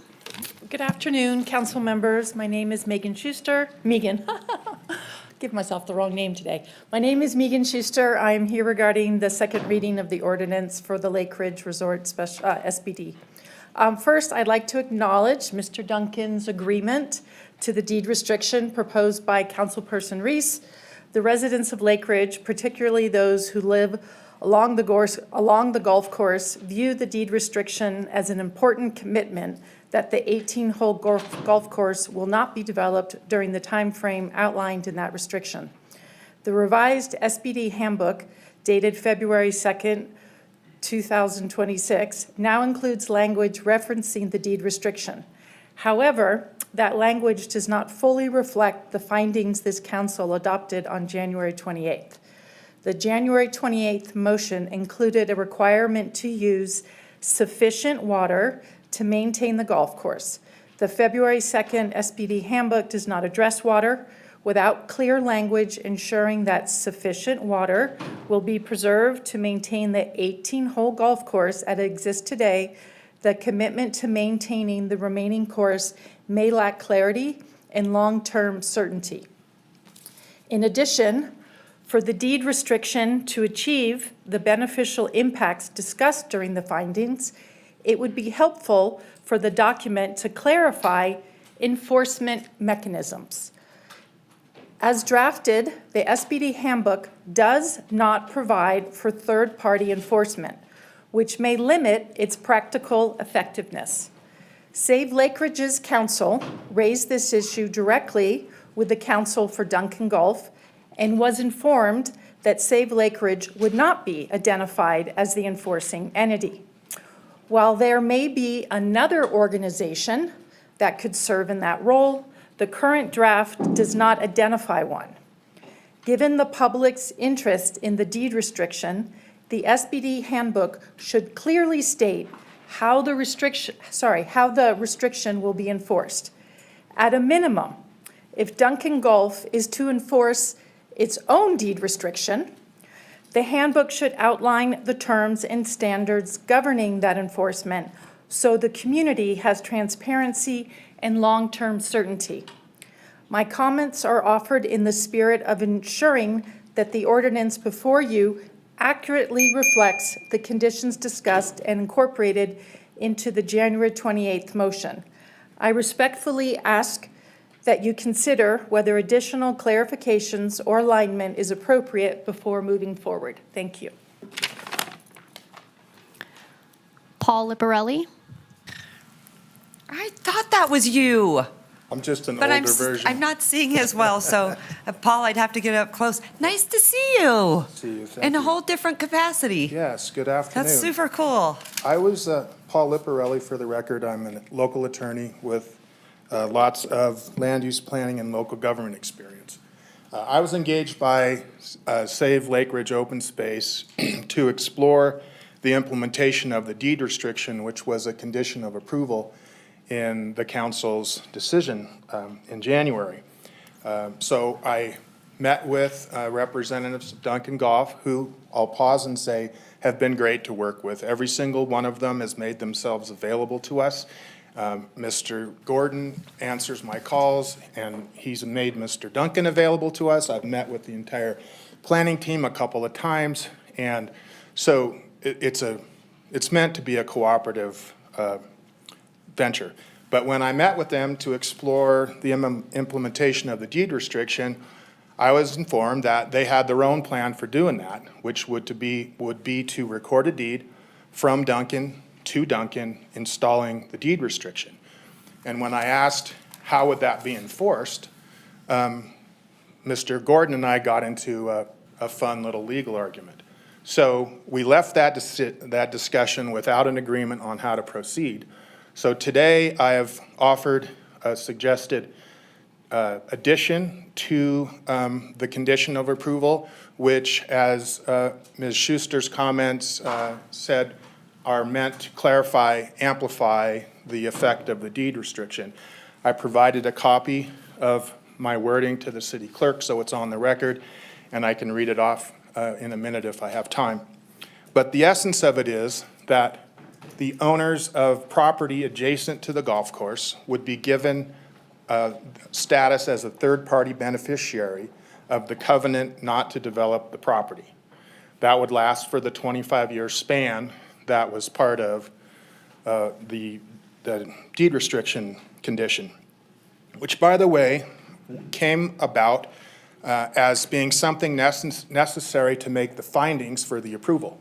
And without the deed restriction component, the findings may not have been or could not have been met. So when we're here to say the deed restriction needs to be clear and enforceable, it points back toward the findings that that the council made for approval. So the deed restriction is a backup to the assurance that Mr. Duncan stood here and gave that he would not develop the golf course. And I believe TJ Duncan when he says he will not develop the golf course, no question. And we also know in order to do it, you'd have to go all the way through this process again. Master plan approvals, zoning changes, and public hearings to amend the handbook to make it even possible. Oops, I'm out of time. So Go ahead, finish. Okay. 30 seconds. All right. So the deed restriction condition backs up Mr. Duncan's promise, and it's important to the neighbors because Mr. Duncan and his family may not always be the owner of the golf course. So with the deed restriction in place, which is enforceable by people who have an interest in making sure that it stays so, then whoever owns the golf course later will be bound by that same promise. So I'm available to come back up if you have further questions during your deliberations. And as I said, the language is with the city clerk. Thank you. All right, thank you so much, Paul. Good seeing you. Madam Mayor, with that, we have no additional live public comment for the record. We did have an additional public commenter registered earlier that could not stay. They were in opposition. And then we did receive 2 additional public comments, 1 in favor and 1 in opposition. Those have been distributed to the Reno City Council. Okay, thank you so much, Madam Clerk. And I believe, Vice Mayor, you took us into making sure everything's on the record. Yes, ma'am. Opening up, thank you so much. Okay, then with that being said, I believe, Madam Clerk, I'm going to send it over to our city attorney, or no? You read it. Oh, you already read it. Well, good for you, Carl, you're already on it. Okay, any questions from council? Go right ahead. Thank you, Madam Mayor. I have 2 questions, and it's for our legal counsel. The first one is one of the public commenters who's not here earlier had mentioned something about an open meeting law violation, so I was hoping that you could explain your position on that if we violated open meeting law, give us some direction going forward. And then the second thing is one thing that I just heard about the deed restriction enforcement. I think there is a misconception that the city of Reno is going to be able to enforce a deed restriction, which is something I might have brought up 2 weeks ago. So I would want some clarification on that. And for reason being, I don't want to give the neighbors false hope that the city of Reno is going to be enforcing a private party deed restriction, if that's accurate. And I guess I just would say again, for my part, I believe this project can stand on its own without the deed restriction, which I said before. I don't think there's anything that prohibits the private landowner from working with the neighbors to put a deed restriction in place that does not involve the city council. So I will ask my legal team for some advice on that. Thank you. Yes, thank you, Councilmember Taylor. John Shipman for the record, City Attorney's Office. Yeah, we looked at the comment about the an allegation of an open meeting law complaint. We don't think that is true. Yeah, it's clearly the title. The standard for an open meeting law complaint is whether or not the public had notice of what the body was going to be, what action was going to be taken, and then also what the particular topic was that was going to be discussed. And here we had an agenda title that was clear and complete that said that, and informed the public that the city council intended to adopt an ordinance to rezone a portion of Lake Ridge to an SPD, so we're okay on that. As far as the discussion, the city council discussed and modified the ordinance consistent with that rezoning. Then it was referred in this meeting for adoption, and then the discussion and the action did not exceed, and in fact, it comported with exactly what the title said. You're here to adopt an ordinance today, so we don't believe there's any merit in an open meeting law complaint, and we'll put that on the record. And then the second question about the deed restriction and enforcement. Yeah, I mean, I think that would be a concern that, if parties were looking to the city to enforce that. And so I'm looking at the language, and the language talks about just recording a deed restriction at this point. So is the question, would the city be? Can Can the city enforce the deed restrictions? So normally, the city does not get involved in private land use matters. So like deed restrictions, covenants that run with the land, those are private agreements and contracts between property owners. And the city, through its zoning power, we don't do that. We don't get involved. We're not the HOA for the city. Those are the types of things that the property owners have to enforce and regulate against each other. I would say that's never been the practice, and I don't think that would be the practice going forward. All right, I have a question. Councilman Reese. Well, I have a question for Mr. Shipman to follow up. No one has ever said that the city is going to enforce a deed restriction. That's never happened. We've not asked for that to happen here, right? What is being asked to be enforced is a handbook, an SPD handbook, which includes the requirement of it. And also, we would not issue a certificate of occupancy for a hotel without it. So those are the things that the city would be enforcing, not a deed restriction. Is that correct? Yeah, I think that's correct. I appreciate the clarity. I also want to make sure that the public understands they have standing, based on your answer, to challenge the issue of the deed restriction, just as any aggrieved adjacent property owner would, right? Not that the city would enforce it. No city anywhere in America enforces private covenants on deeds, right? They're enforced by people who have an adjacent ownership interest as against the covenant. Yes. Okay, and then let's also be clear about something else, which is this question about how covenants run with the land, right? So let's just hypothesize that 5 years from now, Mr. Duncan has run off to Bora Bora because he wants to go to a different beach, and he is not in the picture. And a new entity comes in. They pick up the company with the restrictions that are in the SPD. Is that correct? As a successor in interest, they get the full property and fee, and then whatever is encumbrances on the land, both private and public. And the point of a deed restriction is that when they buy it, they're buying subject to the things which are in the chain of title. Is that correct? Correct. Thank you so much. I have, with my last remaining question, I want to make sure I understand something about, and perhaps this is, I don't know if this is a question for you or a question for Mr. Duncan, your team. It has to do with the water that was at issue. So my motion was to ensure that there was water on the property, right, that it couldn't be stripped out. But I understand that perhaps that is something that is beyond our control or capacity because those water rights, I guess, get dedicated to TUMWA and they issue will serves on them. Is that correct? Again, I would just refer back to the language in the SPD handbook that is being proposed does not have any water right encumbrance that's okay. Thank you so much. Madam Mayor? Yes, go right ahead. I have a question for Mr. Duncan, if you wouldn't mind. So following up on this question about water, I have no knowledge about your water situation. So do you get water from TUMWA to irrigate the golf course? We have fresh water rights. You have what? Fresh water rights? So you have water rights, that's how you irrigate the golf course? Yes, ma'am. Do you put those into Lake Stanley and then irrigate? Is that what it is? We do.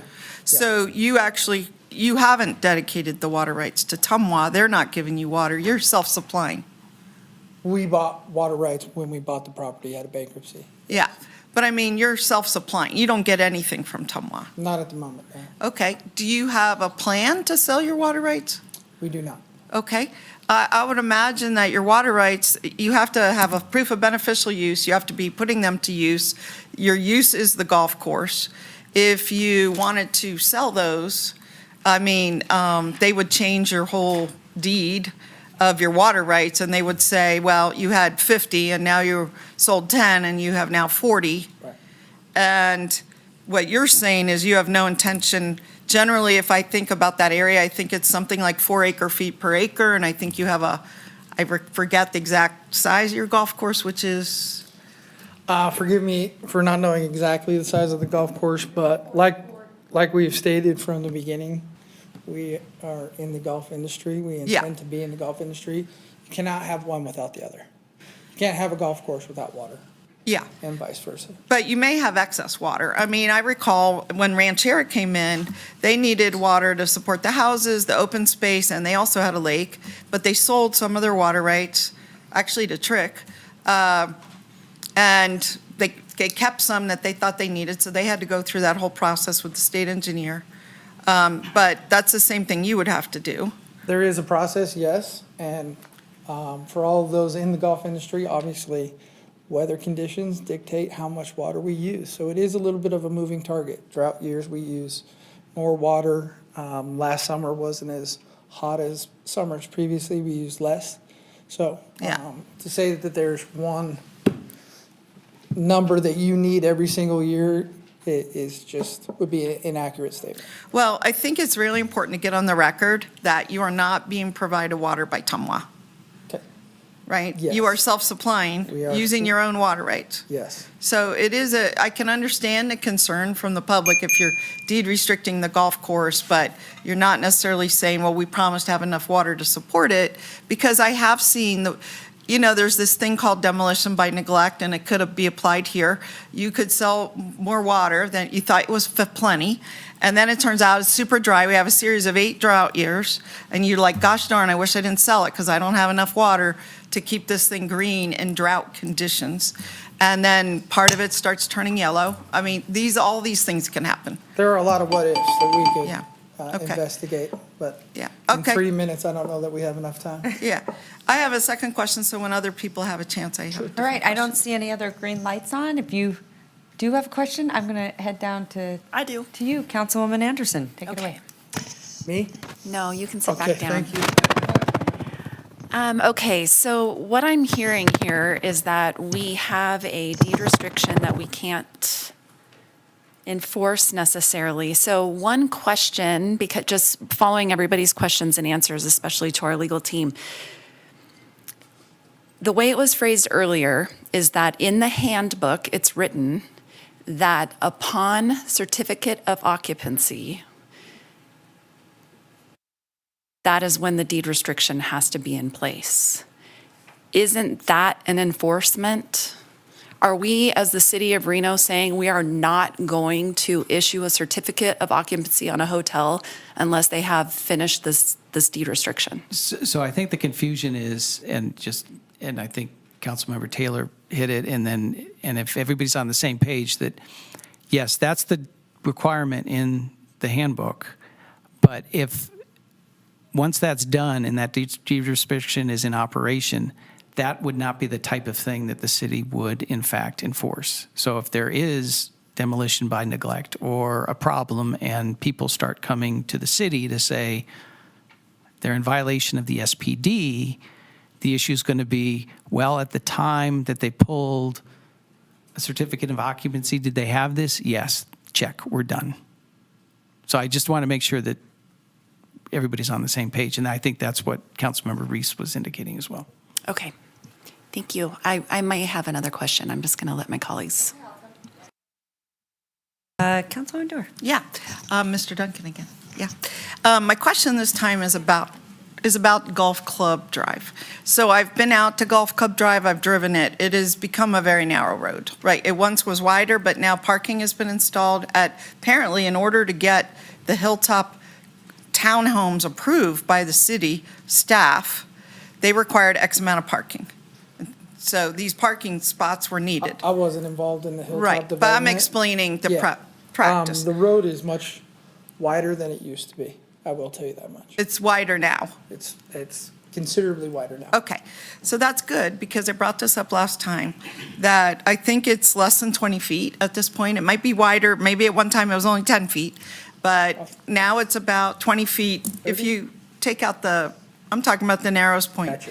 And when I had an opportunity to talk to you, you explained to me that it was the Hilltop residents that are responsible for maintaining the road. And I asked you, well, that's so weird to me. I mean, the road is part of the golf course. You need the road to get to your hotel. And you said to me, well, in 20 years when it needs replacing, we'd pitch in at that point. That's what I heard you say. But it sounds like today you just have an easement to use the road, but not a responsibility to maintain the road. Is that correct? Before I misspeak, I'm going to bring Okay, Mr. sure. Gordon up. Yeah. I didn't know I was asking a legal issue, sorry. Yeah, recorded easement is a legal issue. So the easement document that's recorded on the land, both on the golf course land and also on Hilltop, gives a 30-foot easement to Duncan, as well as they jointly share costs for maintenance for that road. And that's a recorded document on the land. Okay, because that was not what I heard when I met with you guys. You said it was the Hilltop residents that was their HOA that had to maintain the road. I don't recall our conversation, but I know the document, the easement itself, I reviewed before last hearing and this hearing. And Okay. It does say they share maintenance obligations. So it doesn't lay out a percentage, it just says share? Is The that way it? I read it, it's shared between the two of them. They maybe have to negotiate.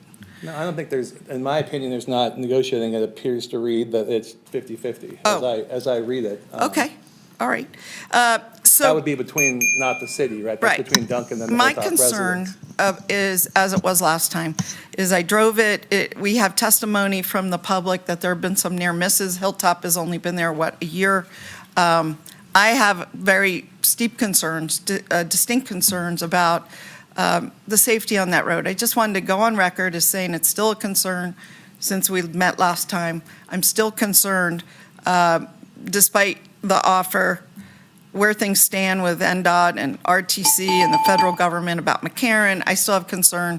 So I just wanted to say those haven't been alleviated since we last met, but I appreciate the clarification. Thank you. Okay.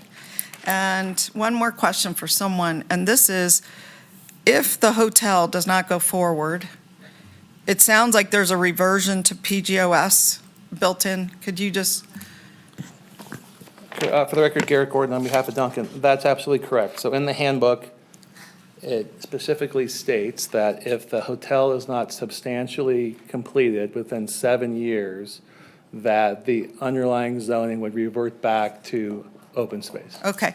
And if it was sold before then, obviously there wouldn't have been a hotel, there wouldn't have been a CO, there wouldn't have been a deed restriction. So you could sell it unfettered, right, between now and 7 years. There would be no deed restriction at that point, right? Because no hotel would have been built. Correct. If we sold the property in 3 years and Yeah. there's no hotel, the handbook runs with the land. So the Right. new owner would be subject to that same requirement, either perform within that 7-year period, or the property for the new owner would revert back to open space. Or they could apply for amendment, which I've seen over and over and over again of PUDs, which says instead of a hotel, I want to build a this, whatever it is, and I guess it'd be back in front of council for renegotiation, I guess. Correct. Okay, thank you. All right, Councilwoman Anderson. Or no, sorry, Councilwoman Taylor, then Anderson. I'm sorry, Madam Mayor, I'll be really quick here. I have some uncomfortability with the deed restriction in this. Is there a place where we can have the ordinance, make the motion, and remove the deed restriction and ask the applicant to work with the residents minus the city, without the city's involvement in the deed restriction at all? And that's, I guess, for legal, where we move forward without having the deed restriction attached to this as a condition or whatever it is. So for the record, John Shipman, so I think if you're talking about stripping that out, I mean, I think at this point that would just, you can do that. It would just have to come back for another, first reading, yeah, to do that. And so you'd come back with a SPD handbook that would not have that in there. There would be some discussion or some. And the follow-up to that question is, again, with 2 weeks ago when I asked my question, this deed restriction is a for this, or however you put it. It's not a condition of approval, right? It can't be a condition of approval. Am I understanding that right? Well, this is a condition of approval. I mean, you've made it, or it's part of the handbook at this point. So for the project to go forward in its current form, then you'd have to have a deed restriction recorded prior to certificate of occupancy, if that makes sense. Okay. I guess I'm just having a lot of angst with the deed restriction language moving forward. Thank you. Thank you, Madam Mayor. You're welcome. Okay. All you, Brandy. Okay, sorry. I know our legal team, you guys are going to be like, stabbing a voodoo doll with me later. With the comments and the questions and the feedback from the council that you have heard today, do you feel that it is on record clear enough that we as a council understand that there is nothing related to water, irrigation, or anything outside of the land and acreage and the usage of the golf course in this motion that we are preparing to potentially make? Yeah, I mean, I think that's a good point. It's that this is not the city enforcing a private covenant. This is a condition to receive a certificate of occupancy. And I think that the discussion today has gone a long way to hopefully educate the public and the residents and everybody about what the scope of this is. Okay, great. Thank you. Okay. Yes, go ahead. I don't have it right in front of me, but I guess a follow-up. One of our findings has to do with open space. Okay, and I don't have it right in front of me. I could pull it in 1 minute if I took a pause. But, I mean, if it was me, in order to be able to make that finding, you have to be providing something. And that's why I believe, it's probably connected in some way, is that it's not, and I would like confirmation from Councilmember Reese, but I think that's why you're going down this path. Is that correct? Yeah, and I apologize. I think I have been sort of the cause of some of my colleagues' consternation, in part because as lawyers go, we tend to get wordy unnecessarily. So for that, I apologize. But yes, it's not the goal of this body to engage in any kind of exactions. What we do is we look at the findings related to SPDs and PUDs and the like, and we try to align those goals with the balancing that we must do in those things. And for my part, that's the requirement, is the requirement of having a zone change and an SPD relates to the availability of open space. This ensures, from my perspective, that the golf course would be in a lockbox to ensure its availability as open space. I think it's subsection 6, but I could also be wrong. Mr. Shipman can confirm if it's subsection 6. But I'm looking at it, it's on page 4 of the SPD handbook. Right, but the findings. The finding is finding I'm number just turning 6 to of the the page. SPD. Just don't have, here we go.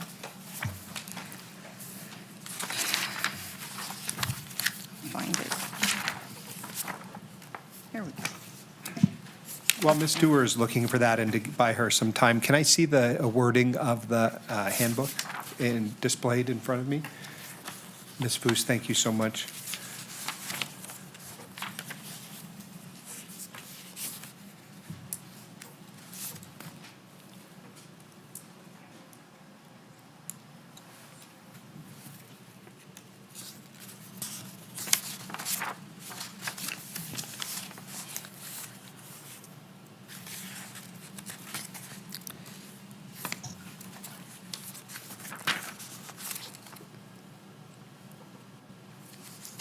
And Ms. Foose, which of the findings is open space? Yeah, in it that- isn't, I don't see that it's either- included with this version of our I know, staff last report. time we. Finding on open space? Yes, it's either in the SPD or the zone change, and we just don't have our cheat sheet in front of us because we didn't have it. Yeah.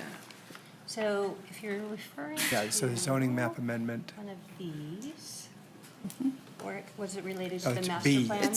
It's B, which is to promote the conservation of open space and the protection of other natural and scenic resources from unreasonable impairment. I think that is what, I don't want to speak for you, no, Mr. that Reese, is but what it is. I think that in order to make that finding for the zoning map amendment, that's why you proposed this. And the developer offered it freely in response to your inability to make the findings last time. That's what I heard.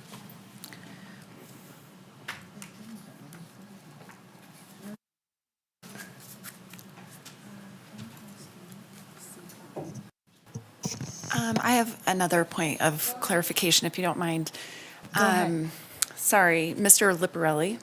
Hello, never met you. Yeah, I don't have a question for you, but hello. The talk of each property owner and the deed and the conservatorship, that's off the table, right? That is gone, Zoe. That's not something that we're talking about today. That's anything that we would vote on today? Or do we need to make it clear that the conservatorship or whatever it was that they were proposing is not on the table? I want to make that clear on the record. I'm not aware of a conservatorship, I'm not. The individual property owners in the deed of Talking about a conservation easement. Yeah, Okay. sorry. Right. Thank you. Yeah. Thank you. That is not on the table today, correct? Okay, great. I just wanted to make that clear.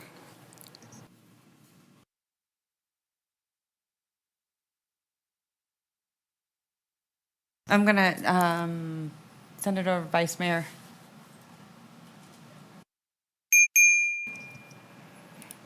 Thank you, Madam Mayor. Just 1 second while I pull up.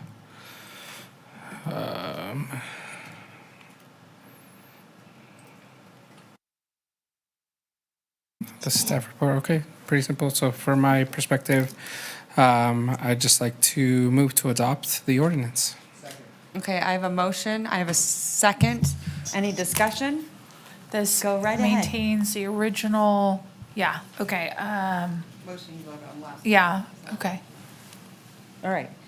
Anything else? No. No, okay. So I have a motion and a second. All those in favor say aye. Aye. All those opposed? Nay. Nay.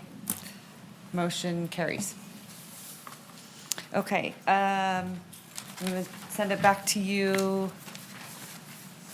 Madam Clerk, to get us back on track. Actually, sorry, I'm going to skip to item, hold on. Where is it? Oh, yeah, we're here. Item C4? Okay, All right, perfect. Madam Mayor, we're opening item C4. Okay, hold on, let me catch up over here on this side.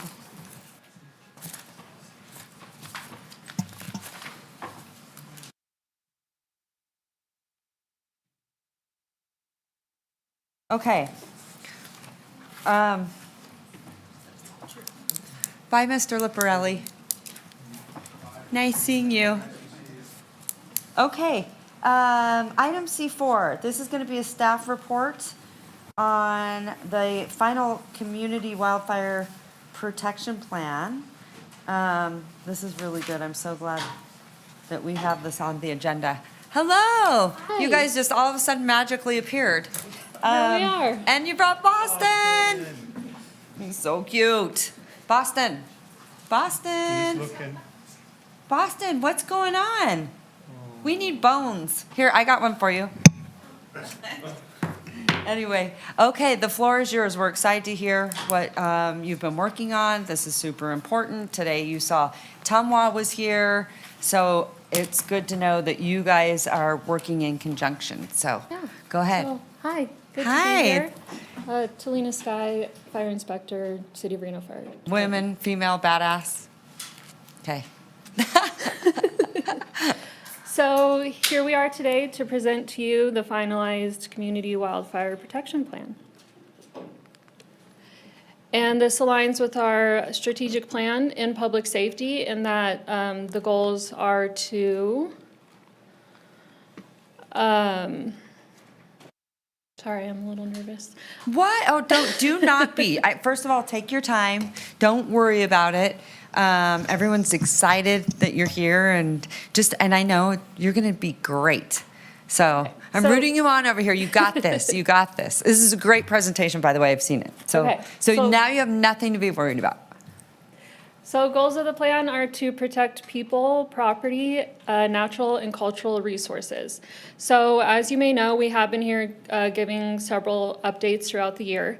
The last wildfire risk hazard assessment that we used as our community wildfire protection plan took place in 2005, and that was countywide. So obviously, it's been a while since we've had an updated assessment and community wildfire protection plan. So it's really exciting that we had the opportunity through grant funding with the Fire Prevention and Safety Grant through FEMA to be able to update this plan and make this happen. So collaboration was huge. This wasn't just an effort on my behalf or Reno Fire. This took a lot of people. First of all, the environmental consultants that we hired, SWCA, we have Aaron with us today. Hi. But also from our core team. So members of our core team included NDF, Tumwa, and Yeah. Energy, UNR Extension Living with Fire. They've been a huge part in this, and unfortunately, they're not here today. But we have Brett with Truckee Meadows Fire. He's the WUI coordinator, and we have Sabrina with Washoe County Emergency Management. Okay. So I'm really happy that they're here to help support us. I think Sabrina was one of the few who read the entire document start to finish and gave her feedback. So. How long did that take you? We appreciate that. I love it. Good. You're going to be our encyclopedia then for this initiative. Yeah. Okay, good. So as I mentioned, goals to protect life's property and critical infrastructure.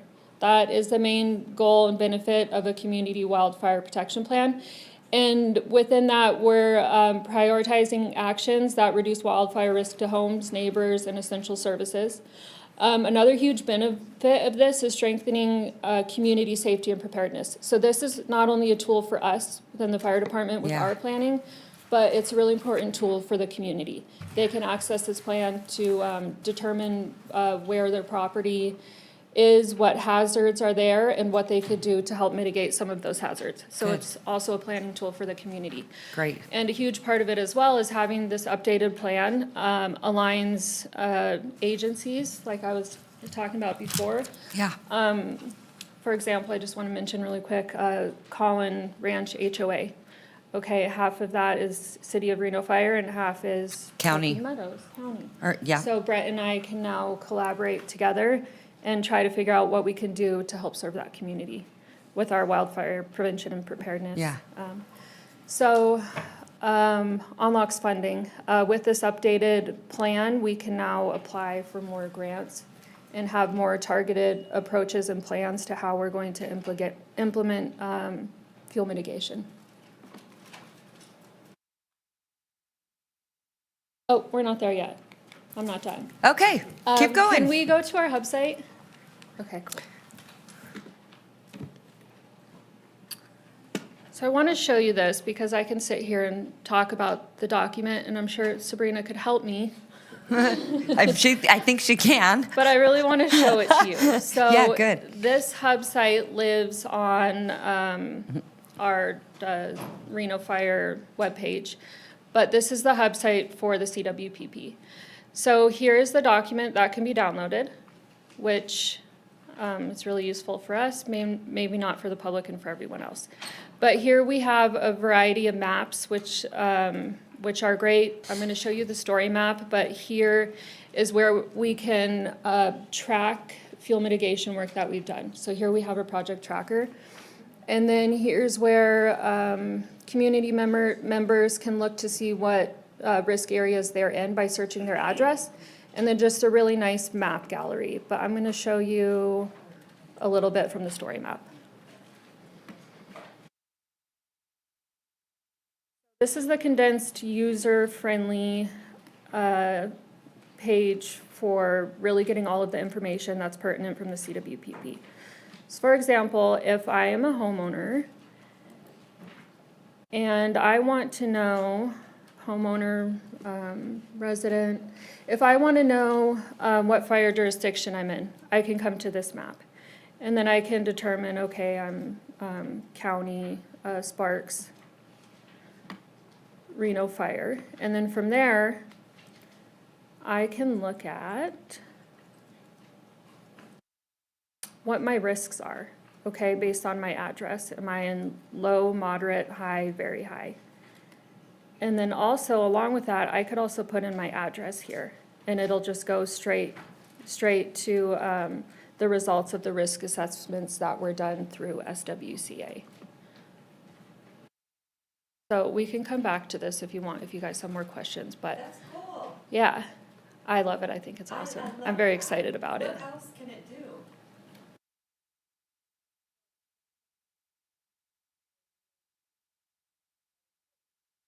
Yeah, so, okay, so, yep. And then it can, okay, let me just show you an example. Kai, are you able to put in like 1 East First Street, for example?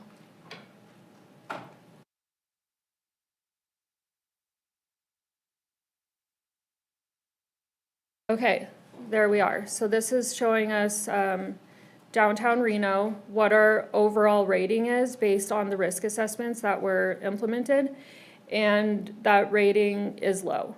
And here are the factors that were taken into consideration with the risk rating.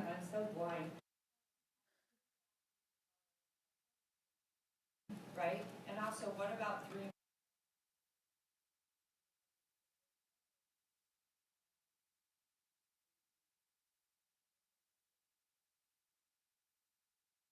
Yeah. Also, we get better on the iOS rating.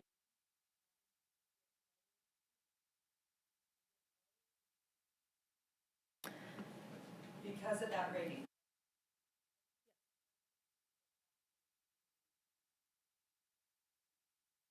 Yeah, so some of the things that were looked at during these risk assessments is access, what defensible space was like in these areas, what the slope is, roofing, siding material, decking. So those are some of the things that were taken into consideration. And if you want, Erin is here and she could provide a little bit more information on how the risks were determined within their, do you want to? Okay, yeah, come on up for a minute. Okay. I assume that there's a lot of like technical things that go here and there and maybe. I have like a brief overview. Okay, I of want to hear. Yeah, okay. Yeah. So do I need to state my name? Yes.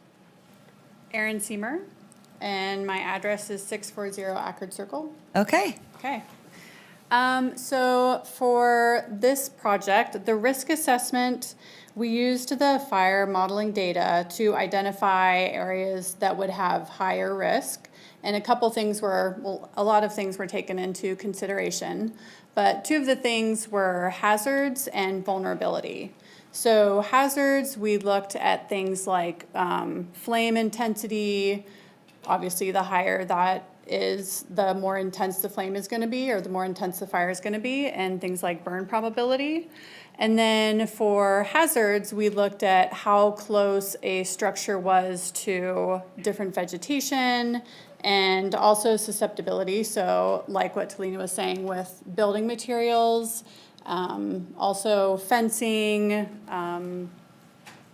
decks, things of that nature. Sure. And then the hazard and the vulnerability get multiplied together, and that's where we come up with our risk level. So if you were to look at Reno, you can kind of see where downtown area is probably going to have a lower risk level, and then areas on the side or West Reno, Northwest Reno would have a higher risk value. Okay, and tell everyone why that's important.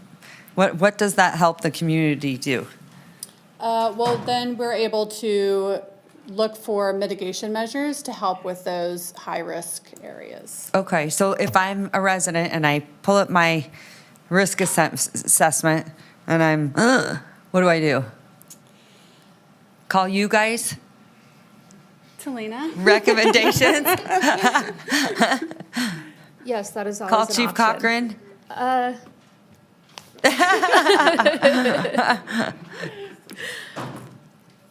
You can absolutely call us. So you can call us, or you could go online and request a defensible space inspection. Okay. And we'll come out and assess your property and give you educational resources to be able to enhance your defensible space and home hardening. Okay. We also have on this page homeowner and renter resources. So you can do a little bit of homework on your Good. own while you're waiting for us to come and do a defensible space inspection. So here is our homeowner and renter resources page, and like right here, this cool little interactive map goes over all of our zones and provides tools that homeowners can use. Okay. And then all of our resources here are from UNR Living with Fire. And I really appreciate this because Sparks, Truckee Meadows, and Reno Fire, we all use the same resources, so we're all speaking the same language. So smart. So I'm really grateful for UNR Extension Living with Fire.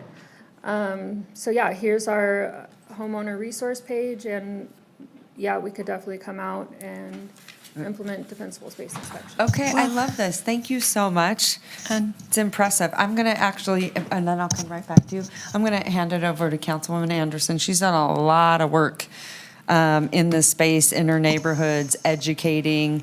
It's been really impressive.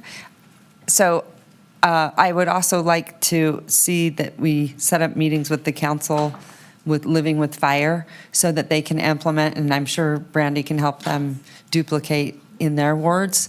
Because I think as we get into summer, people start to ask and it becomes, top of mind. And then I'm going to ask you about Collin Ranch in a minute. So go ahead. How long did it take you from start to finish on this project? Since the time SWCA was contracted, it's been about a year. Yeah. That's great. So a little bit of time before then, or when the funding was accepted, just to go through the process of finding environmental consultants, but yeah. So for a homeowner, for a business, for somebody that's projecting, work that needs to be done on a site, this is just great information to inform them on really, what is it, the WUI environment? Yeah. Okay, great. What is being done other than coming in front of the council and giving us this amazing update, to let the community know that this information exists? Are we working collaboratively, regionally, or with the university to get kind of communication out to the community that this exists and why it's useful? Yeah, that's something I think we continuously try to do with our comms team, is just keep our information current and out there. And I think the collaboration that we have right now with our core team, we're all kind of working together to get the message out to the community. And the community has been pretty involved throughout this entire process. We had 2 community meetings. One was in person, the other was virtual. We had surveys that they could fill out to provide their input. So now we're just in a place with it being done that we want to push it out to the community and make them aware, like, it's done, this is your tool, let's all use it. Okay, is there anything that we can be doing to help you with that? I'll let you know. I mean, I do appreciate all of the support that we've had from several of you over the year, whether it's been, funding for go bags, coming to our HOA meetings or the summits. Also funding to have goats and do some fuel mitigation. So we appreciate all of the support that we already have. Okay, well, keep in touch with us on anything that we can do to help you. And when the the comms team decides to put something together on this, there's a lot of fun things we can do with goats and seasonality and things in each of our wards. So please lean on us for any support. Thank you, we will. Okay, I want to know whose idea it was to have the goats. Do you know when people, literally my neighbors knock on my door, which is, they probably only do that when they're angry and upset. But my point is they knock on my door and they're like, this is the best thing I've ever seen. They are smiling. They're happy when they see these goats. So I also think they're a big mental health initiative. But I mean, whose idea was that? I want to know. Who? You? She's like, was that you? So before I came to Reno Fire, I had never really heard of using goats for fuel mitigation. And with our former fire marshal, Trey Palmer, within, I think it was the first couple months I was working, he was like, hey, do you want to help me herd some goats? And I thought he was joking, but he was not. So I went out with him and I helped herd the goats. I'm serious, it happened. That's so cool. But no, we love goats. I feel like they go over really well with the community. Everyone loves to see them, and when we have them out there on city property, everyone really appreciates the work that they do. We also like to use hand crews where relevant, but sometimes the goats are nice for some of those areas where it might be harder for a hand crew to reach, and they're also really good for maintenance. So yeah, that and the environmental impact, right? Yeah, low impact. So that we don't have to spray pesticides and things like that. Yeah, I just think it is a wonderful initiative. It makes me happy whenever I really whenever I look outside. I know Eddie sees them too, probably in your backyard, am I right? Yep, that was great. Actually, my stepson donated one. Oh. He had one in his house. And said, here, have mine, have mine. No, that's awesome. I love it, love it, love it. I just can't thank you enough what you're doing, and you're bringing such a different perspective. So let's continue to be innovative, and I'm super proud of you. Good job. Councilwoman Dewar, go ahead. Yeah, well, ironically, this is exactly the topic I was going to talk about good. too, was the goats, and a little more elaboration. So it was my understanding that the Evans, this summer, the Evans Creek Association, which is in Ward 2 up Plumas off Ridgeview, that area, came to me and they said, my gosh, Naomi, we have all these weeds. We're really worried about the fire danger. And I put them right in touch with the fire department, and they loved the idea. They supported it. I went out and was there with you on the kickoff day. I got quite a conversation in with the goat hoarder from Smith Valley. He's amazing. Yeah. And I just think it's these kind of collaborative efforts and the innovation. The no pesticides started a long time ago when the mayor and I first came on our current positions. Remember that? Oh, yeah. And we asked the city to take a hard look at where they were using pesticides. It was on parks, but it was much more on weed control, especially along roads. And we implemented a lot of changes at that time. Handbook changes, they got equipment so that they could mow instead of spray weeds. They got backpack sprayers to, if they were going to spray pesticides, spray them more directly. They began posting on websites when they were going to spray so that neighbors didn't get inadvertently hit with spray. There were a lot of changes happening at the city, and I've got to commend what was Public Works, but then ultimately became maintenance and operation, for making all these changes.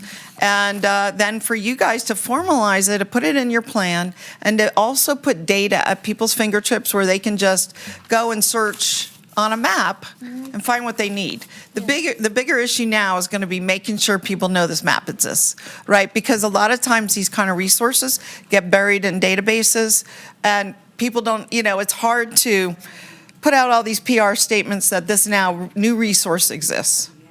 And I think that's your new challenge. Yeah. It's going to take years to infiltrate the common consciousness that this is something that exists and that you guys are available to help, just as you did with the Evans Creek folks. So, No, and I good job. appreciate that feedback from you and Brandy about just really trying to get the word out there, get the information out there. Yeah. Yeah. It's going to be slow seepage. But, as people keep calling, whether they call her or me or any council member, we can always redirect them to the right places here. Thank you. Good.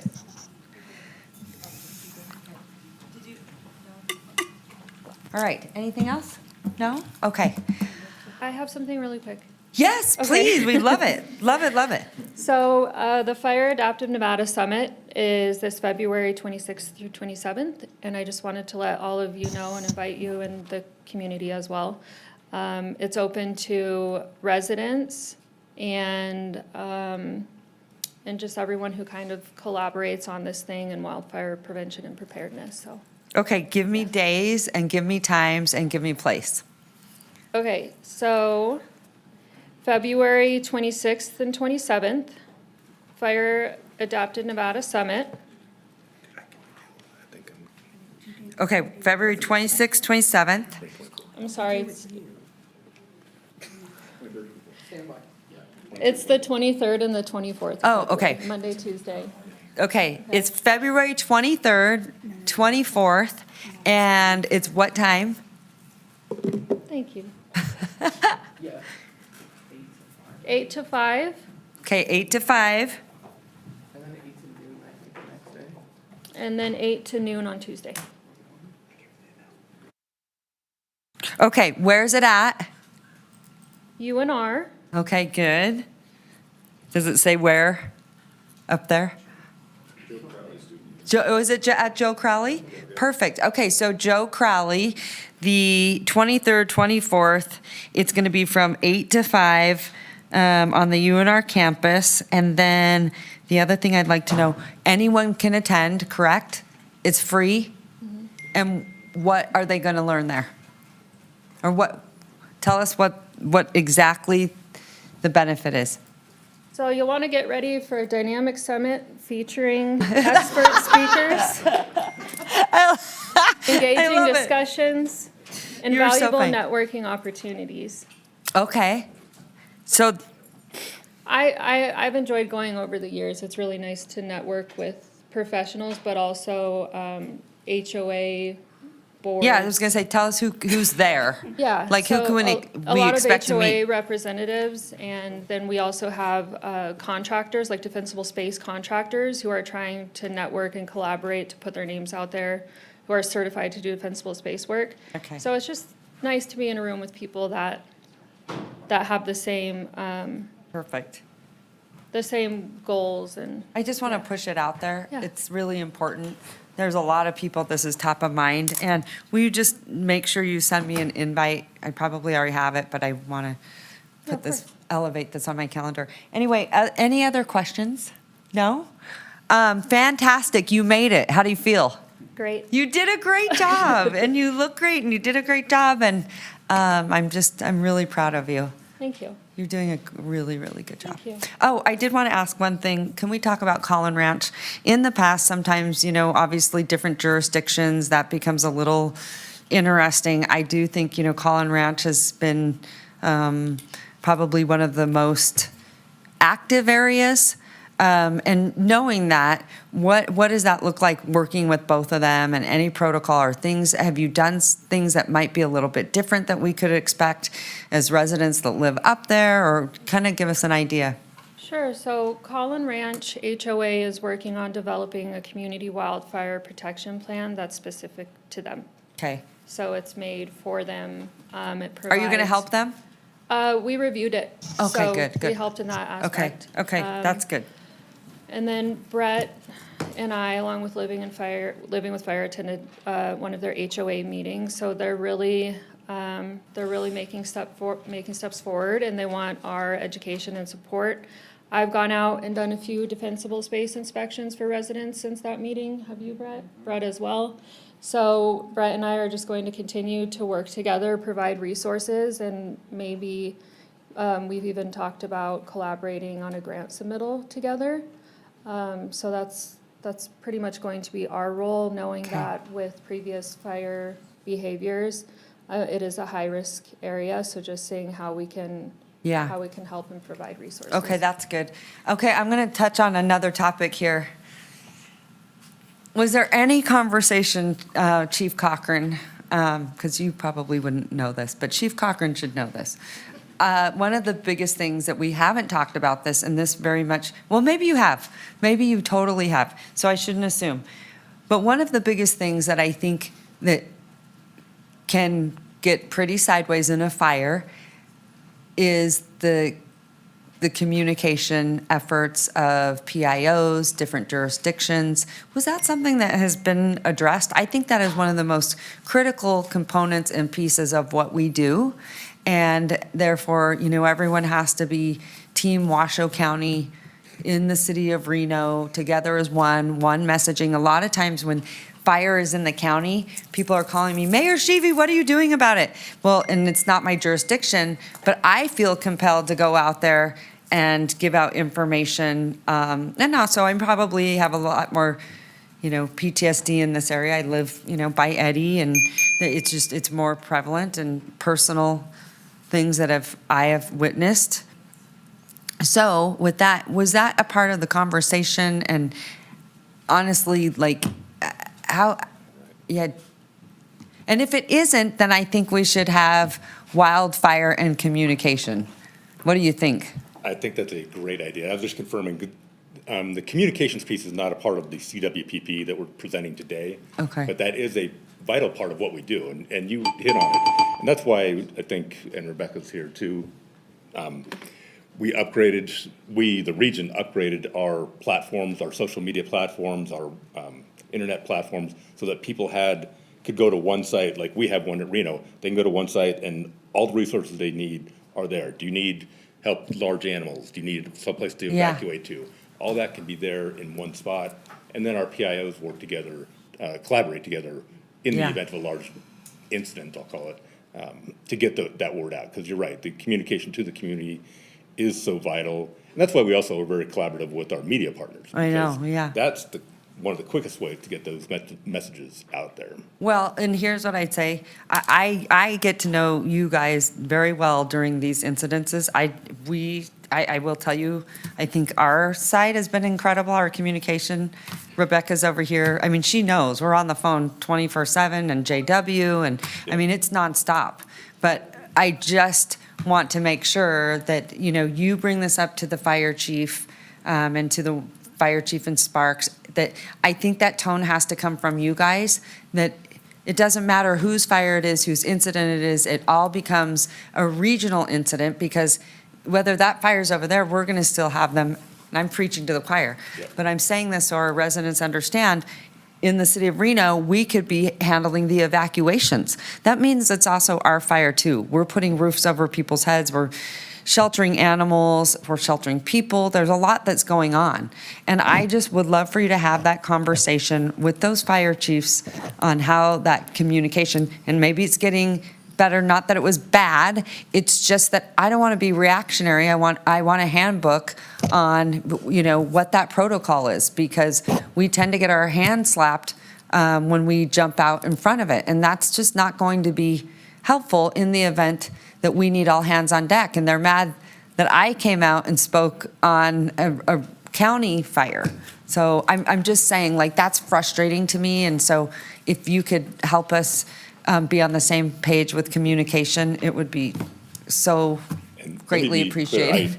I'm 100% on.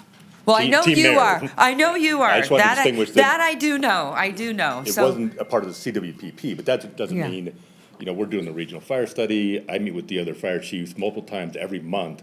And so we are keeping those communication lines open and collaborating, so. Yeah, yes, thank you. I appreciate it. I just think it goes hand in hand. I think Brandy touched on it. It's messaging, it's communication, it's getting the word out there, because people don't think about it until it happens. They're calling us going, where do I get this? Where do I get this? And we have all of that, and we want to get it out to them. So I think the communications piece is always the most important. Yeah, and I mean, it goes so far in community building. Everybody wants to talk about this. Everybody's willing to talk to their neighbors about this.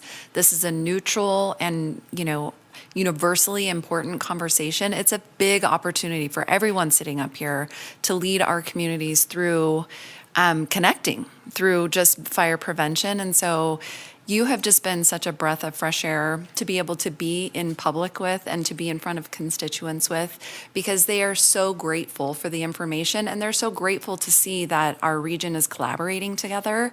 It builds confidence in a time when there's low confidence in general. So you're really helping us stitch something special together in this community. Yeah. So I would really encourage everybody up here to learn more about really the unique fire dangers in your communities, and utilize the services that prevention has to connect you with your constituents. Okay, and one of the last, not least, getting back onto that, we really should be doing PSAs. So I'll reach out to, I don't know if we have grant money or something left over where we can tell them where to go and how to contact you, and that, because I think people are always going, what are we doing? And they're not hearing enough. But through probably the 5 o'clock news, 6 o'clock news, that's probably when people are watching the most, and locally. But I'll get with Rebecca on a PSA and ask our other partners in the media, on the journalism side, to help us spread the word, because we haven't done any of those. I haven't seen any out there on fire and PSAs. Have you done any, Chief Cochran? I haven't seen them. Shout out to Rebecca and her team, because we've been very proactive with getting different PSAs, not necessarily all wildfire, but different PSAs out there to promote what we're doing. We meet every month. We have media outreach every month. There's a podcast that we're going to record tomorrow with Manager Bryant. Good. Promoting this, exactly what we're talking about today. Good. So. Okay. Yeah. Well, I just want to make sure you're doing them. Yep, absolutely. Okay. Well, then we're gonna push them out. I appreciate it. Good I job. was just gonna tag on to something. Yeah, go ahead. One more thing. Back to communication, so just in prevention alone, we now have 3 inspectors that have open PIO, Public Information Officer task books. And I think that was really supported. Yeah. Because we wanted to see if, when there is an emergency or another wildfire, that the faces that are on the TV are familiar, they're from Reno Fire. Yeah. And Brett actually just finished his task book as well, which is awesome, because then when we get those fires, now there are, 4 of us in prevention that are all qualified to go and help. Okay. Well, I think that that's fantastic. I should walk that back so Rebecca doesn't think she's not doing a good job, because she's doing a great job. Because I have seen you on social media, and I'm not on social media a lot. It's very, very little, but I have seen you on there, and I think those are fantastic. I was just thinking back on the news, I just haven't seen many PSAs, but those are expensive spots too. So they only have so many of them. I get a lot of people in the community say, I saw you on TV. So I think we're. Okay, good. We're getting out there. Okay, I love it. I love it. All right. Okay, Councilwoman Dewar, I see a green light over there. Okay. I move to accept the 2026 City of Reno Community Wildfire Protection Plan. Second. I have a motion and a second. All those in favor say aye. Aye. All those opposed? Motion carries. Fantastic, congratulations, and you made it. I feel like you got more and more comfortable. Because she kept saying, wait, one more thing. Yeah, wait. Thank you. All right, bye, you guys. Thank you, thank you.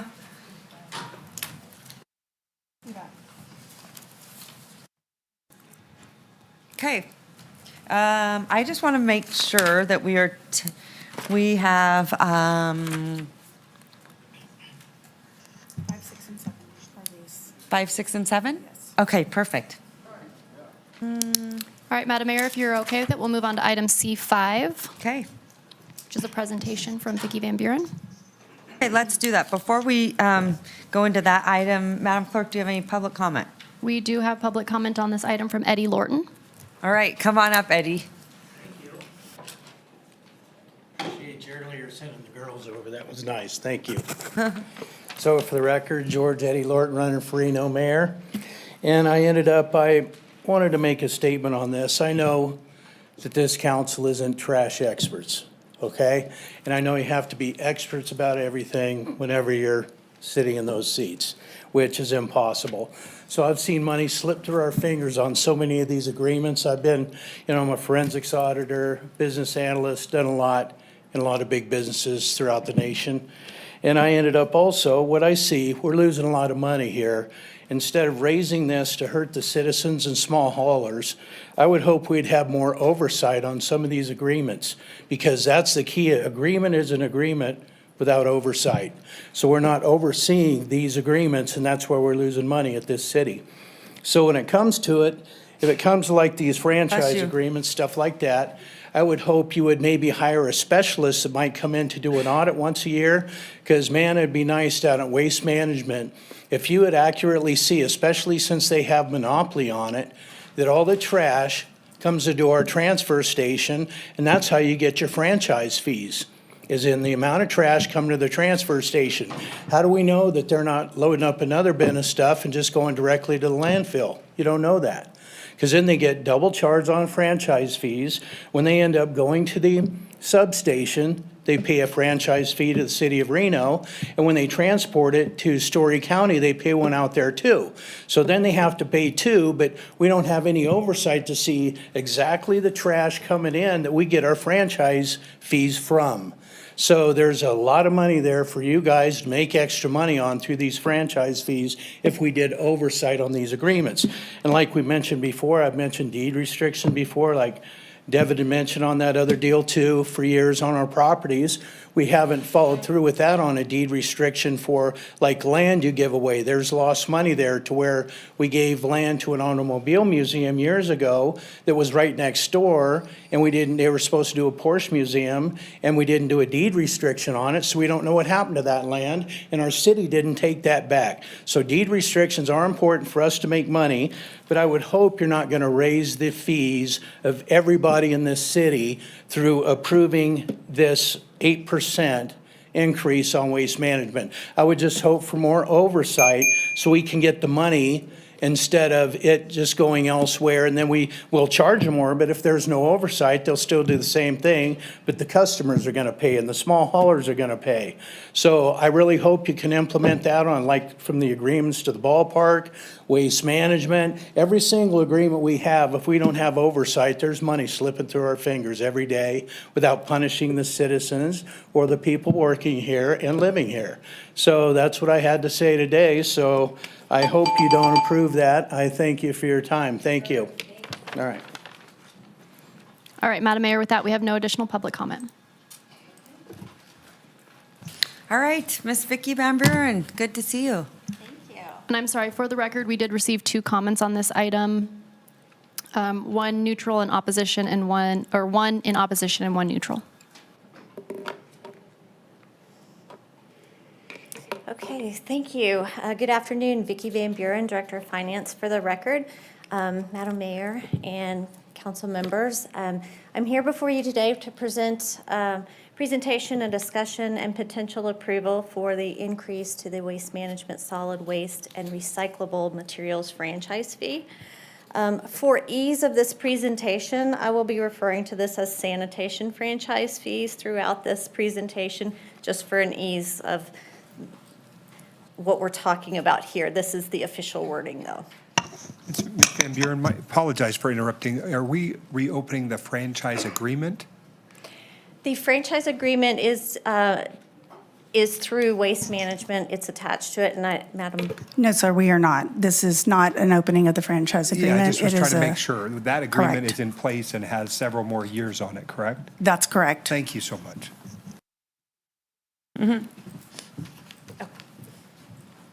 So this item is an agreement with the strategic plan, in alignment with the strategic plan through fiscal sustainability. With the fiscal year 27 budget, the challenge is structural. It's not a one-time imbalance, and there's limited alternatives for meaningful fiscal impact. There's an estimated $24 million budget gap with the general fund, and that's driven by inflationary expenses outpacing revenue growth. Long-term projections that you've seen and you will see again have a 10-year model showing that the issue will continue longer without long-term solutions. So it's not a short-term thing. Slow revenue growth was identified back in fiscal year 23 with flattening or even declining revenues in some cases. And that not only impacted fiscal year 23, but the future growth potential on those revenue sources. And that's the compounding effect of revenue loss over time. And we're still experiencing that, and we're going to continue to experience that because once that's gone, you don't gain it back. That's the compounding loss of it. The decision framework really here is, it's very clear. We either reduce expenses, increase revenues, or a combination of both. And we're not unique in the structural budget challenges that you're facing. Many agencies are facing the same challenges and for the same reasons. So what's already been done? What's been done in the past, and what are we looking at to do for fiscal year 27 to balance the budget? Well, with the current fiscal year, as you remember, we face a similar deficit, $25 million to balance the fiscal year 26 budget. We ended up balancing that through a combination of revenues and one-time revenues, and then $16 million in reductions. The reductions are shown here. These were the reductions that were done to balance the current year budget. These were already implemented with this budget year, and similarly, they're being recommended for fiscal year 27 as well.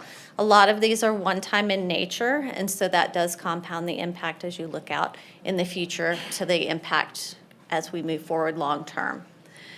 In addition to, well, included within these $16 million of reductions, there were 20 frozen positions that were frozen for this current budget cycle. And then once this budget was adopted, after that, an additional 8 positions were frozen through the reduction in force. So 28 positions have been frozen in the current year budget, and those are anticipated to remain frozen with the projections that you'll see as we look at fiscal year 27 and the ones that you've seen previously. So in fiscal year 27, the Doing similar things that we did last year, some one-time, some ongoing.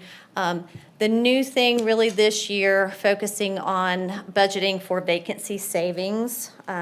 So budgeting for salary savings, it's also called vacancy savings, means intentionally budgeting less than the full cost of authorized positions. It assumes some positions will be vacant during the year due to turnover, hiring delay, or retirements. It's a common practice. Other agencies do it, but it comes with both strategic benefits and also real risk involved. The benefits are a small percentage adjustment can create a meaningful savings, so you capture that savings during the year. For the general fund, a 2% vacancy rate budgeting for that equates to about $5 million that we capture during the year as it occurs. When it's realistically done, it does improve the budget accuracy, but we have to be right on the number that's chosen, and we have to be accurate in watching the budget during the year as it occurs.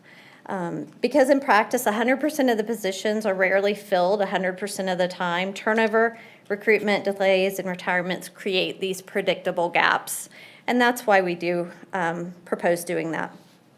There is, however, a real increase to risk. There's less flexibility for uncertain times, like unanticipated revenue declines like we saw in C-Tax, because it is very volatile, or unanticipated expenses if you have emergencies. Again, there's less flexibility once we do that.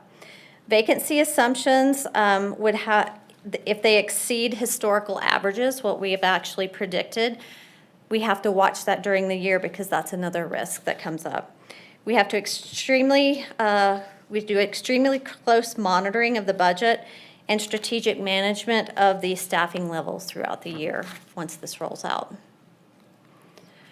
What this looks like when you roll it up into the budget for fiscal year 27, doing similar things that we did last year through that $16 million in reductions, similarly doing that, and then also combining the salary savings piece of this, we still end up with a projected difference of about $4.4 million for fiscal year 27. Not included, do want to highlight any CBAs that are currently open. We have those open with IAFF for the current year and next year, and for Local 39 starting next year, not included here. So let's talk about what it means long-term, and what does the modeling do here, this 10-year modeling that you see on the here. You can see that it's a short-term. In the short term, it's not a big challenge, but because we have solutions for it. But long-term solutions are needed for fiscal year 28 and beyond. So really, how do you read this chart, and what is it really showing you? It's showing you fund balance, and fund balance is the cash flow for operations in between quarterly revenue receipts. So we don't get receipts of revenues at the exact time when bills come through the door or the payroll is due. Some of them we only receive quarterly, like property tax, which is a large one. And so in between those payments, we still have to make payroll and pay bills as they come due. So if you look at this chart, fund balance on here, that cash flow that we need for operations, really we need about 2 months of operating expenses, and that equates to about 16.7%. That's the first dashed line that you see at the top on this chart. When we get below 10% in fund balance, at that point, we start to have some cash flow issues. So we may not have enough cash at a particular time when a bill comes due, and we may have to hold it 30 days, 45 days, whatever the situation is there. And there are even times at that 10% mark or even a little below that we will have to ask for advances from the county on property tax. So we get it quarterly.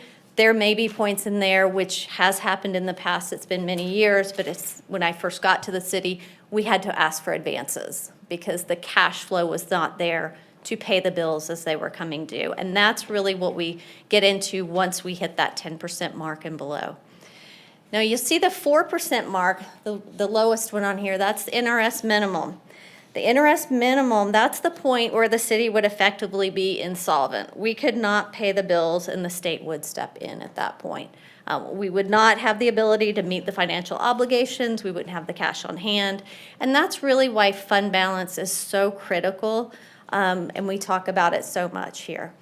The blue bars on here tell you the dollar amounts. The real focus for you here is really to look at the percentages, because we need it to stay around 15 to 16% to really provide that cash flow.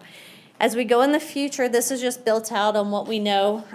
We build this model and we anticipate certain things like changes in, this does not include any changes in staffing levels. Current staffing levels the whole 10 years. We do make adjustments for PERS, workers' comp, medical benefits, debt payments that we currently are making, annual capital maintenance funding for the future, fleet, and then some minimal cost of living adjustments so that this is as accurate as we can get at predicting for the future. It doesn't predict recessions or things like that, but it predicts what we, on average, think is the normal go forward based on what we know. And so really looking at this, you know, it's not, this model is not feasible once you get from fiscal year 29 onward. 7% fund balance in fiscal year 29. It's not feasible. We don't even have cash flow for fund balance. And so without drastic cuts to make that fund balance go back up or increase in revenues, it's a problem, and it's a long-term problem, and that's really what this model is showing you. And I want to circle back to kind of what I talked about for risk. So risk, with the higher risk of budgeting for vacancy savings, it's even more critical that we maintain 15 to 16% fund balance, because this fund balance in here is what would keep us, you know, solvent if something went down. Revenues go down a little bit. We have an unexpected expense. This is it now, because now we've closed that gap on the budget and there really is no cushion in the budget anymore. This is the backup. And so it really needs to stay between that 15 and 16%. So today we're going to talk, you know, a lot about revenues and what are the opportunities. Well, you know, the opportunities are just very limited. The two major revenue sources, C-tax and property tax, are governed by the legislature. And it really constrains local options for meaningful fiscal impact, meaning it will make a big impact to the budget. It takes a lot of dollars to make an impact to a $231 million budget. $200,000 does not make an impact. We need millions of dollars to make a real fiscal impact.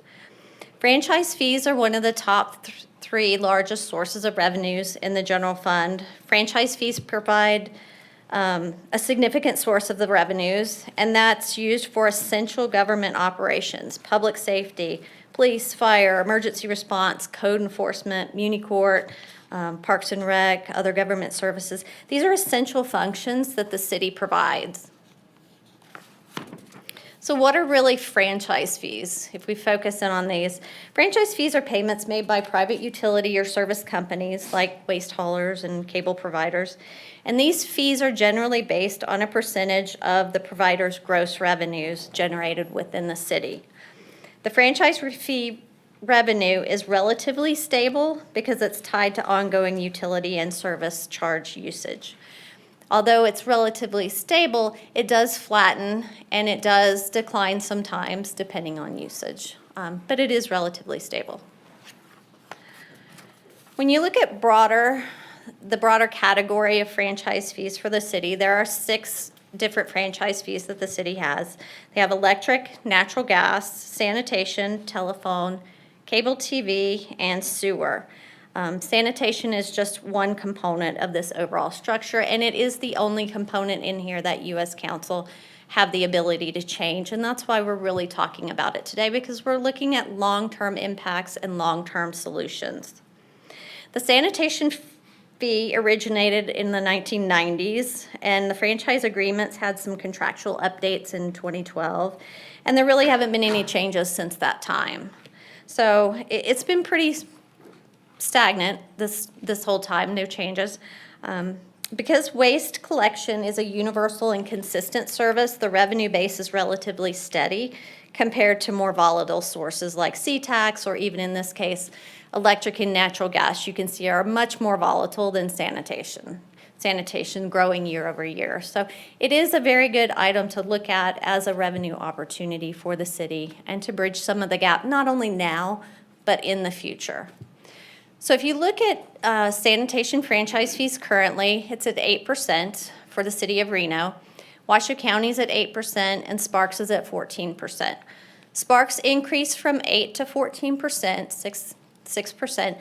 They increased last year with their budget cycle. And because they're facing the same challenges that we are here, this was one of the spaces that they looked at. And they looked at it for exactly the same reasons that we're looking at it, because it would make a significant impact to the budget for the future. Approximately 1% increase equates to about $900,000 a year of ongoing revenue for the city. If you were to go with the 6% increase and match Sparks, meeting other local jurisdictions, it would be about $5.5 million of annual income. So what would the impact really be to a typical customer? So if you're looking at residential customers, these are pretty easy to look at because they have certain trash bin sizes and then a corresponding amount that associates with that. You can see from this chart that most of the customers within the city have the 96-gallon trash bin and the 96 recycle bin.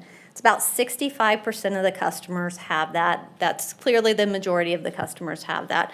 So I just want to kind of focus on what a bill would look like for that customer. So if you have that 96-gallon bin, both recycle and garbage, you're paying per quarter right now $75.60 with the 8% franchise fee. That's included in that. If you look at going up 1% to 9%, from 8% to 9%, that's a monthly increase of about 23 cents for that customer. If you go all the way to 14 on this chart, that's a monthly increase of about $1.40 a month for that customer. These rates are based on the rates as of January, and it doesn't include any future rate increases implemented by the service provider. So that's completely separate from what you're looking at here as a franchise fee. So really, the real reason this is in front of you today is because the financial impact is spread broadly for this type of an increase, meaning it's distributed among all sanitation customers. And it means that the per household impact is pretty small, especially when you look at the monthly impact on this. Given that it's a small monthly impact for customers, it does generate a significant amount of revenue for the city by doing it. And so that's the real reason that this is before you today. So if we look at the 10-year forecast, so now I'm going to give you some kind of scenarios so you can see what happens. So focusing again on fund balance, because this is where we need this to stay between 15 and 16%. To keep us steady, gives us that little bit of cushion, also allows us to pay our bills on time, and gives us cushion into the future as you start to figure some things out. So increasing franchise fees on this model from 8 to 14%, this is the only change from the previous model that I showed you where we kind of dipped off, increases them here. It does not solve the entire problem, because you can see in the middle, we dip down to around 10, 9, back up to 10. We dip down in that area, but we don't really go below that 10%. We're right there at that 10%. This is really going to give that runway for longer term solutions like regionalization of services, property tax reform, C-taxes changes to the distribution model. We know that longer term solutions are needed, and this is not the only solution. This is part of a much bigger puzzle to solve this in the future. And this really is intended to show you that increasing to that 8 to 14% would give runway in this space to do some of those longer term changes in the future. If you were to, just to give you an idea, if you were to try to create this model without increasing franchise fees, and you want to do it through just straight cuts, you want to do that, it would be 30 positions to the general fund. So 30 positions would have to be removed to continue to see this same effect. So if you look at a 4% increase, so we're going to go from 8% to 12%. What does that model look like? Well, it doesn't create the runway needed for longer-term solutions in here. You can clearly see that, the dip below the 10% mark. It would be very challenging to operate in this space. It only provides for very short-term relief in those first couple years, and then significant cash flow issues start occurring around fiscal year 29 and going down to fund balance of 6% by fiscal year 32. So it really doesn't create that runway space that's needed.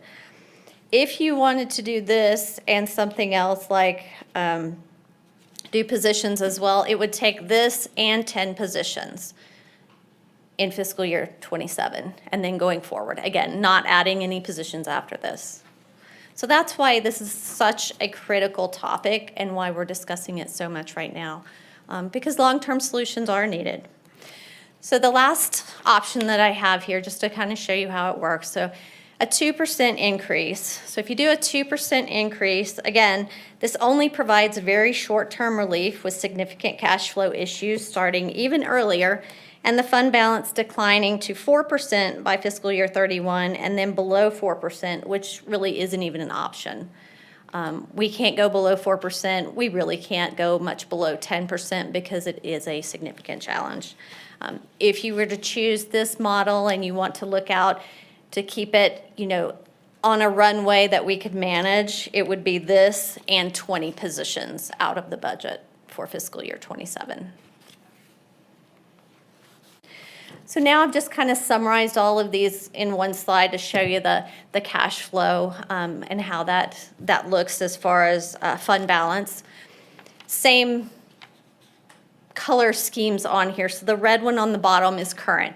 Current without making any changes at the 8% franchise fee. The yellow is the 4%. The blue is the 12, I'm sorry.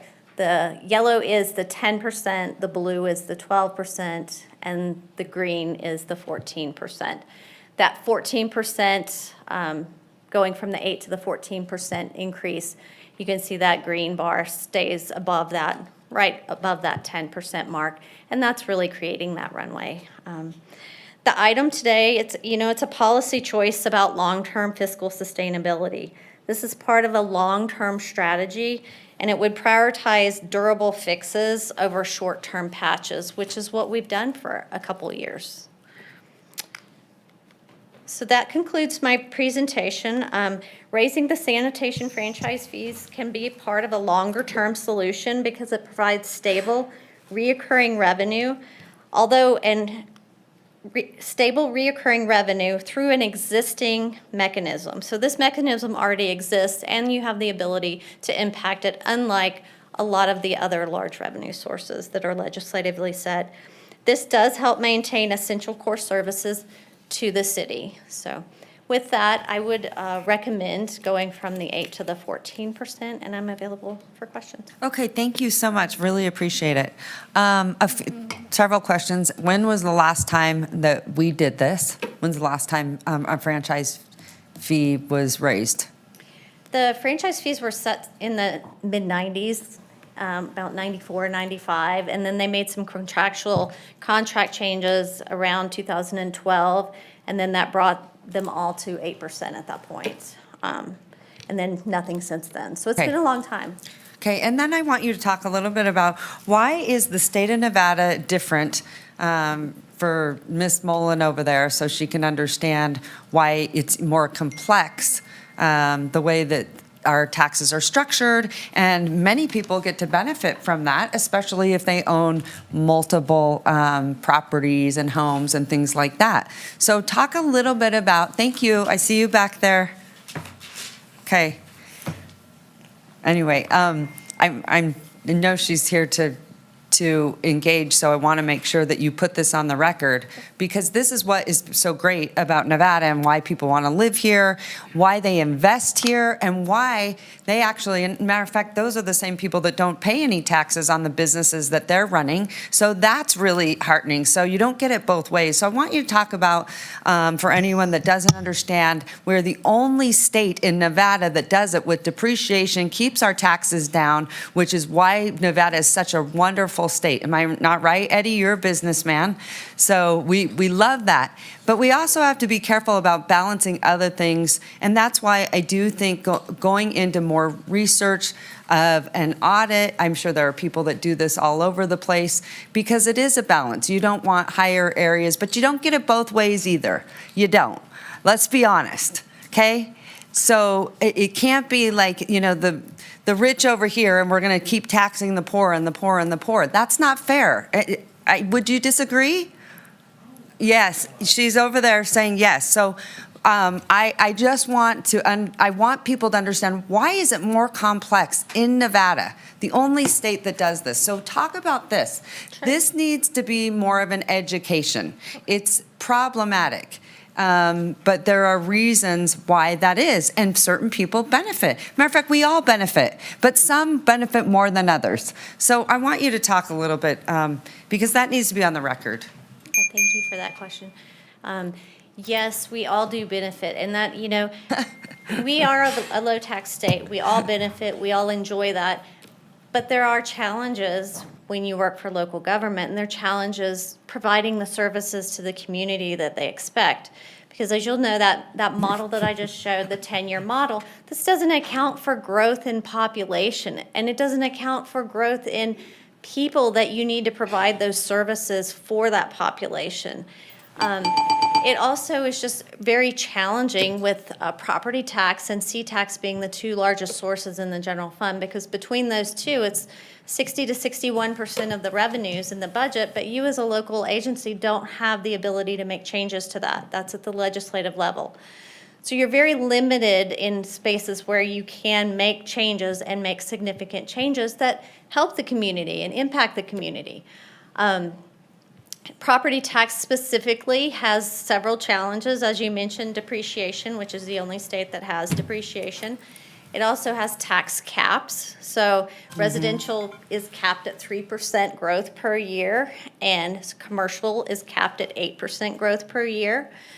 It does not reset on sale. Can you say that again? Say that again for me, Vicki. Go over those numbers again. Absolutely. Residential is capped at 3% growth per year. So your bill cannot grow more than 3% each year. Even if you own more properties? How's that work? The commercial is 8%. Yeah. So if you have a rental house, that would be under commercial, and that would be 8%. Okay. But again, can't grow more than that. It can go less than that, depending on some other calculations that are in there, but that's the cap.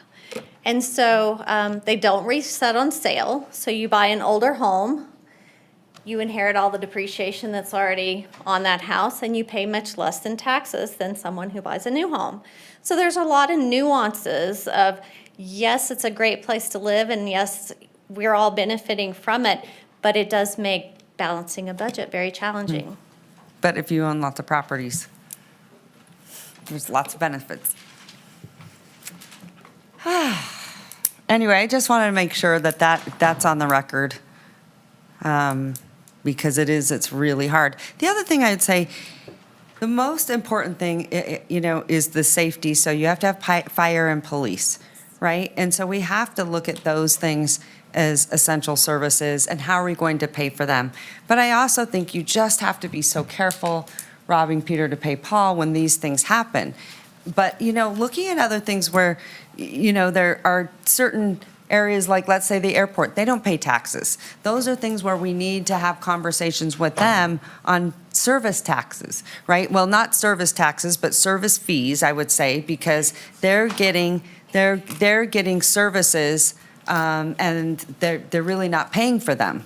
They're getting fire service, police services, those kinds of things, and they're not paying for them.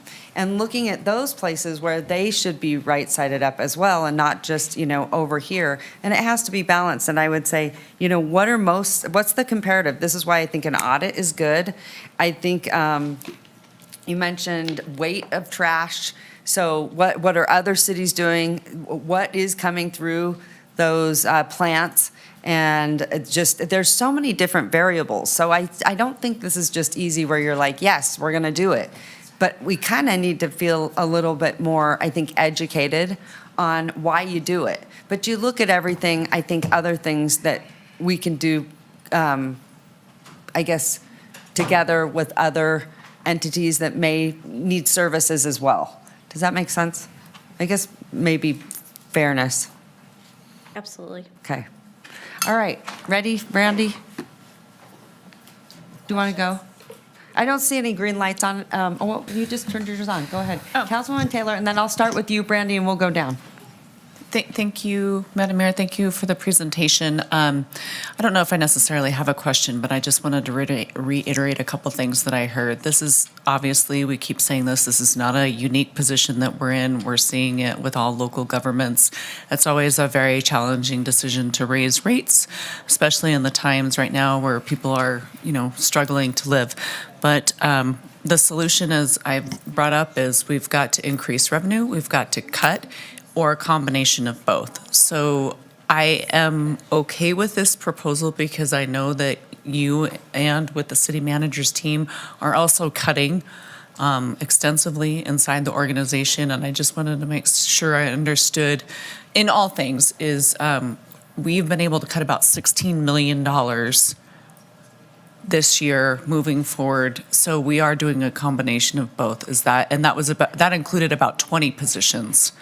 It's 28 frozen positions. we froze 20 positions. So I think, as hard as it is to make this decision, we are working towards the solution, and this is one way that we can this is the only way that we can actually generate revenue, if I'm understanding you correctly. Yes, in a significant way, yes. Okay, thank you. Thank you, Madam Mayor. Go ahead, Brandy. Councilwoman Anderson, take it away. Yes, thank you. I just wanted to thank you for giving us kind of a holistic look at not only the history on the franchise fees, how the rate was created, how often it has or has not been increased. I don't think that anybody here wants to increase the fee, but what you want to do and what is necessary to protect the public and make sure that we have the ability to fund the city and all the services are so critical to our community. Sometimes you have to do things you don't want to do. And so I appreciate you breaking it down for us, percentage by percentage, how much 1% at a time would raise. I think that, I don't think that there's really a taste to come back here and piecemeal this together. I think we need to make the real impact to the city and our solvency moving forward all at once. That's just my position or my opinion.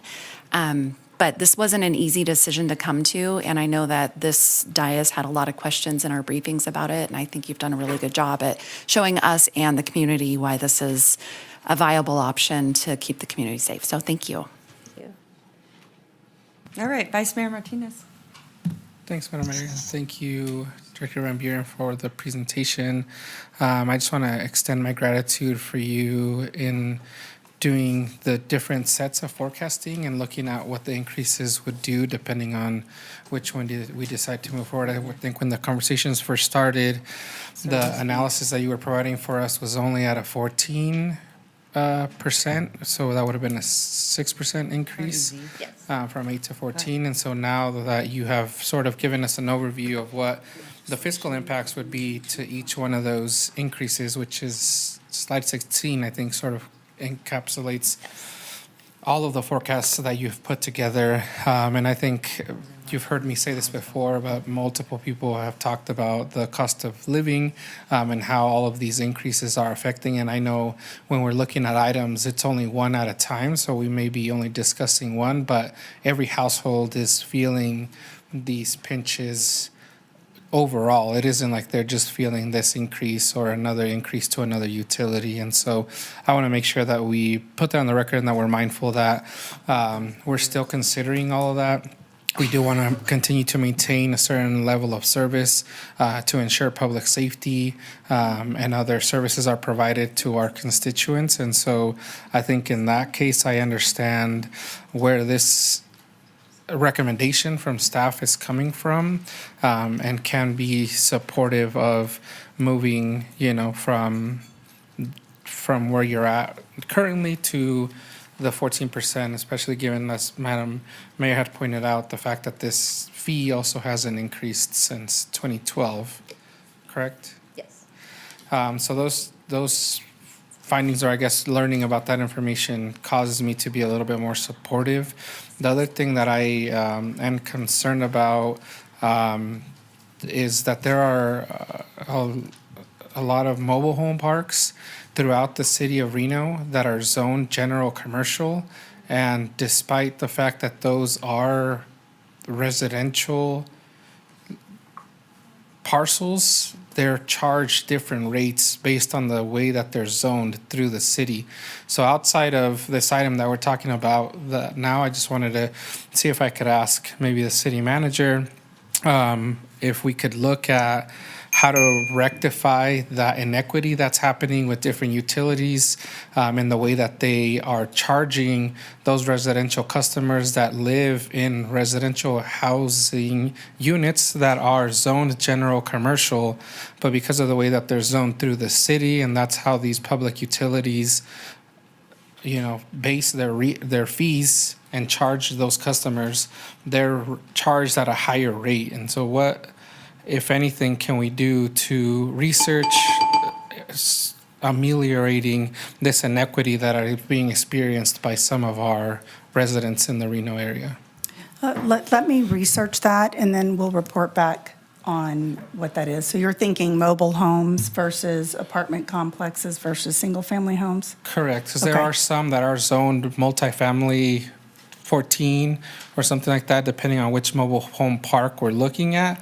But some of them are zoned general commercial, and because these public utilities base their rates on how we zone it within the city, they're charged a different rate than an apartment complex or a single-family home. And so I find that to be inequitable, an inequity that's happening within the funding structure and the way that those rate structures are set in place. So if we could do some research to figure out how to justify that or help those folks out, that would help me. Absolutely, we'll do the research, figure out what the impact is, and come with an understanding and then a proposal for council's consideration if they would like to change it. Thank you so much. Good point. Okay. Thank you, Madam Mayor. Ms. Van Buren, thank you for the presentation. I wanted to sort of phrase this in a slightly different way. I see this as a policy choice about how to raise or close the gap between what our fiscal year budget is and where it is.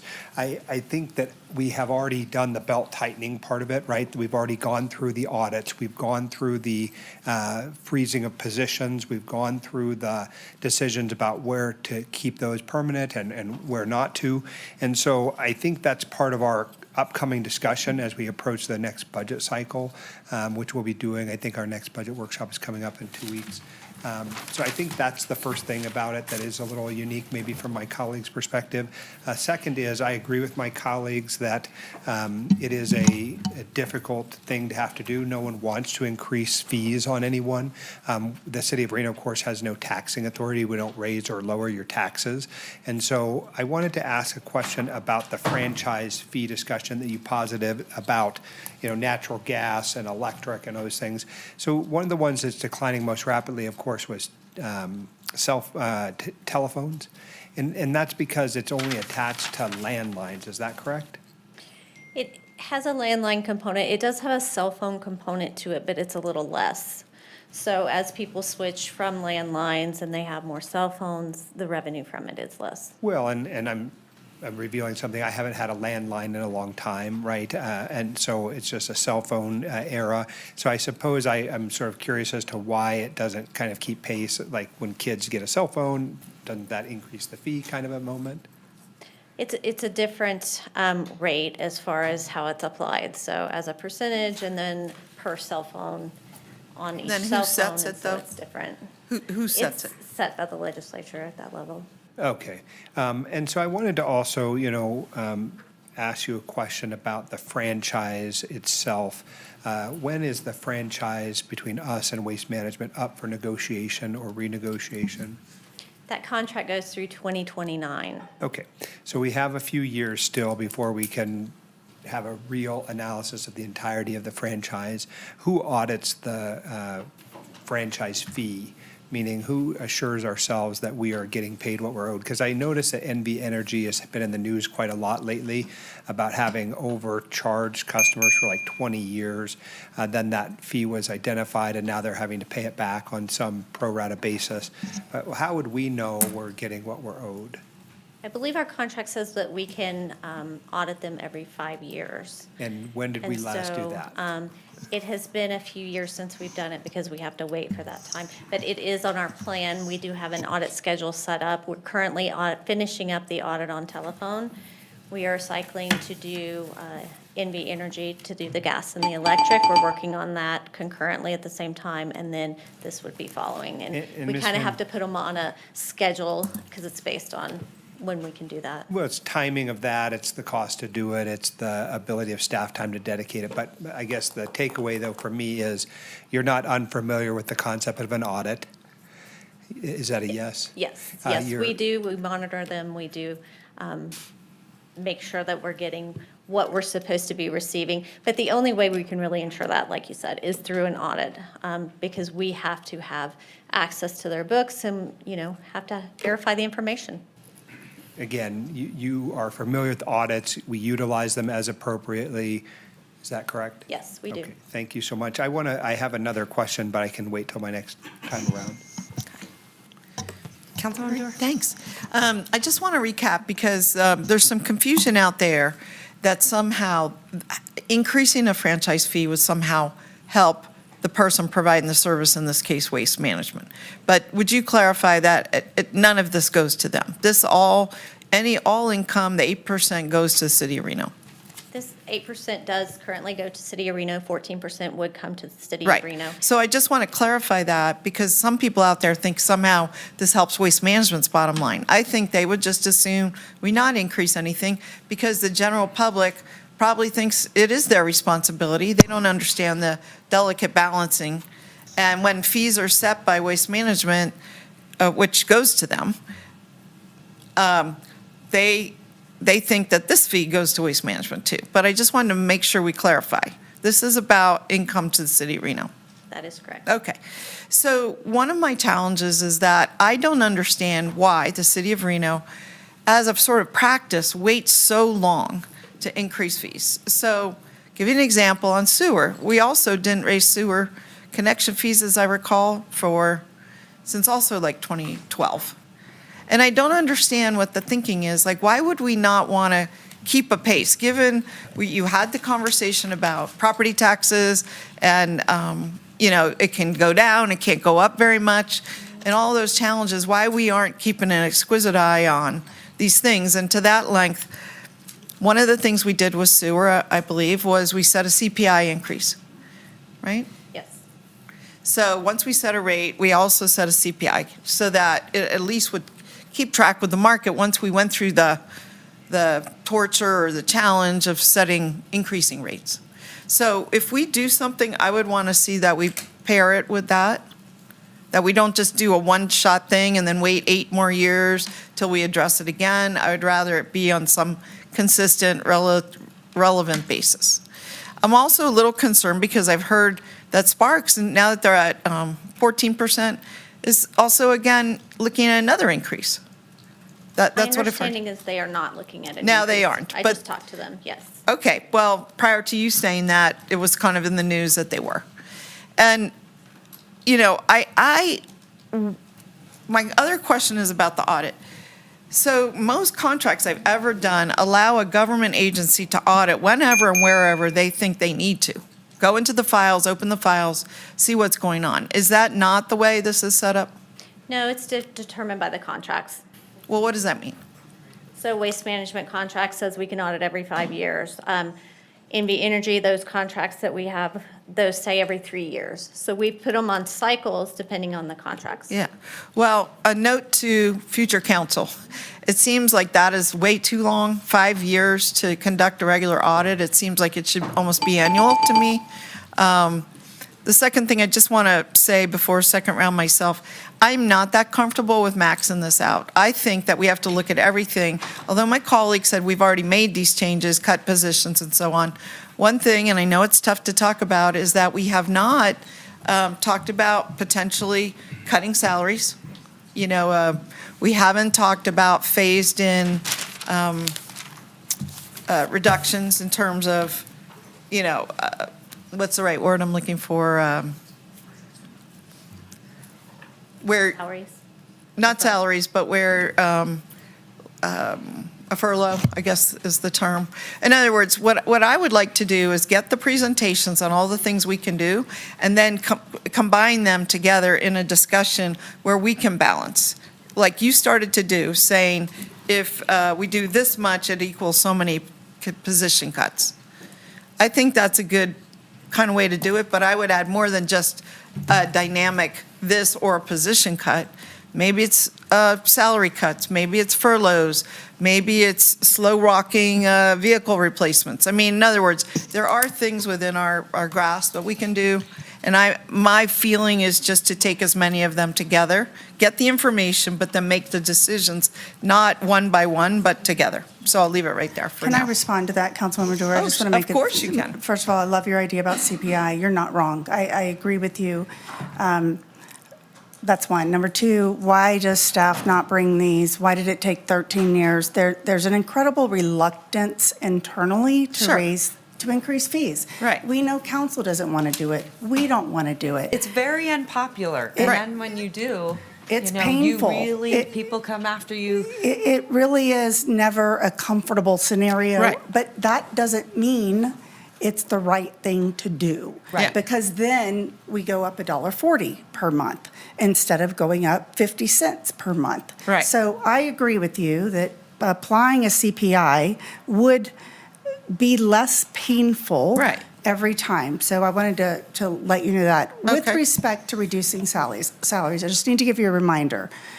I think roughly 200 employees out of a 1,600 full-time employee staff Are not under contract. represented. Right. 70% of the general fund employees are public safety. You can't cut your way to that number. I understand. I'm looking at a combination But of we things. have reduced 28 positions in 2 years. We've eliminated $50 million in 2 years. We are dangerously close. Right. And in some areas already have had a significant reduction in service. So we are really hanging on by a thread, and I just want to say, it would be nearly impossible to negotiate a reduction in salaries with represented employees. Okay, but it does set, just since we're having a little discussion debate, the number may be low, but the perception may be high. In other words. Oh, I agree. I think we have to use, as many people have said here today, all the tools in the toolbox to get to our right answer, and maybe the right answer is 14% increase. Well, but I'm that's just my not point, is totally I there. believe that with the work Vicki has done, we have done so much cutting and with the reluctance to get here. Sure. But I Okay. do agree with you, waiting 13 years is not a responsible approach, and we will do better. All right, And I thank would you. love it if you wanted to tie it to the CPI. I think that's a great idea. But Ms. Bryant, to your point, you said that one of the reasons why there's some reluctance to increasing it is sort of like a staff reluctance. I think you've missed part of the mark, though. As electeds, of course, we are all concerned for the being held accountable for our votes. Accountability is Yes. very important. And so I think when a candidate knows nothing about the budget and then says, I'm opposed to this on principle without understanding what the cuts are, that's not leadership, right? Leadership is when you have to make a hard decision and you vote because it's the right decision, Oh, I as you agree. said. And so anyone who believes otherwise, I think, is selling something. It's like a snake oil salesman, a carpet cleaning salesperson. It's just not real, right? So I think you missed part of the explanation for it. I don't want to blame staff. I want to blame the optics of politics, and we are all people who want to make the right decision for the right reason. Excellent point. Yes. Thank you so much. Are there any other comments? Councilmember Anderson. Actually, if you want to go to Ms. Ebert first. Yes, Councilmember Ebert. Thank you. Yeah, thank you. I just want to support what Councilmember Martinez mentioned about the mobile home parks. I know that is an issue that I've had I didn't have the same thought as him, but I have had issues with regard to not considering those areas as residential and then the impact that happens to the people that live there when development comes in. They don't get the same considerations for notification and stuff. So this is really more comment for Manager Bryant. If we could just kind of take a look at how we're treating the zoning or just how we handle mobile home parks, and also, as we look at how to bring more housing into the region in different ways, that might be a great way to kind of open up a broader discussion with bringing in more types of housing into the region. So sorry to kind of derail a little bit. No problem. We'll add that to the research. Yeah. The other thing is, I had a question on franchise fees. Do we get a franchise fee from REMSA? I'm sorry if that was in there and I missed it. No, we do not. We do not get a franchise fee from REMSA. Okay, is there a reason for that? Is it just a different type of agreement or? Well, I can answer that as the chair of the District Board of Health, Councilmember Ebert. It's because REMSA does not charge us a fee, and they subsidize patient transport to the tune of about $10 million a year. So it's Just a different thing, okay. Yeah, it's a franchise model, but it's not a franchise fee-based model. They do the patient transports, but whether you can pay or can't pay, you still get transport. Yeah, okay. And then also, I had a question about the bills. How does commercial waste management bills get calculated? Is it on the size of the container that they're using, or how is it? Because we know how residential is with size. How does it calculate to commercial? Commercial is going to be much harder to kind of compare because it's going to be dependent on what services they select. Okay. So they have a lot bigger range of services that they could select, bin size and such, and then pick up once a week, twice a week. It's really going to vary by the business and what their actual needs are. Okay. Would you say that their fees just generally are higher than residential? Yes, just like it would be for electric and gas. The rates for businesses are higher than. Okay. And also, I have other stuff, but I'll have a second round if that's all right. Sounds good. Thank you, Councilmember. Does anybody else have any other comments or questions? Councilmember Reese. Thank you so much. I wanted to go back to the franchise fee example page so that I was understanding this model. Is it correct that at 14%, the increase that you're recommending from 8 to 14, the increase per month to the end user is $1.40 a month? Yes, and this would be the top of the range for a residential customer because all of the other, this is the largest bin, the 96 size. So all the other customers pay a little bit less. Like, for example, I think I brought the senior, because that comes up sometimes, how much seniors pay. They pay about 75% of this rate. So their rate is only $55.14. So their increase all the way to this would be $1.02. Right, so $1 a month is the increase that you're suggesting is appropriate. And these dollars then go to fund essential services like parks and recreation, police and fire. Correct. Right. Okay, thanks so much. Of course. Okay. Are we ready? Oh, Councilwoman? Yeah. So that made me think of something. It's $1.40 a month, but that's times 3, right? Because the bill is quarterly, so it'd be $4.20 per quarter. Okay. Well, I know that one of the concerns I have is, raising the fees on anything. I have a lot of constituents that have a hard time paying their bills currently, so I'm always really hesitant to raise any kind of fees, but I don't think $1.40 a month is really egregious, and I think the services that the city provides is, really necessary with police and fire. I did want to say, though, I'm just talking about concern for raising fees. I know that we've, since I've been on council, we've raised the fee for filing an appeal from $55 to $100 to, now it's $1,200 since 2022. So there's some areas where I feel like we shouldn't have touched the fees at all. I think that the increase has been completely out of line. And I think that this one is reasonable for the services being provided with that $1.40 a month. I think that it's a reasonable fee increase. Thank you. Okay, Councilman. Is there anyone else? No. Okay.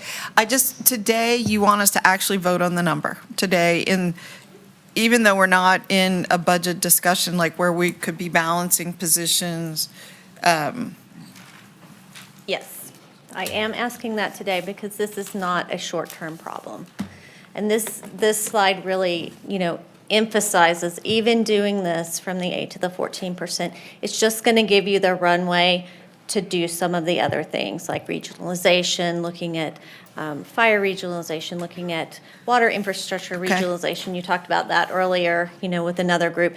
Some of these things that are going to take longer term to do, this is a way to be able to do some of those longer term things and create that runway. Well, one thing I am concerned about, even with the green model, is that we're just coming to 10% in a few years of a cash flow. Like, it's not really, and I also worry about what's embedded in here. I don't think, what have you made as basic assumptions with this blue?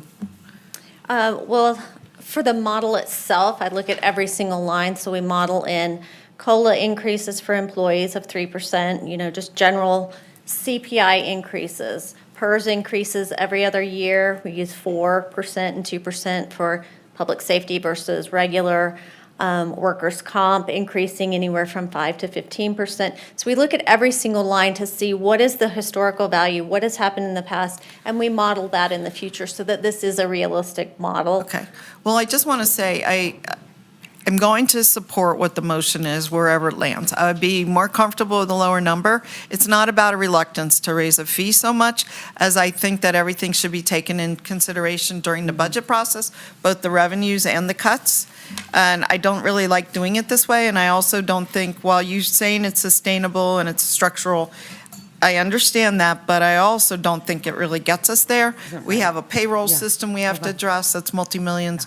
I understand. I voted for every increase for almost 12 years, whether it's at Tumwa, wherever we're raising the rates every 3 years. We're raising the rates every 3 years.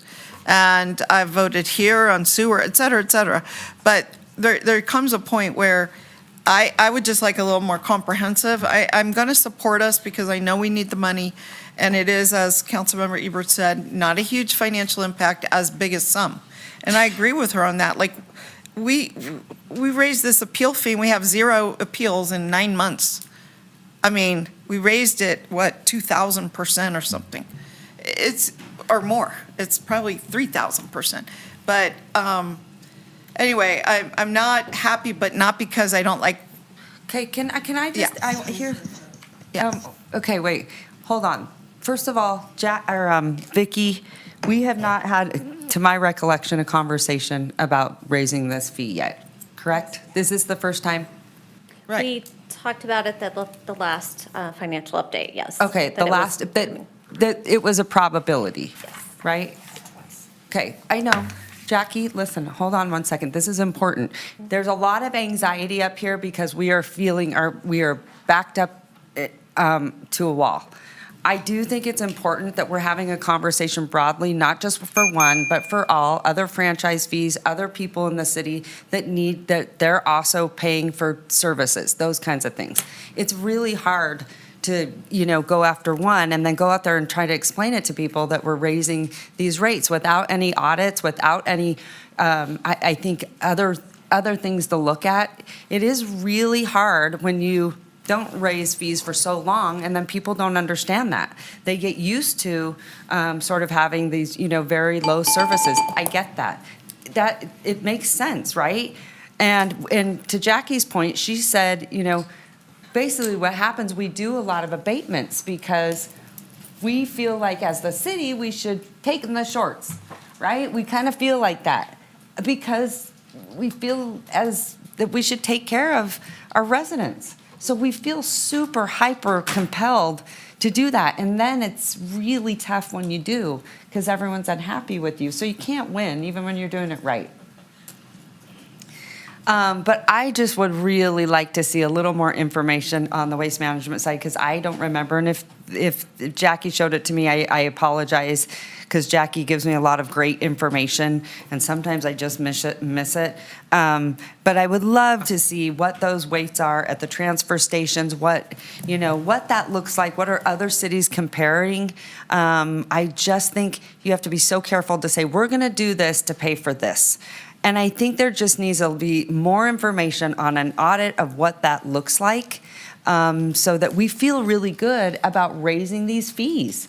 I do. I just think that, and I would also say this, if we're going to raise them, I would like to see them get attached to something. How do we make sure they go exactly for what they're intended to, right? So we can preserve the trust of the taxpayer that knows, oh, this is why they raised the fee. This is why it's going to go to essential services. It's going to go to this, certain things that people feel good about those services that they're going to get.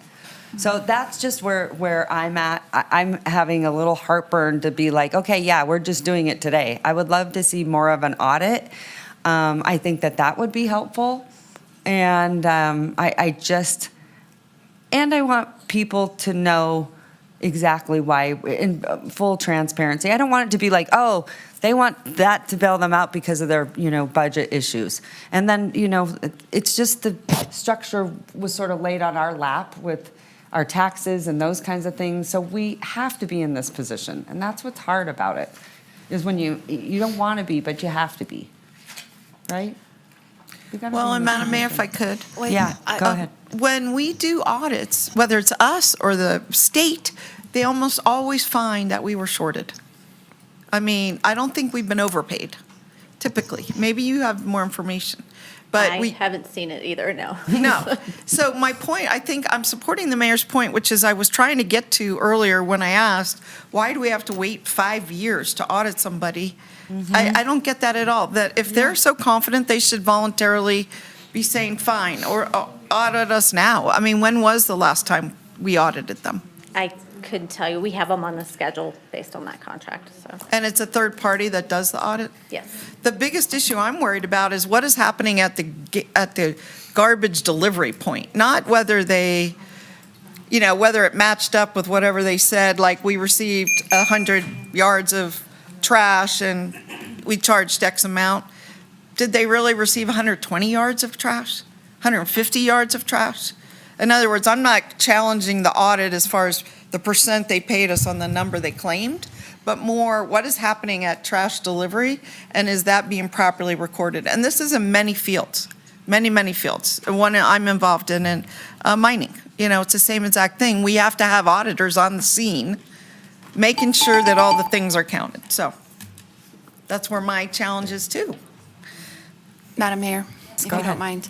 Yes, please. I'm sorry, I'm frustrated with this conversation. I'm going to be really direct with you all. We have had multiple briefings about this topic. Oh, we've had but multiple not in public. Not in opportunities public to to the discuss level it. that we should. That's Okay. where my frustration is. So I would like to ask you, Vicki, I remember asking you about the timing on this. We have a real budget issue happening right now that we are really planning for right now. We have real budget issues that we need to help Vicki move forward and make decisions coming for the 2027 timeframe. We have a budget workshop in 2 weeks. I remember asking you, why are we discussing this now before the budget workshop? And there is a real reason, and it's because of the billing cycle, correct, with waste management? Yes. So can you walk us through this? Sure, we have to give notice if we want to change the rate, if you as the body wants to change the rate, and it goes into effect at the same time that they do their rate changes. So it has to be on April 1st of each year when they do their rate changes. That's why we had briefings back in October. This conversation started way back in October with briefings, and we've been talking about it ever since. Maybe not at this level, In but we've been briefings, talking yes. about it. Briefings, yes. Yes. It's very different than out in the public, because then they don't understand the reason why we're doing certain things. So I'm going to be really honest there. And maybe you're getting more than I am, and that's great for you. But I also think it's important to have it out in the public, because we live this every day. So for us, it's very normal. So I don't like to be, making it look like this is the first time that we have heard this, even though we heard it one other time in a budget meeting, and that was it. So, okay, go ahead.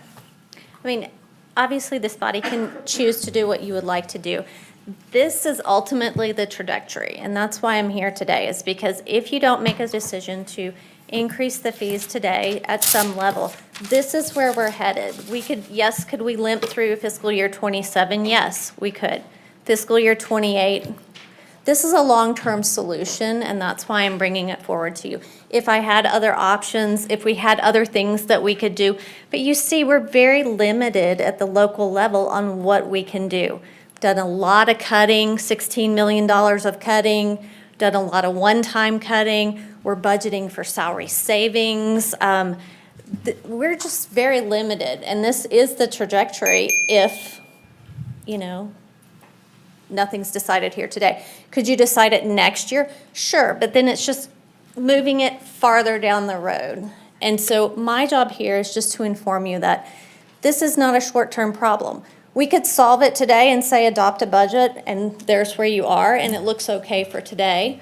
But this is how it looks in the future, and that's really what my goal is here, is to try to inform this body and the public. We need long-term solutions, and this is a solution that isn't going to even solve the problem, but it will give you some runway to do other things like regionalization and other things that are just going to take a lot longer. It's one of the elements of all of the things that we are doing. It's just a piece of many, many moving parts that we're working on, yes. That we are constantly briefed on. Absolutely. Okay. Madam Mayor, I heard something about an audit, and I heard you and Councilwoman Dewar talking about, is there an opportunity to do that audit maybe when we look at the franchise agreement? Is that something? Can we do that at? I understand the timing of this and the concerns of my colleagues of wanting to be accurate, but is an audit something that we could possibly look at as we get closer to that franchise agreement? So Suzanne Groneman, Environmental Services Manager, for the record. I did want to clarify, the period that we're in right now is called a review. That's a 2-year period. It happens every 5 years. We can prompt an audit at our own discretion at any time. That's what I thought. Yeah, so I did want to clarify that. Good So, to know. Yes. We also do a quarterly report. It goes out as a council memo. That does list the weights and things that come through the transfer station. But one thing to clarify is we don't get a franchise fee on weight.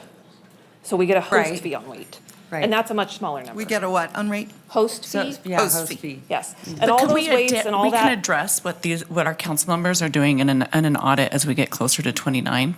Is that a Yeah, we can possibility? prompt that audit at any time. Oh, We can do okay. it now. We can do Yeah. it anytime. Okay, thank you. So that's a pretty big difference. And just to make sure it's an independent. And that is also in the contract. It's an independent third party. Thank you, Suzanne. Well, I'm going to add one more thing. The point of having a conversation like this, open and in the public, is that in the staff recommendation, you didn't include CPI. So we have another proposal to have a more regularized increase. Out of this conversation has come information that we could request an audit at any time, which I just got done saying, in every government contract I saw, you were allowed to go in and open up the books when you felt you needed to, not restricted to 3 years or 5 years. So all of this is good to get out on the table. Right. There was just a miscommunication because we have a specific review and then we have a specific audit. Gotcha. Okay. All right, you want to try for a motion? Sure, I'll try a motion. see Can you your- please put the your motion lights up on? there?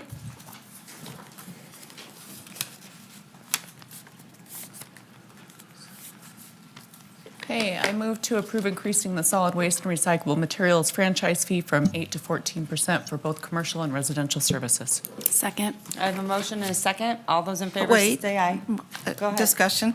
I was hoping in that motion we could include CPI. Do you want me to include CPI? I think it would be good. I would love to. And Be allowed I will to? add Is CPI. that- Can I add CPI to the motion? Okay, with CPI. I thought there was- Increases with CPI. I thought there was limits on what we Hold on could a do minute. for franchise fees.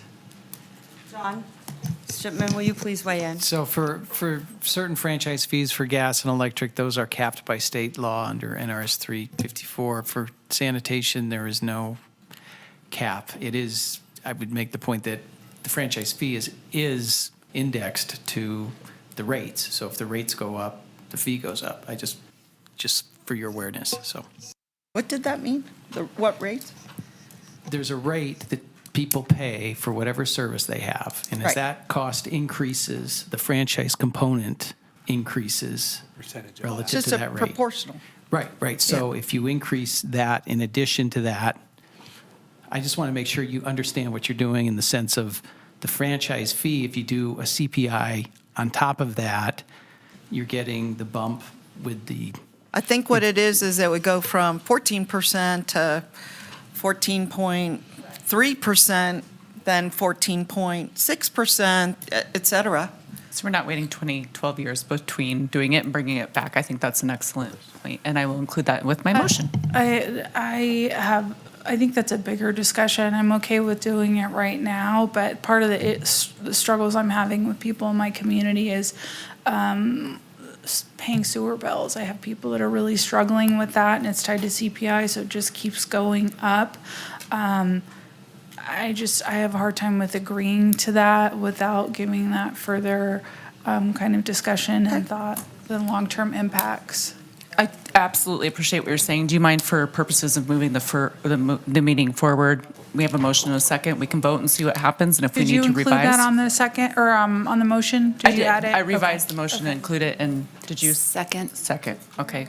So we have a motion and a second. We'll see what happens if we need to revise it. Okay. You guys have your lights on? I'm Okay, I'm waiting to vote. Okay. All right. All those in favor say aye. Aye. All those opposed? Opposed. I'm opposed. And I, Okay. seeing I can heads shaking try- over here, and I can I'm try like, again with I have- removing the no. CPI and see if we get there. Can I do a roll call vote? Just because I don't know what Yes. that count was. Yes. Start with Ms. Anderson. Start down there. Aye. Well, I'm going to go in ward order. So Councilmember Taylor, Aye. Dorr, Aye. Martinez, Opposed.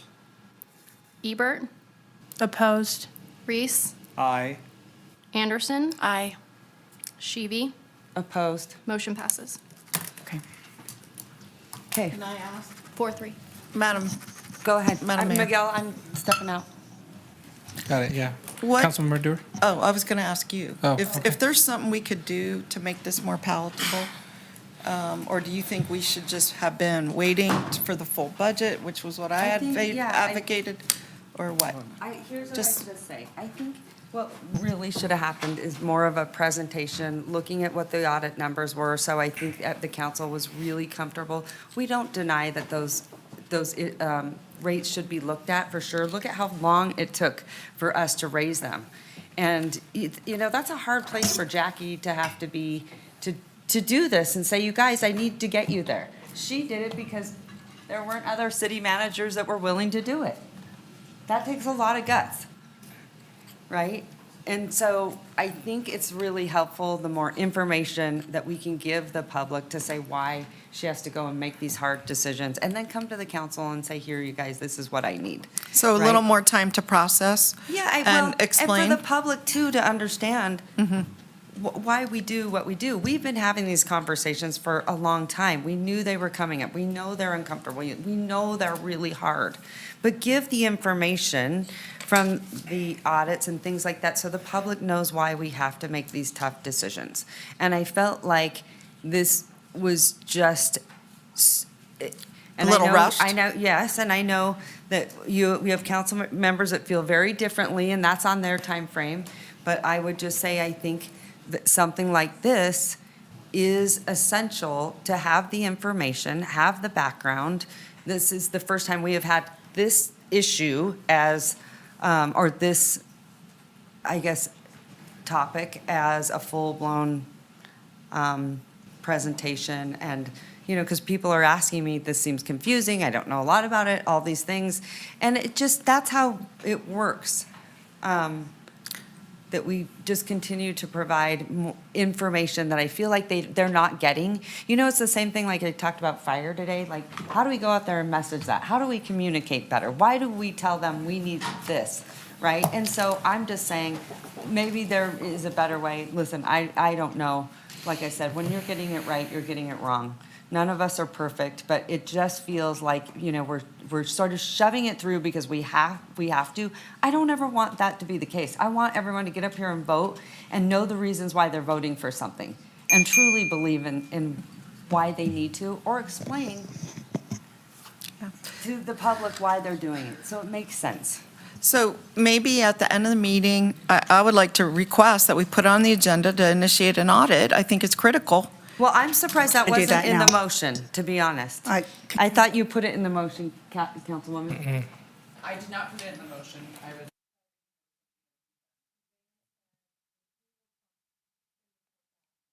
Yeah, will you please report back? Yes. Okay. All right. And Vicky, you're one of the best there is, so please do not take this as to you. Vicky's the one that we're just good. delivers the message.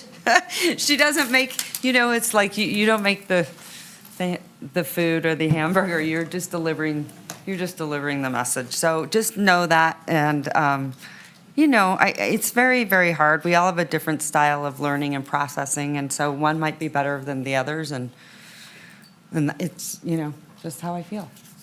It's definitely a Thank you. hard topic, and it is challenging. Yeah, there's feelings whenever you know that it impacts people's lives. So, thanks so much. Yeah.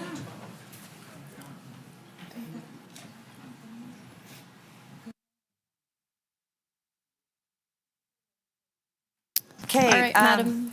Go ahead, Miguel. I'm going to hand it over to you, Vice Mayor. Yeah, Madam Clerk. All right, Mr. Vice Mayor, we're moving on to item C6. Thanks so much. Is there any public comment on this item? We do have public comment on this item. Our first public commenter is Eddie Lorton, followed by Tom Dunn, followed by Ron P. Dreher. Vice Mayor Martinez, I have a disclosure to read before we do public comment. Go ahead, Councilmember. Thank you so much. Madam Mayor, fellow city council members and city staff, I am a partner at the law firm of Reese Ring Velto PLLC, which represents a member of Local 731 in another jurisdiction on a matter unrelated to the city of Reno. C6 and C7 involve agreements for labor negotiations, legal services with Simons Hall Johnston Professional Corporation. On this matter, I've sought guidance from the city attorney's office pursuant to NRS 281A.065, 4, and 5. I have a commitment and private capacity to my employer and my colleague handling that legal matter. Because of this, I also have a pecuniary interest in that legal matter. Consequently, in the appendance of judgment of a reasonable person in my situation could be materially affected in acting and voting on these items. In order to avoid the appearance of impropriety and comply with the ethics law, I will recuse myself and leave the room. Madam Clerk, please accept this disclosure and lodge it on the record for this meeting pertaining to these two agenda items. Thank you, Councilmember Reese. Mr. Lorton, Tell me when you're ready. ready whenever you are, sir.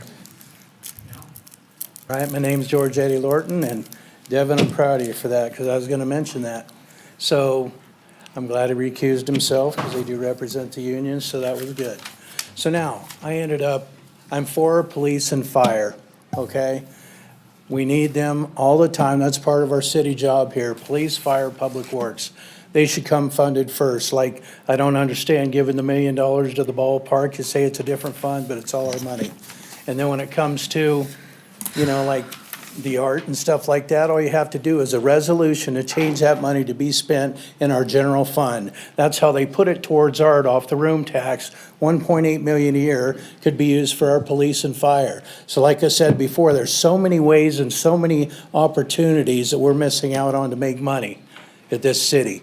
They're just, everything doesn't work quite right. I mean, and that's just it. You're here serving, trying to do a good job for our people. I understand that. But there's just so many things you have to learn here, you know, when you're in those seats. And I understand there's a lot of missed opportunity. Me being from the business world, I see lots of opportunities. Maybe you don't, and I'm sure you see things that I don't see. But we're missing out on a lot of money from audits, things like that. And like I mentioned before, it'd be an audit, a hands-on audit. I'm not just gonna trust their figures.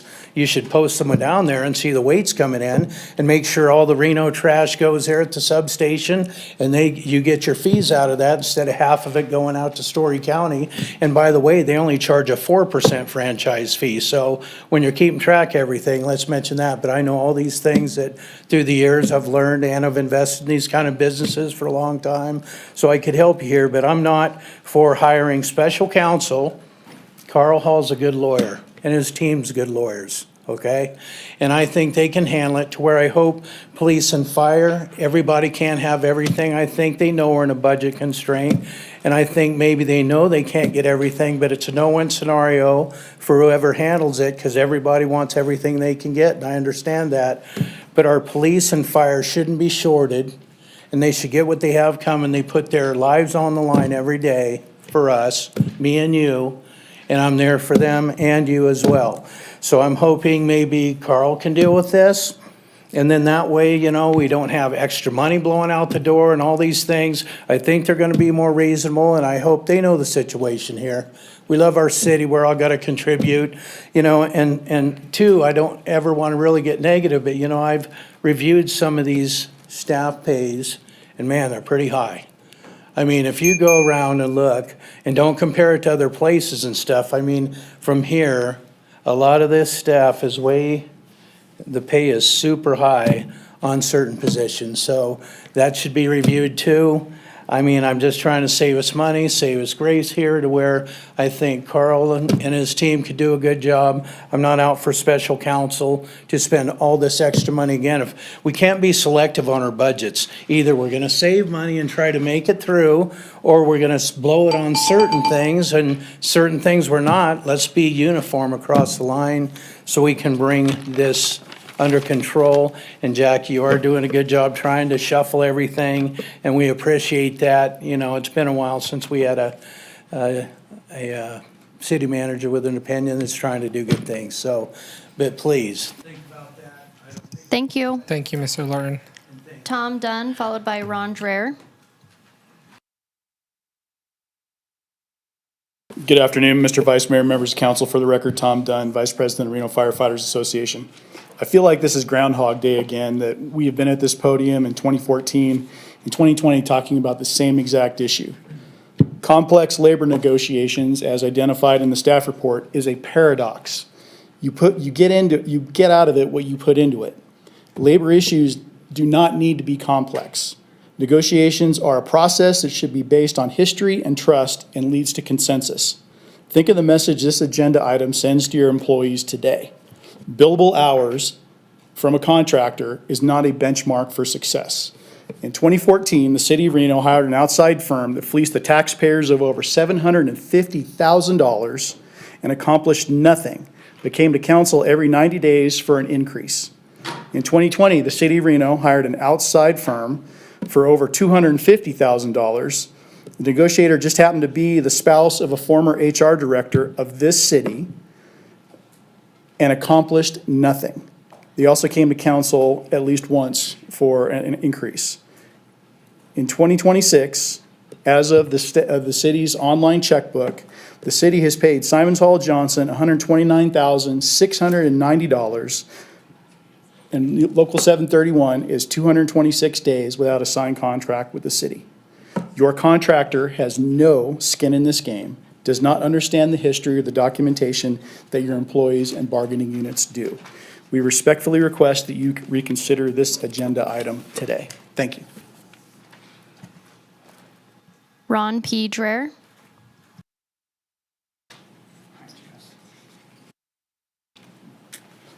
Good afternoon, Vice Mayor and council members. My name is Ron Dreher, Ron P. Dreher, because my son's back here, he's Ron J. I'm here today in opposition of C6 and C7, so I'll get up in C7 and say ditto when I finish. Like Mr. Dunn said a second ago, I incorporate all of what he put on the record in my public comments.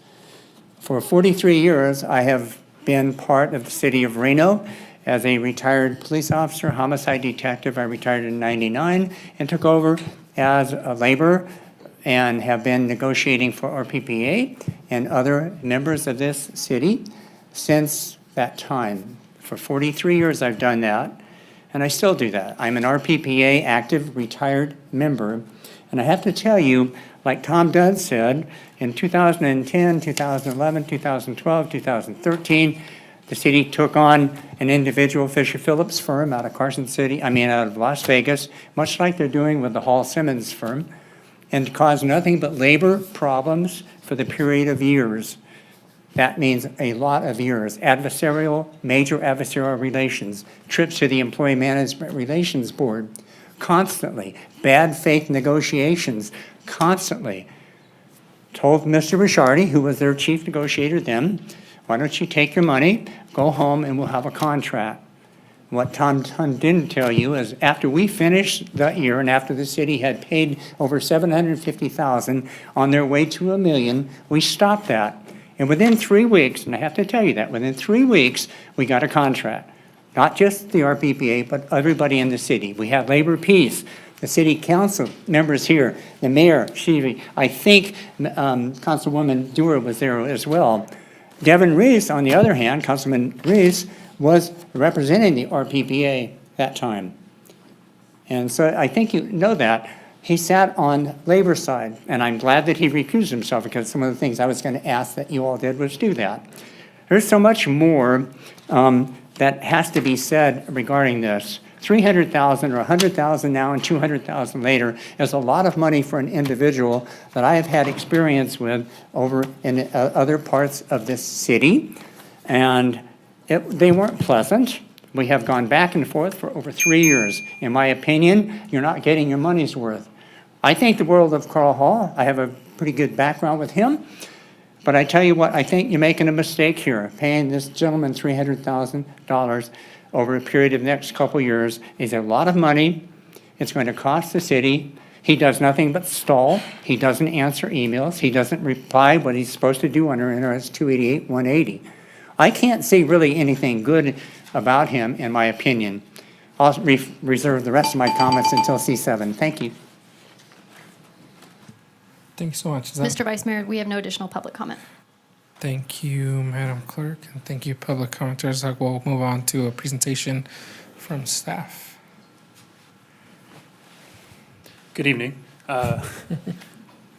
Vice Mayor and council members. Jesse Pewitt, your Labor Relations Manager, here to present on item C6, an agreement for a labor negotiator. This aligns with our strategic priority for governance and organizational effectiveness. And what we're seeking is approval to execute a contract for a labor negotiator with a maximum limit of $100,000 at an hourly rate and not on retainer. This is a 1-year agreement with Simon Saul & Johnson to act in that capacity. There's been a lot of chatter about this item, and it's a complex issue. So I wanted to cover some things that it is and things that it is not.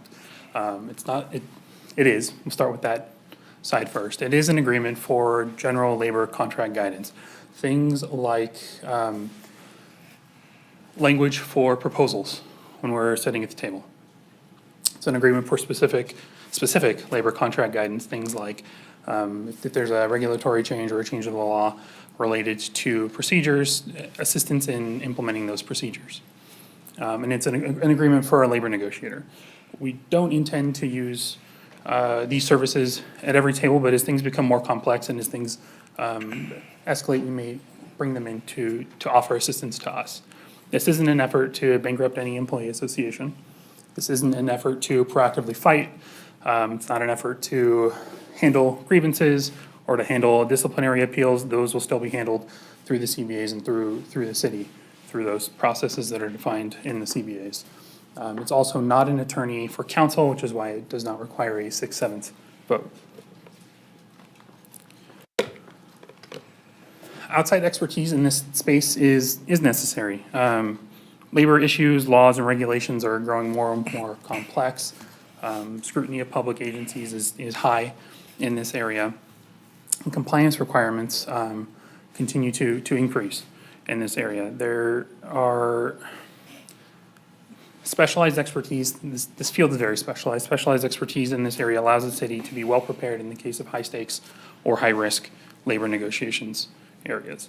This also offers risk mitigation. Earlier when I spoke about contract language, this allows us to get to a place where contract language isn't ambiguous, which then leads to disputes based on the ambiguous language.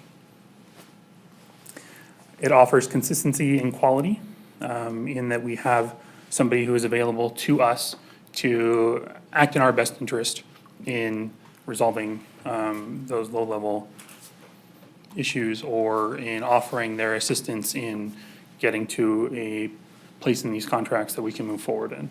This is a best practice across the industry. Public agencies across the nation use this model where they have an outside individual acting as either a labor negotiator or as a expert in this space. I do want to acknowledge that there is an upfront cost, but it's offset by a reduction in risk to long-term liability. There is the up to $100,000 billed at an hourly rate. And having a labor expert on board allows us to potentially avoid costly disputes, penalties, and operational disruptions. I did want to highlight that currently we have 3 open agreements this year. Next year we have at least 4 open agreements. I say at least because we don't know what the cards hold quite yet for this year. Those contracts may only be 1 year, they may be longer, but at a minimum we will have 4 open agreements next year. And up on the screen I do have a recommended motion. This would begin in April of 2026, and I am here for any questions.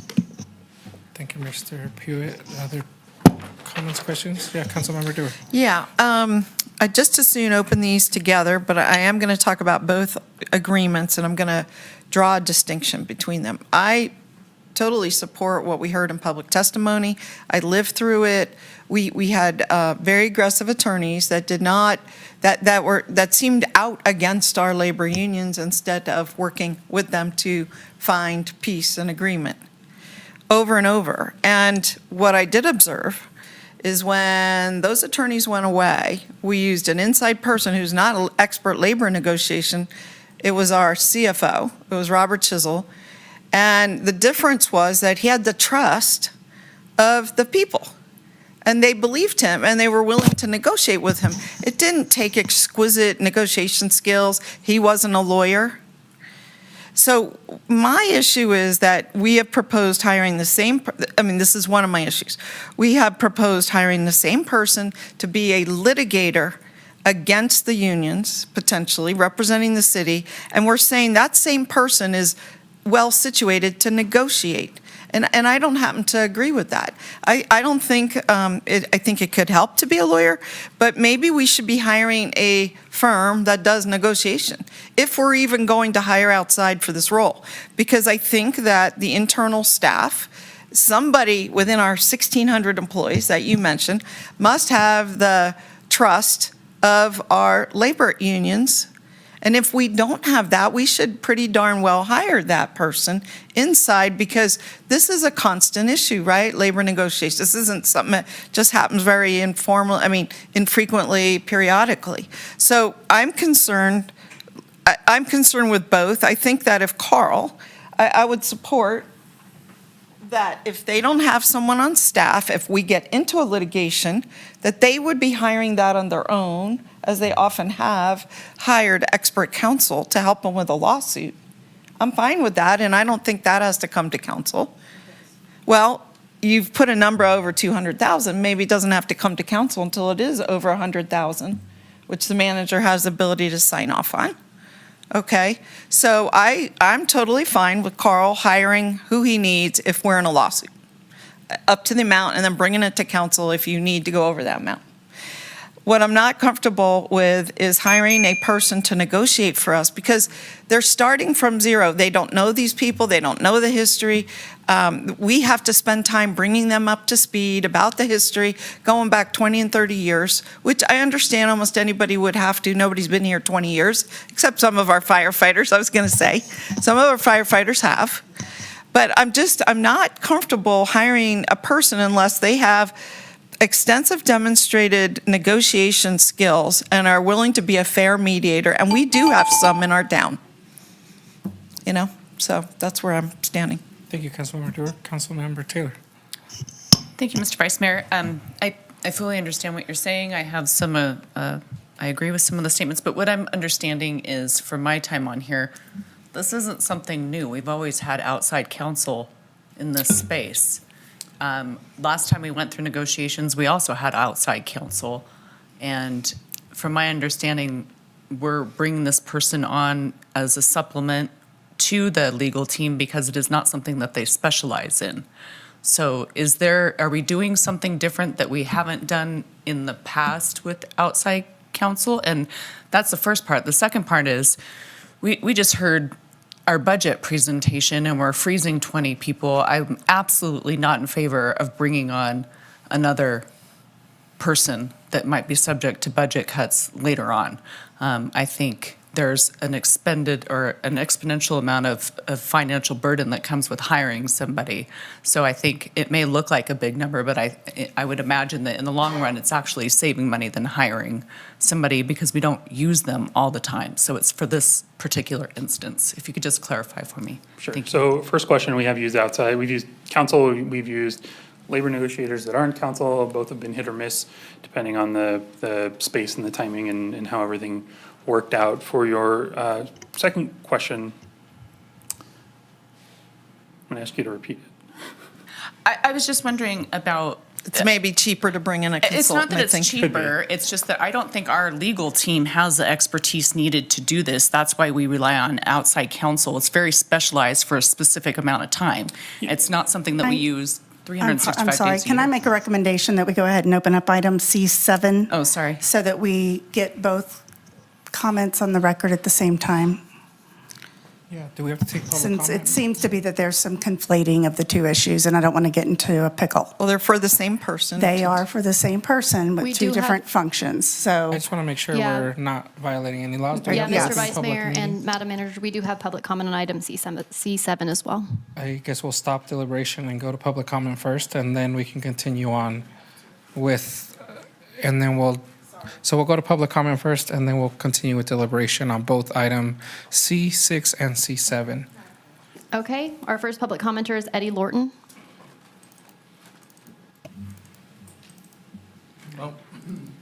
George Eddie Lorton, and you know what I'm running for. How you doing? So I ended up now, you heard what I had to say earlier, to where Carl can handle it.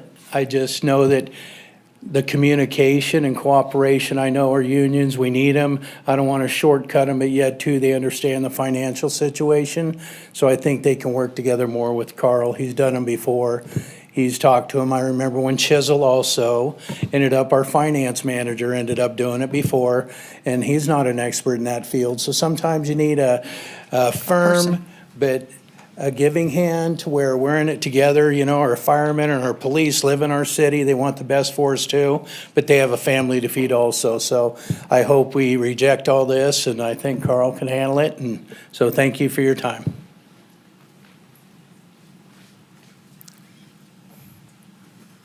Tom Dunn, followed by Ron P. Trier. Good afternoon, Mr. Vice Mayor, member of this council. For the record again, Tom Dunn, Vice President, Reno Firefighters Association. You still have firefighters, they're working out of tents and modulars that were designed to be temporary for 5 years. And we're going on 20 years now that we've been living out of those facilities. $200,000 a year could replace the windows in at least 2 of our fire stations, mine included, that has the original windows and blinds from when it was constructed in 1985. $300,000 can hire 2 entry-level firefighters or 3 fire prevention officers, especially as you have more firefighters and other members of our department leaving as we become retirement eligible. You still have 2 fire companies that have not been reopened since the Great Recession in 2008. And ultimately, over this 2-year period of 2005 and 2006, $429,000 can improve several of your fire stations to include signage, paint, and street level marking for safety. Thank you. Ron P. Dreer.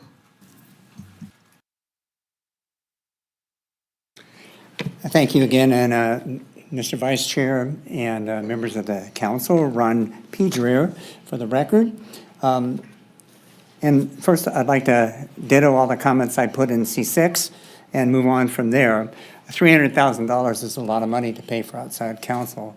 And having my experience, and I can tell you that in my own opinion, the individual and the firm that you're hiring is not conducive to our negotiation styles. He will spend every penny of the $300,000, $100,000 from C6 and the $200,000 from C7. That is my opinion. I saw him do that in the other associations that we worked with previously over the past 3 years. We've been dealing with Mr. Hall and Simons for 3 years and have a case going to the Supreme Court right now where all he does is file motion after motion after motion. In the Harvard School of Negotiations, there's a good tape, and it's called Getting to Yes. How do you get to yes? You have both parties at a table. You do ground rules. That's how you start. And you go bit by bit through the association. We present proposals. The city presents proposals. Mr. Hall's game opened up the entire contract. Let me spend 8 hours a day at $475 an hour to get through this. And by God, he will get his $300,000 by doing that. He got over $1 million from the other, from the Washoe County School District. I might as well say it because it's public record. That's what's going on here. You're dealing with an individual who doesn't give one iota about negotiating in good faith. If you want someone, and this is out of NRS 288-270, it's called prohibited practices by an employer. If you want somebody that refuses to bargain in good faith, if you want somebody that end runs the bargain, and that means going to you all and saying, geez, this is what you ought to do to get a contract. Go tell those union people how bad they are. He's done that. He's done that. We have EMRB, Employee Management Relation Board complaints against him. We sat through that. I've dealt specifically with that man. I've been negotiating. I told him to his face, you have no idea what you're doing. What you should do is learn how to negotiate in good faith. I'm very, very proud of the Reno Police Protective Association and other bargaining groups in this community that we have worked hard, along with City Council, to good, decent collective bargaining agreements. We have one of the best police association contracts in the state of Nevada. You have to know that. We have the best professional peace officers here. It doesn't have to be going backwards to where we were a couple years ago. We don't have to do that. I implore you as the City Council to oppose this. It's not worth it. Thank you. Brian Christensen, followed by Ron Dreer.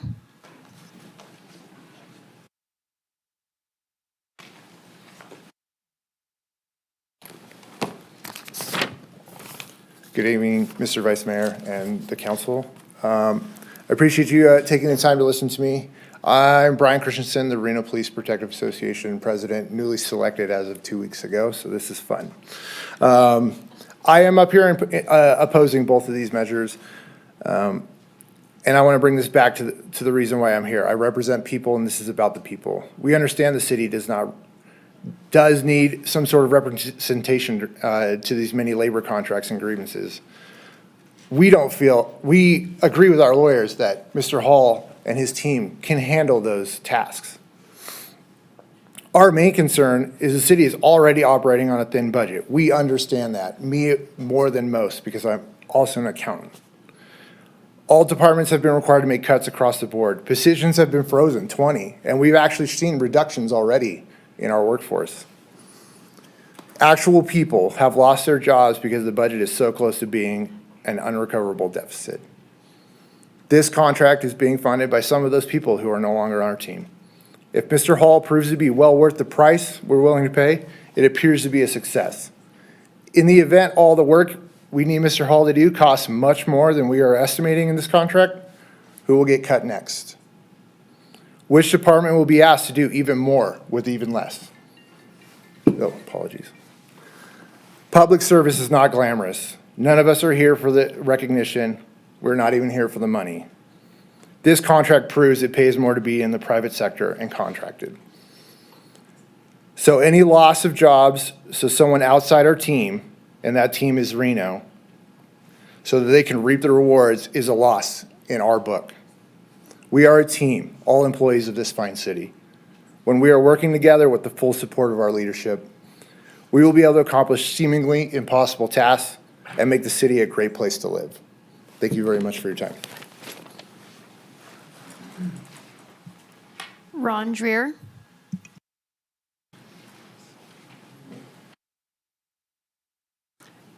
Good evening, Mr. Vice Mayor, members of the council, City Manager Bryant. My name is Ron J. Dreer. I am the attorney for several of the bargaining groups here at the City of Reno. I'm also the chief negotiator for several of those groups. And unfortunately, I have to say we have had a lot of dealings with Anthony Hall and his firm. And I say unfortunately for a reason, is because we can't get to yes with him. We have gotten to yes with you, with the City of Reno, for the last 3 contracts that I've dealt with no issues. Dealing with the 2 men sitting behind me here, and with Norma Santoyo. There has been no issues of getting to yes because we have built trust. Now, why we don't ever get along, well, sometimes we get along, but not often. We are able to pick up the phone and call each other and say, hey, this is a disagreement we're having now. We can handle it this way and be done and move forward. I have dealt with Mr. Hall for 3.5 years, and that cannot happen. There will be no phone calls to get things done. There will be nothing but motions, cases in district court, cases in the Supreme Court, cases at the Employee Management Relations Board. We will be in arbitration, and you will start a war, not you, but by hiring this man, we'll start a war with your labor groups. And there is absolutely no reason to do that. While the fire group, who we support 100%, may not have a contract, if you look, they are the only ones that had to go past negotiations. Everyone else was able to work with your team to get to yes. That's something that we can do. We have negotiations starting again soon, that we can handle in several months will be done. We will be able to get to yes because that's how it works when we have a trust between us that can happen, has happened, and will continue to happen. Just several weeks ago, I picked up the phone and called Mr. Shipman and said, we have an issue we need to speak about. And it was taken care of within an hour because that's the kind of relationship we have. But with Mr. Hall, that won't happen. And Mr. Hall currently is representing Alex Velto, the partner to Mr. Reese, in a case in the Supreme Court. He has too much connection to this city and to the city council to be involved here without there being some kind of clarity as to his involvement and why he's here. Mr. Hall, unfortunately, in my experience with him, will cause us nothing but problems. Your labor groups and your employees will be unhappy. This will cause nothing more but strife between all of us when we don't need that. Things have worked well for many years now between the labor groups and the city. We have gotten to yes. We will continue to get to yes. We have absolutely no reason to take $300,000 out of the general fund and give it to Mr. Hall's firm when we had just had a very long, detailed discussion here on the council about how much money there isn't for this city. So respectfully, I ask that you do not vote for this and you vote no and do not hire Mr. Hall. Thank you very much for your time. Thank you. Is there any other public comment, Madam Clerk? Mr. Vice Mayor, we have no additional public comment registered, and we did not receive any correspondence on this item. Thank you. We'll move on from any comments or questions from the body. I think Councilmember Anderson. Oh, let's go ahead and move on to the presentation. My apologies, Mr. Shipman. Oh, yeah. No, thank you, Mr. Vice Mayor. No, I just have a quick, I'll be very quick. I think it's late and we'll get there. I would say it's kind of ironic we have 2 Mr. Halls, and I'd like the record to reflect that Mr. Hall, my boss, is Carl, and Mr. Anthony Hall is somebody else. Anyway, okay. So alignment with strategic plan, governance. So just want to frame this. What's happening here from a city attorney perspective is we have budgetary constraints and operational considerations, the same things that the entire city has. And Carl and our office has decided and determined that it's really impracticable and uneconomical at this point in time to essentially hire a labor attorney in-house. I mean, that's an expensive proposition. That's, as part of that too, ideally, these will be quick negotiations, and we don't want to have to carry that cost over time. So what this offers is an engagement with the Simon Hall Johnson firm that's essentially a $200,000 plug number, and they will be used on an as-needed basis. So it's hired through the city attorney's office. This is not the city council hiring this attorney directly. In a couple of the other instances that were quoted, I think those were instances where the council hired the outside counsel. This is actually the city attorney that's hiring it. And again, the city attorney is only going to use these services if and when they are needed. So assuming that the negotiation piece does get done and does get done quickly, that will free up this budget for other purposes. So I just wanted to make that clear. Just quickly, under the terms of the agreement, Anthony Hall will be in charge of the services and supervising them, and it's based on potential need. Again, we don't want it to be that we're saying this is going to be spent money. We hope it's not going to be spent money. We're going to do everything in our power to make sure it's not spent money. But if it needs to happen, then it's there. And the term agreement is only for 1 year, so it's not a long-term engagement. It's a time and materials as needed basis. There are the rates, and there's a not to exceed amount of $200,000. And so there's the recommendation and again, if there's any questions, we're available. So. Thank you, Mr. Shipman. We'll move on to Councilmember Dewar. Hi, thank you. So here's the challenge. When I spoke before, and even now, I do not know the attorney we're speaking of, Mr. Hall, Anthony Hall. I was speaking generally that it is not good, in my opinion, to mix your litigator, that's your person that's defending you, that's involved in litigation, with the person that's mediating. That's my first point. My second point is that we are not in litigation now. We don't have legal defense services, but if we were in litigation, I would expect you guys to hire who you need to help defend us as you have in the past. What I don't like is anticipating that we will be in litigation. I think that sends a bad message for the negotiations that are about to come up. So it's just a statement of where we are mentally, that we're anticipating being in litigation with our employees. I don't like that. But if it does come to that, you have all the authority you need to hire a additional counsel up to a certain amount. I've already stated this. And if you see it going over that amount, you can come to us and get additional budget authority. So I don't think this is needed. And lastly, I have confidence in our city manager. So if it isn't our former CFO, it is our city manager. I've heard good things, including from the fire. You may think you're at odds. I don't know what you think. They think that you're a good person to talk to. And you are an attorney, and you do come across as genuine. And I think they just as soon talk to you as a person that they've never met, a new person. And I really have a hard time mixing those roles. I really do. I think most lawyers, and again, I didn't know anything about this gentleman, but I am very concerned right now about formally hiring him. I have to tell you, if our folks are coming forward saying that what they've seen is him spin up bills and not get to yes, to use their terms, but I would use the same terms, that most attorneys that are hired for that aren't generally focused on solving problems. They are generally focused, I'd hate to be this level of cynical, but on increasing the payments. They're not wired, they're wired to fight, not wired to negotiate and settle. And that's my opinion. I understand it might not be shared, but I am very uncomfortable about mixing these people, and I think you already have enough authority to do the second item. So that's my perspective. Thank you. Thank you, Councilmember Dewar. We'll move on to Councilmember Anderson. Thank you. I think it was necessary that we opened both of these items so that we could hear that first, our legal team has expressed to our city manager that they need more talent in this area at this time. So we have to respect that. The way that this was brought on the original agenda, I had a lot of problems with because I agree with you, Mr. Dwyer, that it felt like we were forecasting war for 3 years, and that really bothered me based on me not being part of any negotiation ever in the past, but me being privy to watching how it affected my family and other people that were working in, public safety.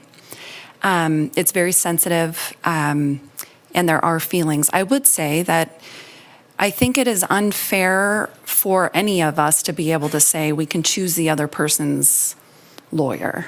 I'm not sure if we ever got involved with any of our labor groups' choices on the legal team that they brought to the forefront, but I think that that's a little bit of an overreach on our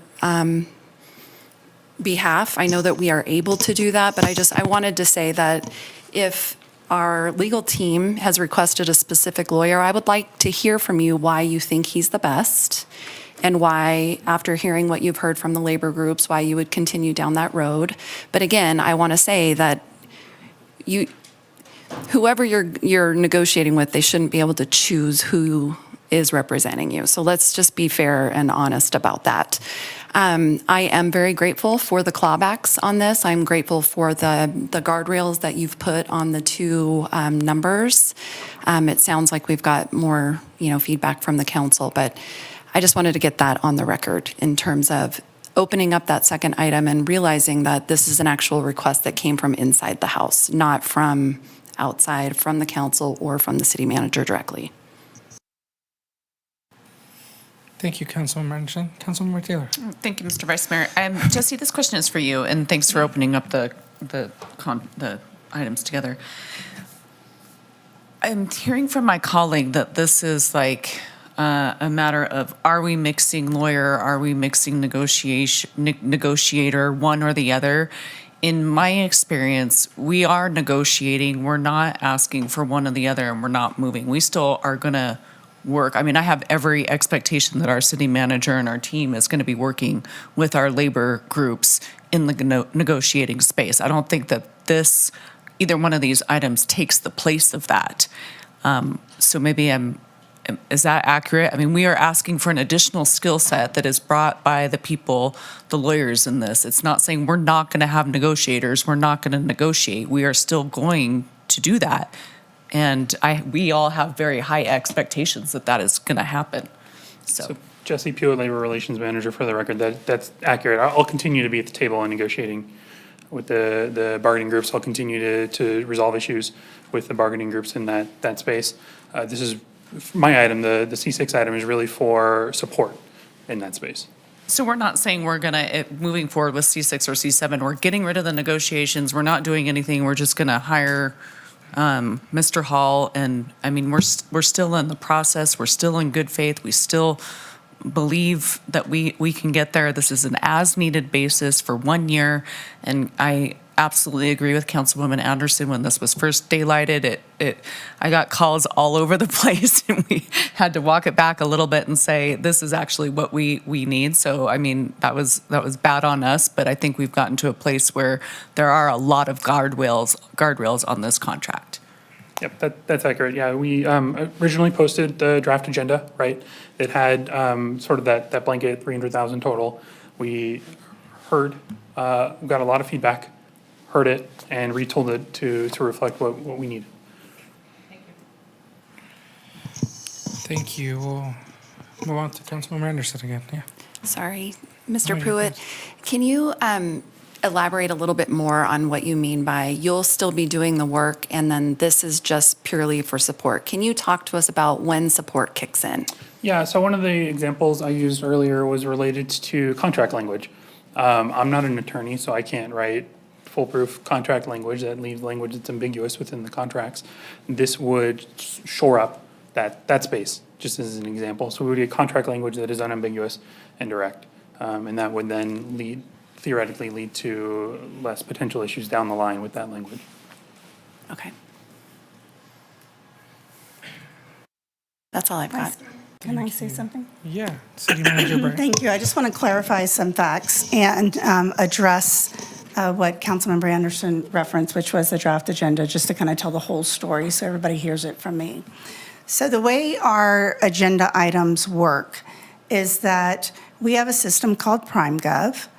We post draft agendas about 2 weeks in advance of a council meeting so that we can brief council members and still comply with the open meeting law. And in that system, the employees put staff reports. Those staff reports have to be reviewed by probably a half dozen to a dozen different people, depending on the topic. An employee went in and pulled the draft staff report and shared it. So we were not ready, it had not been vetted, it wasn't the right intent, it was kind of a placeholder. And so that unnecessarily caused a lot of heartburn. So it was never an intent to be a fight, never an intent to forecast that we were gearing up for a fight. It was just a draft, and if you looked at a lot of drafts, we make a lot of changes between the draft and the final. So after talking with a lot of labor leaders, I reached agreement with most that we would walk it back to $100,000 for contract support, $200,000 for litigation. I had cobbled those together, but there was some angst around that, and I understand that. But what I also know is that our city attorney's office doesn't have a labor leader.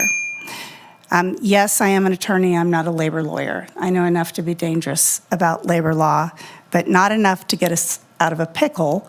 And I think a responsible agency has an attorney that helps them both contract and litigate when necessary. And we have a contract now with Simons and Hall. We do investigations occasionally.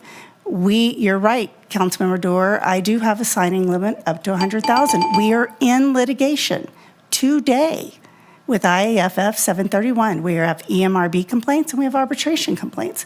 So litigation is occurring, and our city attorneys do not have the type of background. Labor law is not a generalist. They are very specialized lawyers. And a city of our size can get into trouble real quick if we don't know what we're doing. So I just want to say on the record, there's no intent to pick a fight. I would love it if we didn't spend $1. I actively do work with all the labor partners, and I am very direct and upfront with them. And I expect them to be upfront and direct with me. And when people aren't, I get upset. And they tend to know that I'm upset. So I think we have a very good relationship. But good lawyers keep a good relationship. And so that's kind of the genesis of how we got here.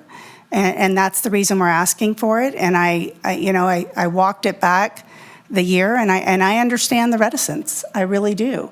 But I also know that operating without a good lawyer and operating without someone with that background during contract negotiations could be very detrimental to this organization. And frankly, we don't have any money to lose. So question for you, if I may, please, Thank you Mayor. for clarifying. Yeah, we'll go with Councilmember Doerr. So let me understand something. You've already hired Mr. Hall. Up to the $100,000 limit. Okay. So have you surpassed the $100,000? I mean, No, are you? we're at 60. Okay. Last I looked, we're at 60. Okay. But we now have 2 more open contracts this year, and we will have minimum of 4 next Well, year. it's to my point that the lawyers can hire whoever they want to help them with whatever they need and specialized counsel. And when they're threatening to go over 100,000, they come to us for permission to go over that amount. And I think It's actually everything's. my understanding they need contract approval at this point. Why? Because, John? Yeah, so just as a background, so this is an instance where if the city attorney can't provide those services, we have to go to outside counsel. Which to you've get already that. done. And there's a provision under NRS 41 that says these are the circumstances that you can do that, and to get an attorney to provide a legal defense. And then we have to come to the council for a budget for that. We basically make the determination, and then you have to fund that. So the problem you run into is if you get into a pinch, that can really cause a problem if it's a fast-moving litigation, if an arbitration. We and that do sort of meet thing. every 2 weeks, but I guess what I'm understanding, you do have a budget for outside counsel in your budget. No, not at this point. No, that's what what do you- this would do. That's why we're Well, here. I'm unclear. I mean, you have hired all kind of outside counsel, whether it's opioid or this or that. So like the opioid, no, I mean, that's all contingency fee. All right. Right, so, you know, a lot of the internal employment stuff is more of an investigating function than like a legal counsel function. We generally don't hire a lot of outside legal counsel. And when we do, we're basically in front of you generally. I'm trying to think of, I mean, is there an instance where you can think of where we hired? I'm not privy to what you hire out for 35,000 or 50,000 or We whatever. don't get a lot of those, I mean, it's not like we have a lot of that, or even, I'm trying to think of when we did that. I mean, we might hire for like an opinion letter. I think there was one for like an energy deal for $10,000 that We did that. I think it was 5,000, but yeah. Yeah. Okay. So.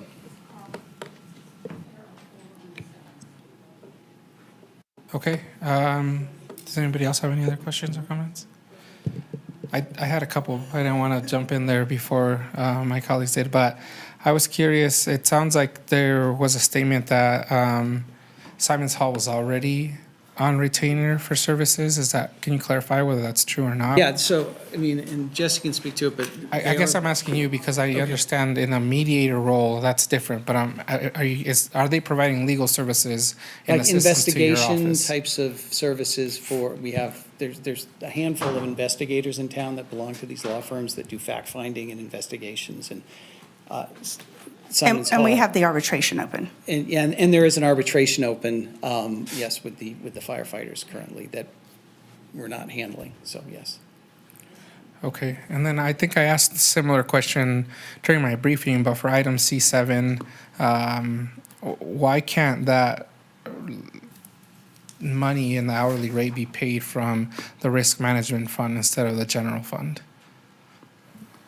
I mean, ultimately, if the money's not there, then it can be moved from the risk management fund.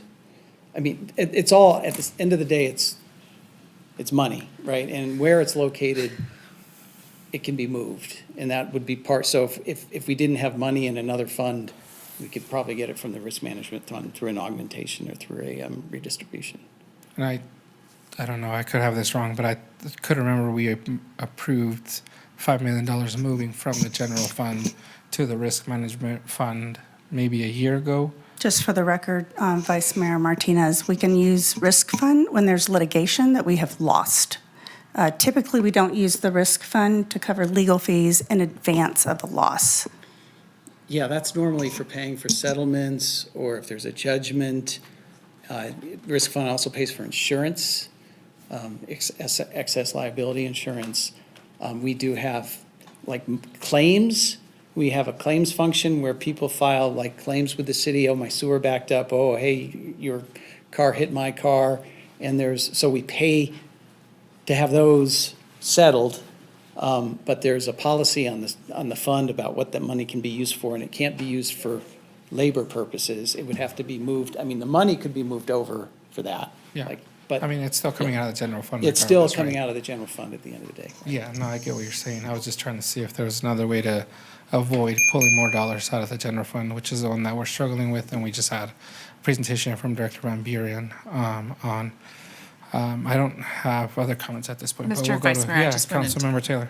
For some dialogue purposes, I think in my briefing, I asked where the money was coming from because there was a concern, obviously, and I think Jesse or somebody might have told me that it was a savings from the director that we didn't hire. So is that accurate? Correct. It's the Assistant Director for Human Resources that we have funded but unfilled.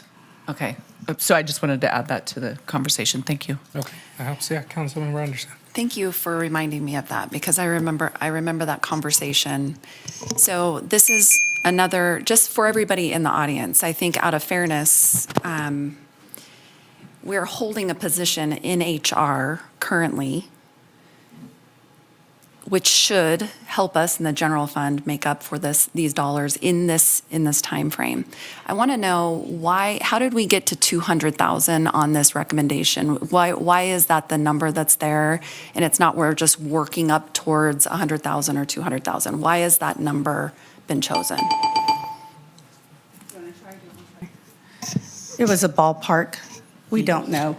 But it's the same conversation we had around the waste management franchise fee. This is painful, and it takes a lot. It's a lot of brain damage, and we don't want to come back here in 6 months when we know we have, excuse me, we have 3 or 4 open now, and we will have at least 4 open January, February of next year.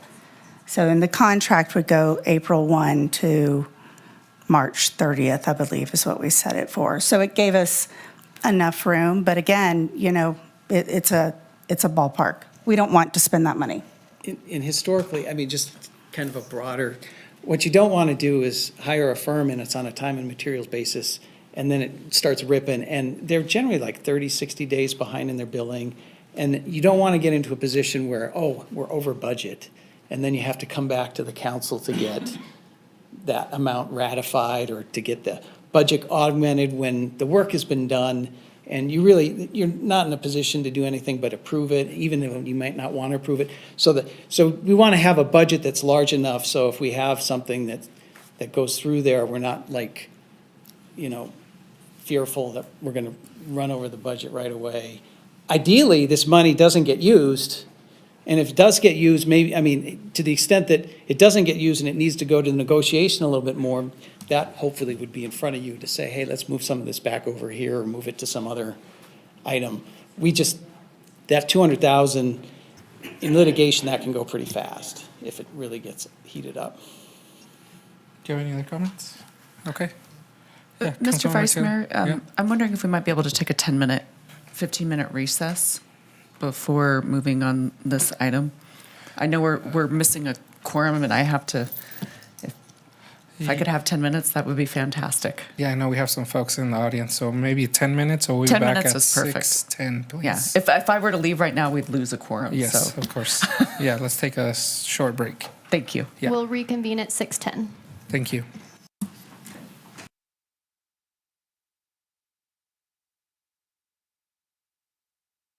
Critical to building a strong community. From improving ramp access to City Hall to the addition of Ubi Duo 3 and Listen Everywhere devices, we are working to make government more accessible for everyone. Throughout the year, our team works with community partners to host celebrations that embrace, honor, and recognize the diverse cultures represented in the biggest little city. This includes the Black History Month celebration in City Plaza, and the Asian American, Native Hawaiian, and Pacific Islander Heritage Month celebration at Wingfield Park. Building a welcoming community requires intentional efforts to embrace diversity, inclusivity, and create opportunities for all residents to thrive.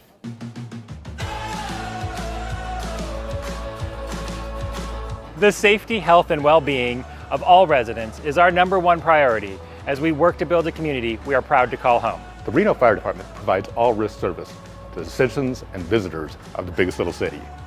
Last year, the team ran almost 50,000 calls, a record high for the department. This includes everything from emergency medical response and water rescue missions to all types of fires, including structure, brush, and vehicle, to name a few. The team continues to meet the needs of our growing community by increasing staffing and resources for the department, maintaining the strongest training program in the region, upgrading equipment through the fire apparatus replacement program, and investing in proactive fire prevention measures. We are excited to announce that plans are already underway for construction of a new central fire station that will be located in the heart of downtown. The 70,000 square foot facility will house administrative and fire personnel with the ability to respond with up to 5 separate crews to serve the busiest part of our city. We look forward to its completion in 2027. The Reno Police Department boasts 354 sworn staff members. To meet the growing needs of our community, we added 43 new and dedicated officers to the ranks, along with the hiring of 7 lateral officers from other departments throughout the country. Last year, our patrol teams responded to over 72,000 calls for service. The traffic team responded to 2,971 accidents. Victim services served over 2,300 victims, and the investigation section was assigned 3,762 cases. These cases covered offenses from property crimes to crimes against persons. In September, the department launched a new data-driven initiative to improve crime and blight in downtown. The Directed Engagement, Enforcement, and Deployment Strategy, affectionately known as DEEDS, has been in operation for just over 6 months. In that time, we have seen a 12% decrease in the citizen-initiated calls for service, a 55% decrease in vehicle versus pedestrian crashes, and a 29% decrease in commercial burglaries. We are excited to announce in August of this year we will celebrate the opening of our new Public Safety Center in downtown Reno. The Public Safety Center will serve as the headquarters for the Reno Police Department. Located in the former Reno Gazette-Journal building, this facility will be able to provide a swift emergency response to our community. This state-of-the-art facility is double the size of the existing station and provides exciting new features such as expanded public parking, private interview areas, community engagement meeting space, and improved safety and security features to ensure the building will stand the test of time. A fast emergency response would be impossible without the crucial work of our Reno dispatchers. Last year, our dispatch team answered over 500,000 calls, serving as the vital link between individuals in need of assistance and emergency service providers. And this last year, the cities of Reno and Sparks, along with Washoe County and Remsa, came together to identify a unified computer-aided dispatch program that will deploy the nearest and most appropriate resources to an emergency. The technology will be launched in 2025, improving emergency response for the entire region.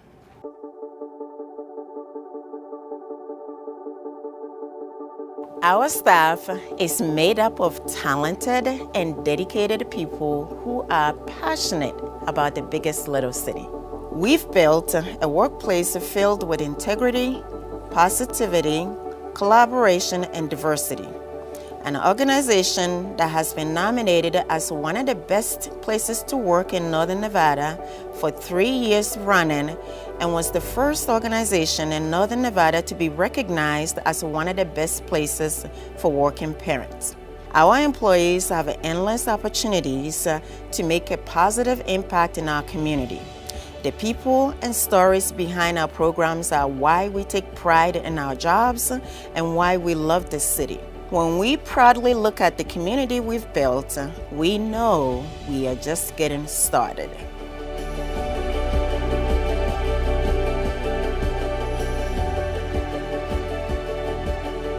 We've had a lot of great accomplishments this last year, but the work isn't done.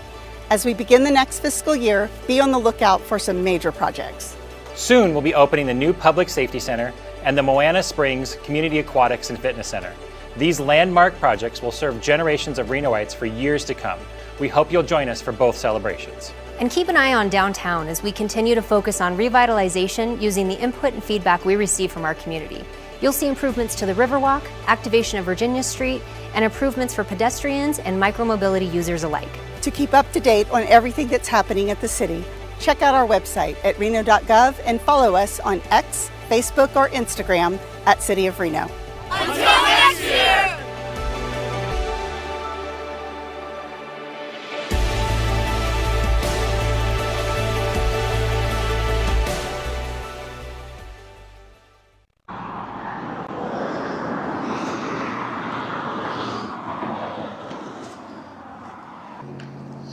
You know how speeders got categories?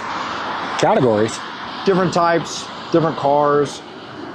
Wannabe race car drivers with zero talent and all the insurance claims. Go on. Yeah, so you got the I didn't realize I was going 95 type. Like the car magically went 45 over just on its own. Ah, officer, I thought I was going 45. No, buddy, you thought about going 45. Well, then you got the I'm late for work guys. Like going 25 over is gonna make up for the 30 minutes they spent laying in bed watching TikToks. Ain't nothing like risking a reckless driving charge to get to a job that you already hate. We can't forget the I was just keeping up with traffic folks. Oh, the if everybody jumped off the bridge defense. Just because everybody else is breaking the law doesn't mean that you get a free pass. Nah, but it does mean we all get to sit on the side of the road together while we trade life stories and I write this ticket at lightning speed. There's one. Yeah, we got a black Volkswagen headed your way, guys. Got him. In all seriousness, Reno, we need to slow down when driving on our roads. Speed and impairment are the two biggest factors in fatality crashes. That is why the Reno Police Department will be conducting proactive speeding enforcement on McCarran and around the city. Slow down, Reno. You got it? I'm not from Nevada, and pretty sure the speed limit signs all look the same everywhere.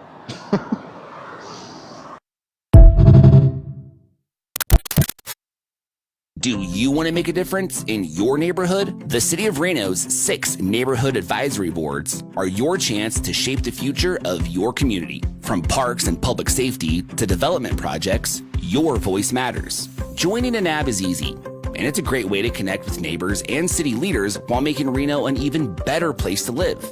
Applications are open now. Visit reno.gov/NAB to learn more and apply. Get involved and help make Reno not just livable, but lovable. I'm Corey. I'm a housing manager with the City of Reno, and we are here at our second Love Your Block project, pop-up nursery for Yorrie Avenue residents. We had residents of this neighborhood apply, and we've got about 75 plants and trees here to give out to the neighbors to beautify the neighborhood, get a little more green here. It's one day of planting and a lifetime of shade and beautiful greenery in the neighborhood. The Yorrie Pop-Up Nursery is a project that my neighbor and I kind of came up with. People get to beautify their yards. Sometimes landscaping is intimidating due to the cost. This initiative, this project helps kind of eliminate that obstacle for a lot of people. And so it'll be nice to see more plants in more people's yards and just make more of a beautiful neighborhood. Secondarily, I'm a huge fan of pollinators and native plants. And so getting more of those in the ground is just going to help the environment overall. It's super exciting. I love this project. I started the Be Friendly campaign, which was created to help people talk to their neighbors. So a lot of times when you start a pollinator garden in your front yard, it doesn't look like a traditional yard. So I created these signs to kind of help with communication. It's a great neighborhood gathering, and I'm super proud to be a part of it. We're just so excited to be here in partnership with Reno Food Systems, Be Friendly Nevada, and the Nevada Division of Forestry, alongside all these neighbors to get in the neighborhood and get planting.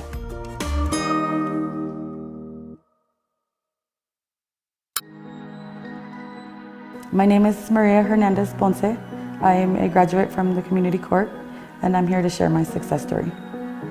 About 5 months ago, you and I sat down for the first time and had a discussion. Yes. What do you need? What do you want? And now look at you.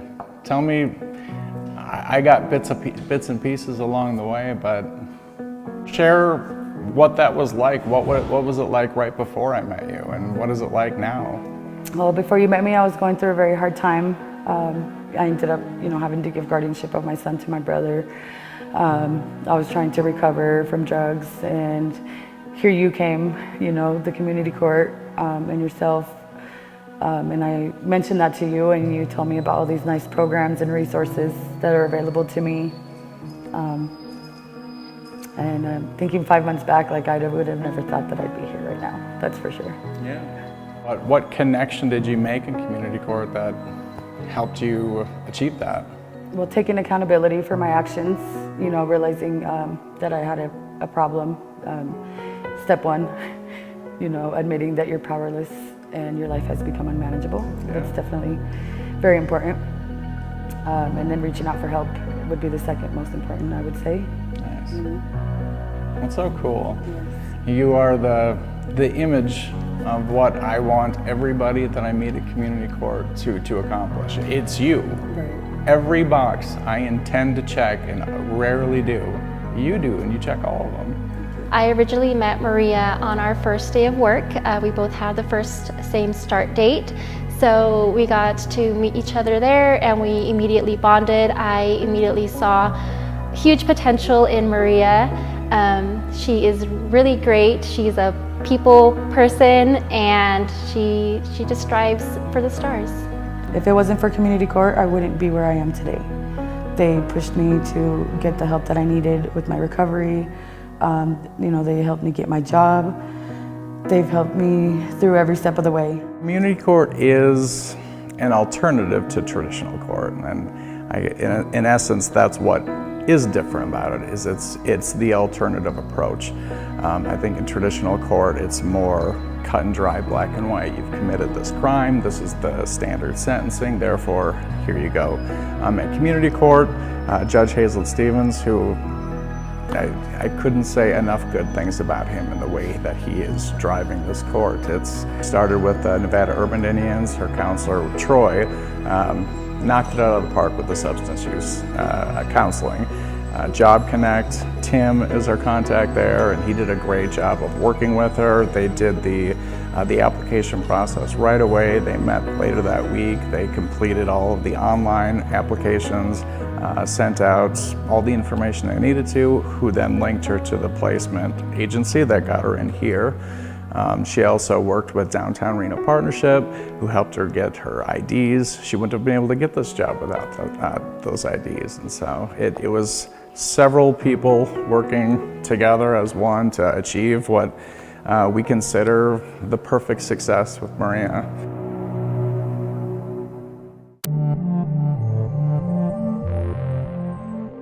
Hi, I'm Monica Kirch. I am the Director of Housing and Neighborhood Development for the City of Reno.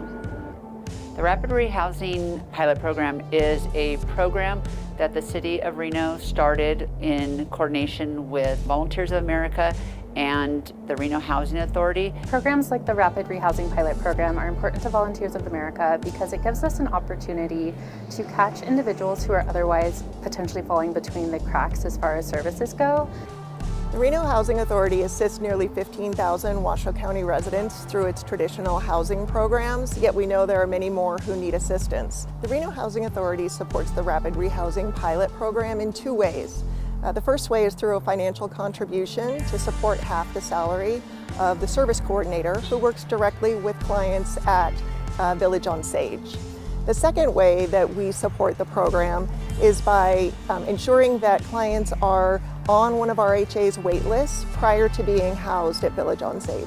The program is new and we've just started housing people within about the last month. Okay, we Madam have Clerk, several folks now it looks like we staying have at a the Village on quorum. Sage, working with the service coordinator. We can get our meeting back in session, please, Madam Clerk. We can go ahead and get going. And it's these innovative Appreciate it. Thank you. Vice Mayor Martinez, we're reconvening the meeting at 6:13. So specifically, At this this time, program Mayor works with Sheevy is individuals absent, who, on a and fixed or low Councilmember income, who Reese can't is afford absent. conventional rents. Great, And so they're are eligible there for a any other housing questions voucher, or but they still comments have to from the body? take- If not, we will move over to a motion for item C6. Mr. Vice Mayor, I believe the motion for, what, go ahead. Okay. I have it right here too. I move to approve authorizing the city manager to execute an agreement for labor negotiation services with Simons Hall Johnston PC with the maximum limit of $100,000 for a term of 1 year beginning April 1, 2026. Do you have a motion? Is there a second? Second for discussion. Okay, is there any discussion? I mean, I'm not comfortable with it. I think it sends a wrong message. I think our team should be front and center at the table. I may have a different opinion about the next item, but for this item, that's where I'm at. Thank you. Councilmember Ebert, you have your light on? We're just ready to vote? Okay, perfect. So we have a motion and a second. All those in favor say aye. Aye. Aye. All those opposed? No. Looks like motion passes 4-1. Are you ready for item C7, Mr. Vice Mayor? Yeah, just making sure that that's the vote you recorded, Madam Clerk. Okay, perfect. Yeah, we'll move on to item C7, if we can get that recommendation up. Yeah, that one's perfect. Thank you so much, Mr. Shipman. So, if I may, Mr. Vice Mayor. Yes, Councilmember. I understand that the city's already spent $60,000 with Mr. Simons Hall Johnson PC. thus far, and I'm willing to validate that and give them more to work with. I'm not willing to give out 200,000. I'd be willing to do 100,000, and then if they need more, they can come back, but at least they're authorized to have this council helping them on their various cases. That's where I'm at, and I'd make a motion for that. Is that your motion? Yeah. I'll second that. Okay, is there any other discussion? Okay, we have a motion and a second. Okay, yeah. Yeah. No, go ahead. That's fine. We have a motion and a second. All those in favor say aye. Aye. Aye. Any opposed? Motion passes unanimously. Thanks so much, Madam Clerk and staff, for the presentations. We'll close the item out and move on to agenda item C8. I believe this is also the city attorney's office. And Mr. Vice Mayor, for the record, we do not have any public comment on this item, have not received any correspondence. Perfect. Does council require a presentation? I will be brief. Okay. Adam Cate, Deputy City Attorney, on behalf of the City Attorney's Office, asking for permission to get paid the same amount to do a little more work. Essentially, in this case, it's the City Attorney's Office position that we should file an amicus brief on behalf of the position of the state of Nevada. Essentially, what the court ordered in this case, the district court, was that we're required to produce the employee files of 21 people who work at the Reno Police Department for in-camera review by the court to determine whether they should again give any of that information to the counsel for the defendant in this case. It's our position that order is clearly erroneous under the law as it currently exists. Wanted to be clear that it's not our position, it's not the city's position, that this is information that should never be provided under any circumstances. It's not a position where we believe that, personnel files should never have information provided to a defendant in a criminal case. It's just that there's a process in place whereby the prosecutor or his agent, his or her agent, could be a detective from Internal Affairs, or a person from the Reno City Attorney's Office can review the files and provide an affidavit or a letter saying, hey, there's nothing in these files that we believe is appropriate, as opposed to in-camera review, where we're now providing the entire files to a different branch of government, to the judicial branch, for their review to make their determination.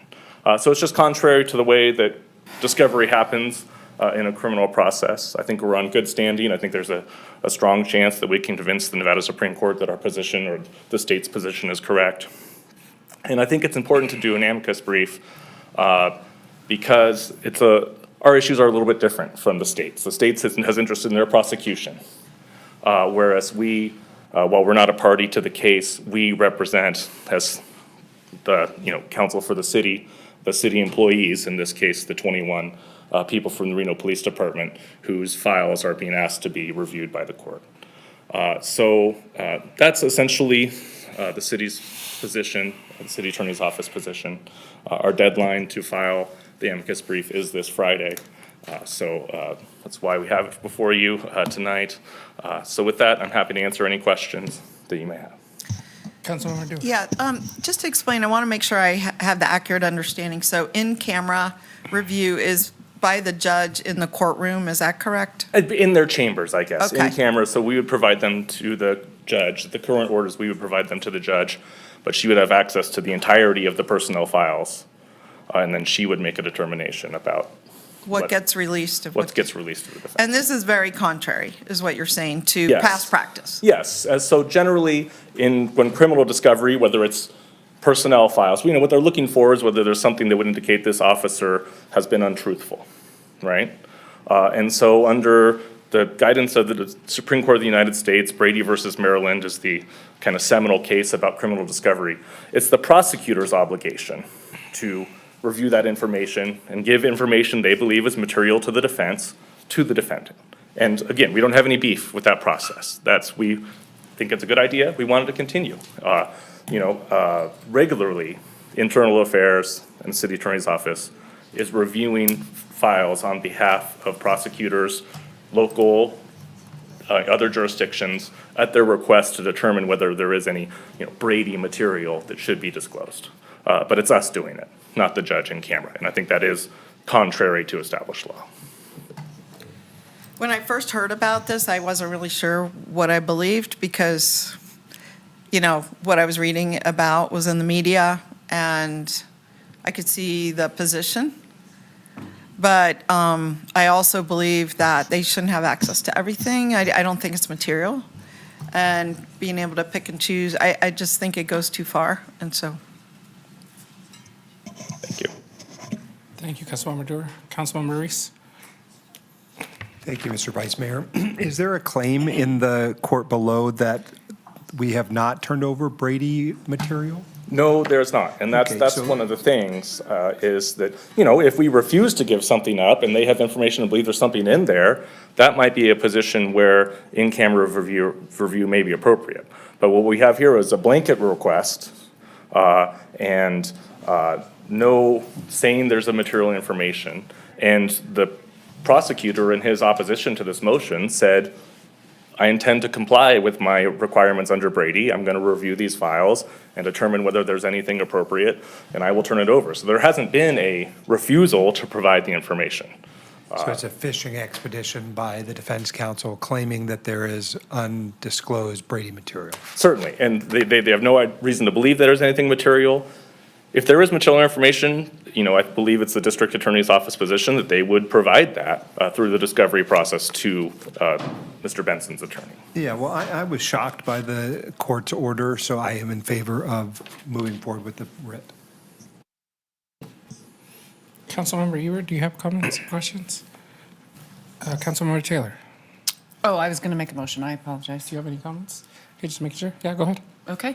I move to direct the city attorney's office to file an amicus brief in State v. District Court, Benson, case number 91994, in support of the position that Reno Police Department officers' personnel files should not be provided to the court for an in-camera review contrary to established case law. Motion a second. All those in favor say aye. Aye. Aye. Motion passes unanimously. Thank you so much. Thank you for your time. I think that was the last of our C items. We'll move on to agenda item E1. Ordinance introduction. Bill number 7327, ordinance to amend Title 5, Chapter 5.90, Article 2 of the Reno Municipal Code entitled Collection and Transportation of Solid Waste and Recyclable Materials, repealing Section 5.90.070 entitled Franchise Fees, together with matters which pertain to or are necessarily connected therewith. Mr. Vice Mayor, unless you need a report, I'm prepared to move. Does anybody need a presentation? Hey, is this aligned with our discussion of the franchise fee, or was this something separate? I was unclear when I read it. Sure. Suzanne Groneman for the record. This is separate. The only alignment is we do happen to be in that review period, so that's the only connection. But why are you actually asking us to do this? So the presentation would go over that in a little more detail. Well, is there a way you could summarize what it is? I'll give two bits of background here. So just some background, there's actually three things that have prompted this process. In 2012, we adopted this ordinance. Part of the section is actually specific to only 2012. So it's actually long gone. In 2020, we amended the franchise agreements. That section also changed then, and now we have started this review process, and this was the very first part of that review process. But so why do we have to repeal? Just because 2012 went by and 2020 went by? So the purpose is it's frankly no longer relevant. Two sections are governed by the contract and have been amended, and the last section was completely amended in 2020.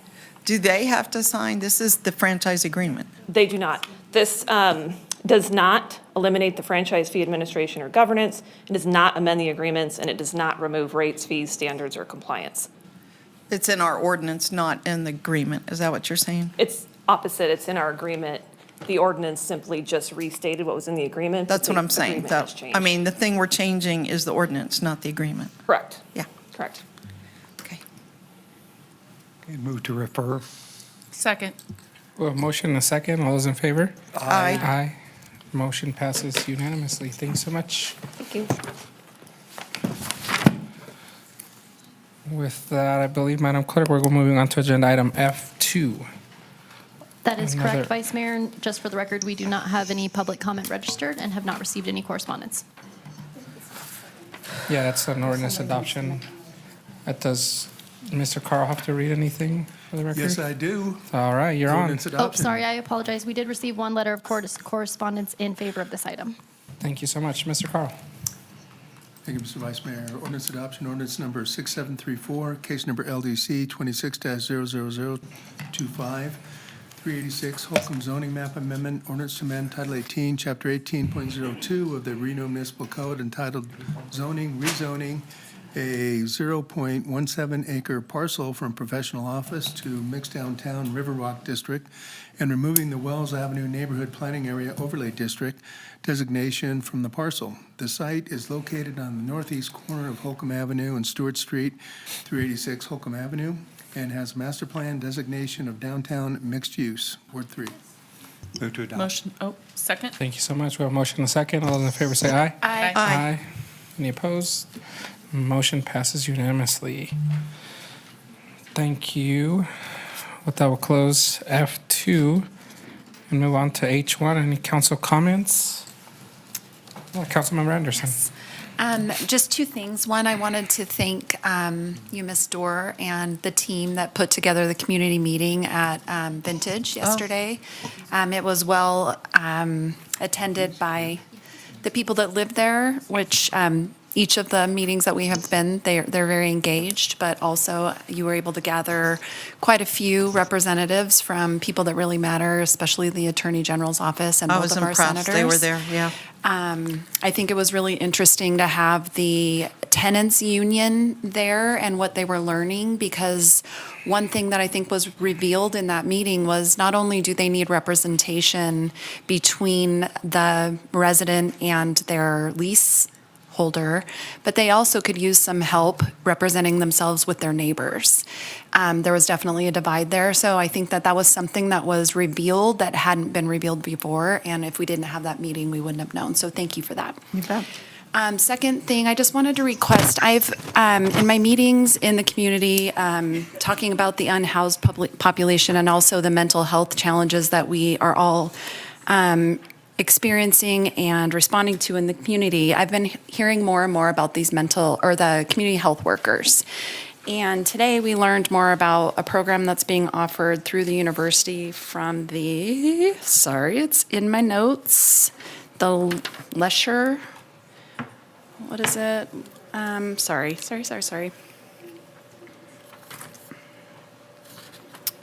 Well, it should have been easy to find, but it isn't.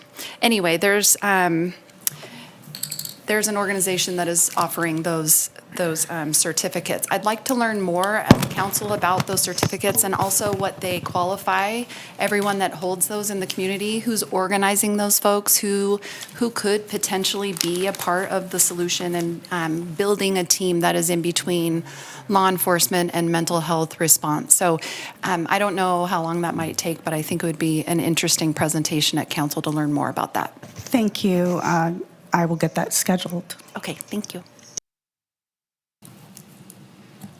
Thanks so much, Councilmember Anderson. Anything? Councilmember Reese? Any comments? Okay, Councilmember Dewar. Yeah, two things. One is we heard today about the fact that we can request an audit of waste management anytime. It was unclear when our last one was, but I think it's very important to roll it out in concert with increase in fees. And it's a good signal to the public that we're paying attention and we really care. And so I'd love to see that started as soon as possible. But we need a little information. We need to know when was the last one, what were the findings, had they undercharged, overcharged, did we overpay, underpay, whatever the details are, but I'd love to learn more about it and begin the process of that. The reason I voted yes today was I was pretty sure audit would take probably 6 months anyway, and I didn't want to wait that long to initiate the franchise fee, but I did want to get started with the audit. So I think it's an important companion piece.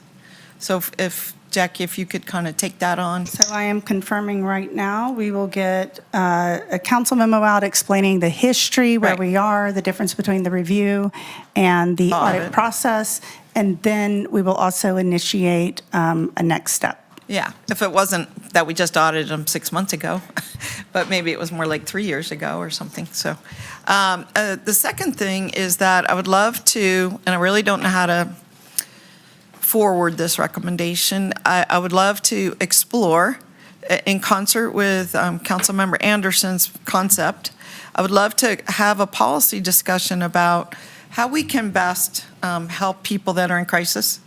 So just the process, and I think it's an important policy directive from us. Ms. Anderson's talking about helping us get more resources, which is fantastic. And then we also need to set some policy parameters and recommendations for our police chief on how to handle those kind of things, you know, from our perspective, not on the ground, but more generally. And so I'd love to see a conversation about that. No, I don't know how to structure that. That's what I'm saying. I don't know if that's a policy discussion. I don't know if that's a, we'll learn more. I think. Let me think about that one. Yeah. Tomorrow night, we have a Reno Police Town Hall, the first of 5, as I understand it, or 6, maybe. And I hope to attend myself. And I expect it may come up, that issue. And I think that we are set on a continuous improvement process. It's an actual thing. And that we learn as we go. And that if there's better ways that we can handle certain situations, we need to incorporate those things sooner rather than later. And I was noted several cities were offered as examples of how to do things. I would love to hear more about those options. And is that something we could integrate here at Reno or not? So, thank you. Thank you, Councilmember Dewar. Councilmember Ebert. Yeah, I would just like to mention again the vote on the waste management franchise fee increase. I do just want to reiterate my concerns with tying that fee increase to CPI. I'm not sure if that's something that was, properly agendized, if that's something that we can assess when it comes back to council. But I think that that's something that we need to discuss further, and I just cannot support tying those fee increases to CPI without more information and discussion. So, Have a thought on that? Thank you for reiterating. Yeah, Councilmember Dewar. I do think there's an opportunity to reevaluate every year in the budget. I really do. Whether, we have an ability to roll back the franchise fee costs. We could increase it, we could roll it back, we could stop doing CPI. I think that we have a lot of ability to change policy directions as time goes on, personally. I don't think we're locked in. I think it's something that can be evaluated. I think it's a good basis to think about it. But if it's not working for us, like what if we have another year with 7%, like we did a couple of years ago? I was kind of worried about that. Would we automatically put in a 7% increase in the franchise fee? I was kind of worried about that. So maybe proper language might be CPI, but not to exceed 3% or not to exceed 2% or something that would mitigate the impact of it. So I think that's an ongoing conversation we could have. yeah, I think that sounds good in theory, but I've been requesting that kind of consideration for the sewer bill since I've been on council. It doesn't really happen. Again, I just would like to potentially, reconsider the tying the CPI to the waste management franchise fee increase. Okay. We might thank you put both. guardrails around it in some way. I don't know what that looks like. But. Thank you both for your comments. We'll close that and move on to public comment. Madam Clerk, do you have any public comment registered? Mr. Vice Mayor, would you like to open the RDA? I think there was going to be an update from City Manager Bryant. So I think my thought, Madam Clerk, was to completely close out City Council. Because we have noticed the RDA, I believe we need to open it, but I would also like to recommend to council, if they have an appetite, to push items B1 and B2 to the next meeting. But I believe Because of technology restraints, I need to leave the city council meeting open and Got open it. the RDA. So if we Okay. can open the RDA, because I cannot close this one out because of the recording. Understood. If we can just open it, run through it, and get it done, and then we can close this out. Please and thank you. Yeah, sounds good. Can we go ahead and then, Madam Clerk, and open up the Redevelopment Agency Board and take roll? Okay, so we're on item A2 of the Redevelopment Agency Board, which is calling roll. Councilmember Taylor? Here. Dorr? Here. Vice Mayor Martinez? Ebert? Here. Reese? Here. Anderson? Here. Sheeby absent at this time. Mr. Vice Mayor, you do have a quorum of the Redevelopment Agency Board. Thanks so much. We'll move on to agenda item A3. Is there any public comment registered? We do not have any public comment registered and have not received any correspondence for the Redevelopment Agency Board. Thank you. With that, we'll move on to the approval of the agenda, and we heard the updates from City Manager Bryant. Is there anything you'd like to add? One other one is that item C1 was scheduled for the RAB update, but Chair Klein is not here, so I guess for the record, we should continue items B1, 2, and item C1 to the next meeting, please. Move to approve with those changes. Second. We have a motion, a second. All those in favor? Aye. Perfect. So we'll go ahead and move on to approval of the minutes. Move to approve. Second. We have a motion and a second. All those in favor? Aye. Any opposed? Motion passes unanimously. And with the continuation of the rest of the meetings, to the items, we'll move on to, I believe it's E, Item public comment? D1, David 1. David 1. Any Redevelopment Agency Board comments? Nope. Looks like we're good. We'll move on, close that and move on to Perfect. public We have comment. no closing public comment for item E1, so I'm just looking for a motion to adjourn the adjourn. Redevelopment Agency. Second. We have a motion and a second. Those in favor say aye. Aye. Aye. Motion passes. Now we'll close out the Redevelopment Agency Board and move back to closing public comment on the Reno City Council meeting, agenda item J. Perfect. So for item J on the Reno City Council meeting is closing public comment. We do not have anyone registered. We did receive 10 additional public comments after 4 p.m. that were distributed to the Reno City Council and are part of the record. And now we're on item K. Motion to adjourn. Motion to adjourn. Do we have a second? Second. Motion and a second. All those in favor say aye. Aye. Aye. Motion passes. We're adjourned at 6:38. Thank you so much, everyone. Thank you.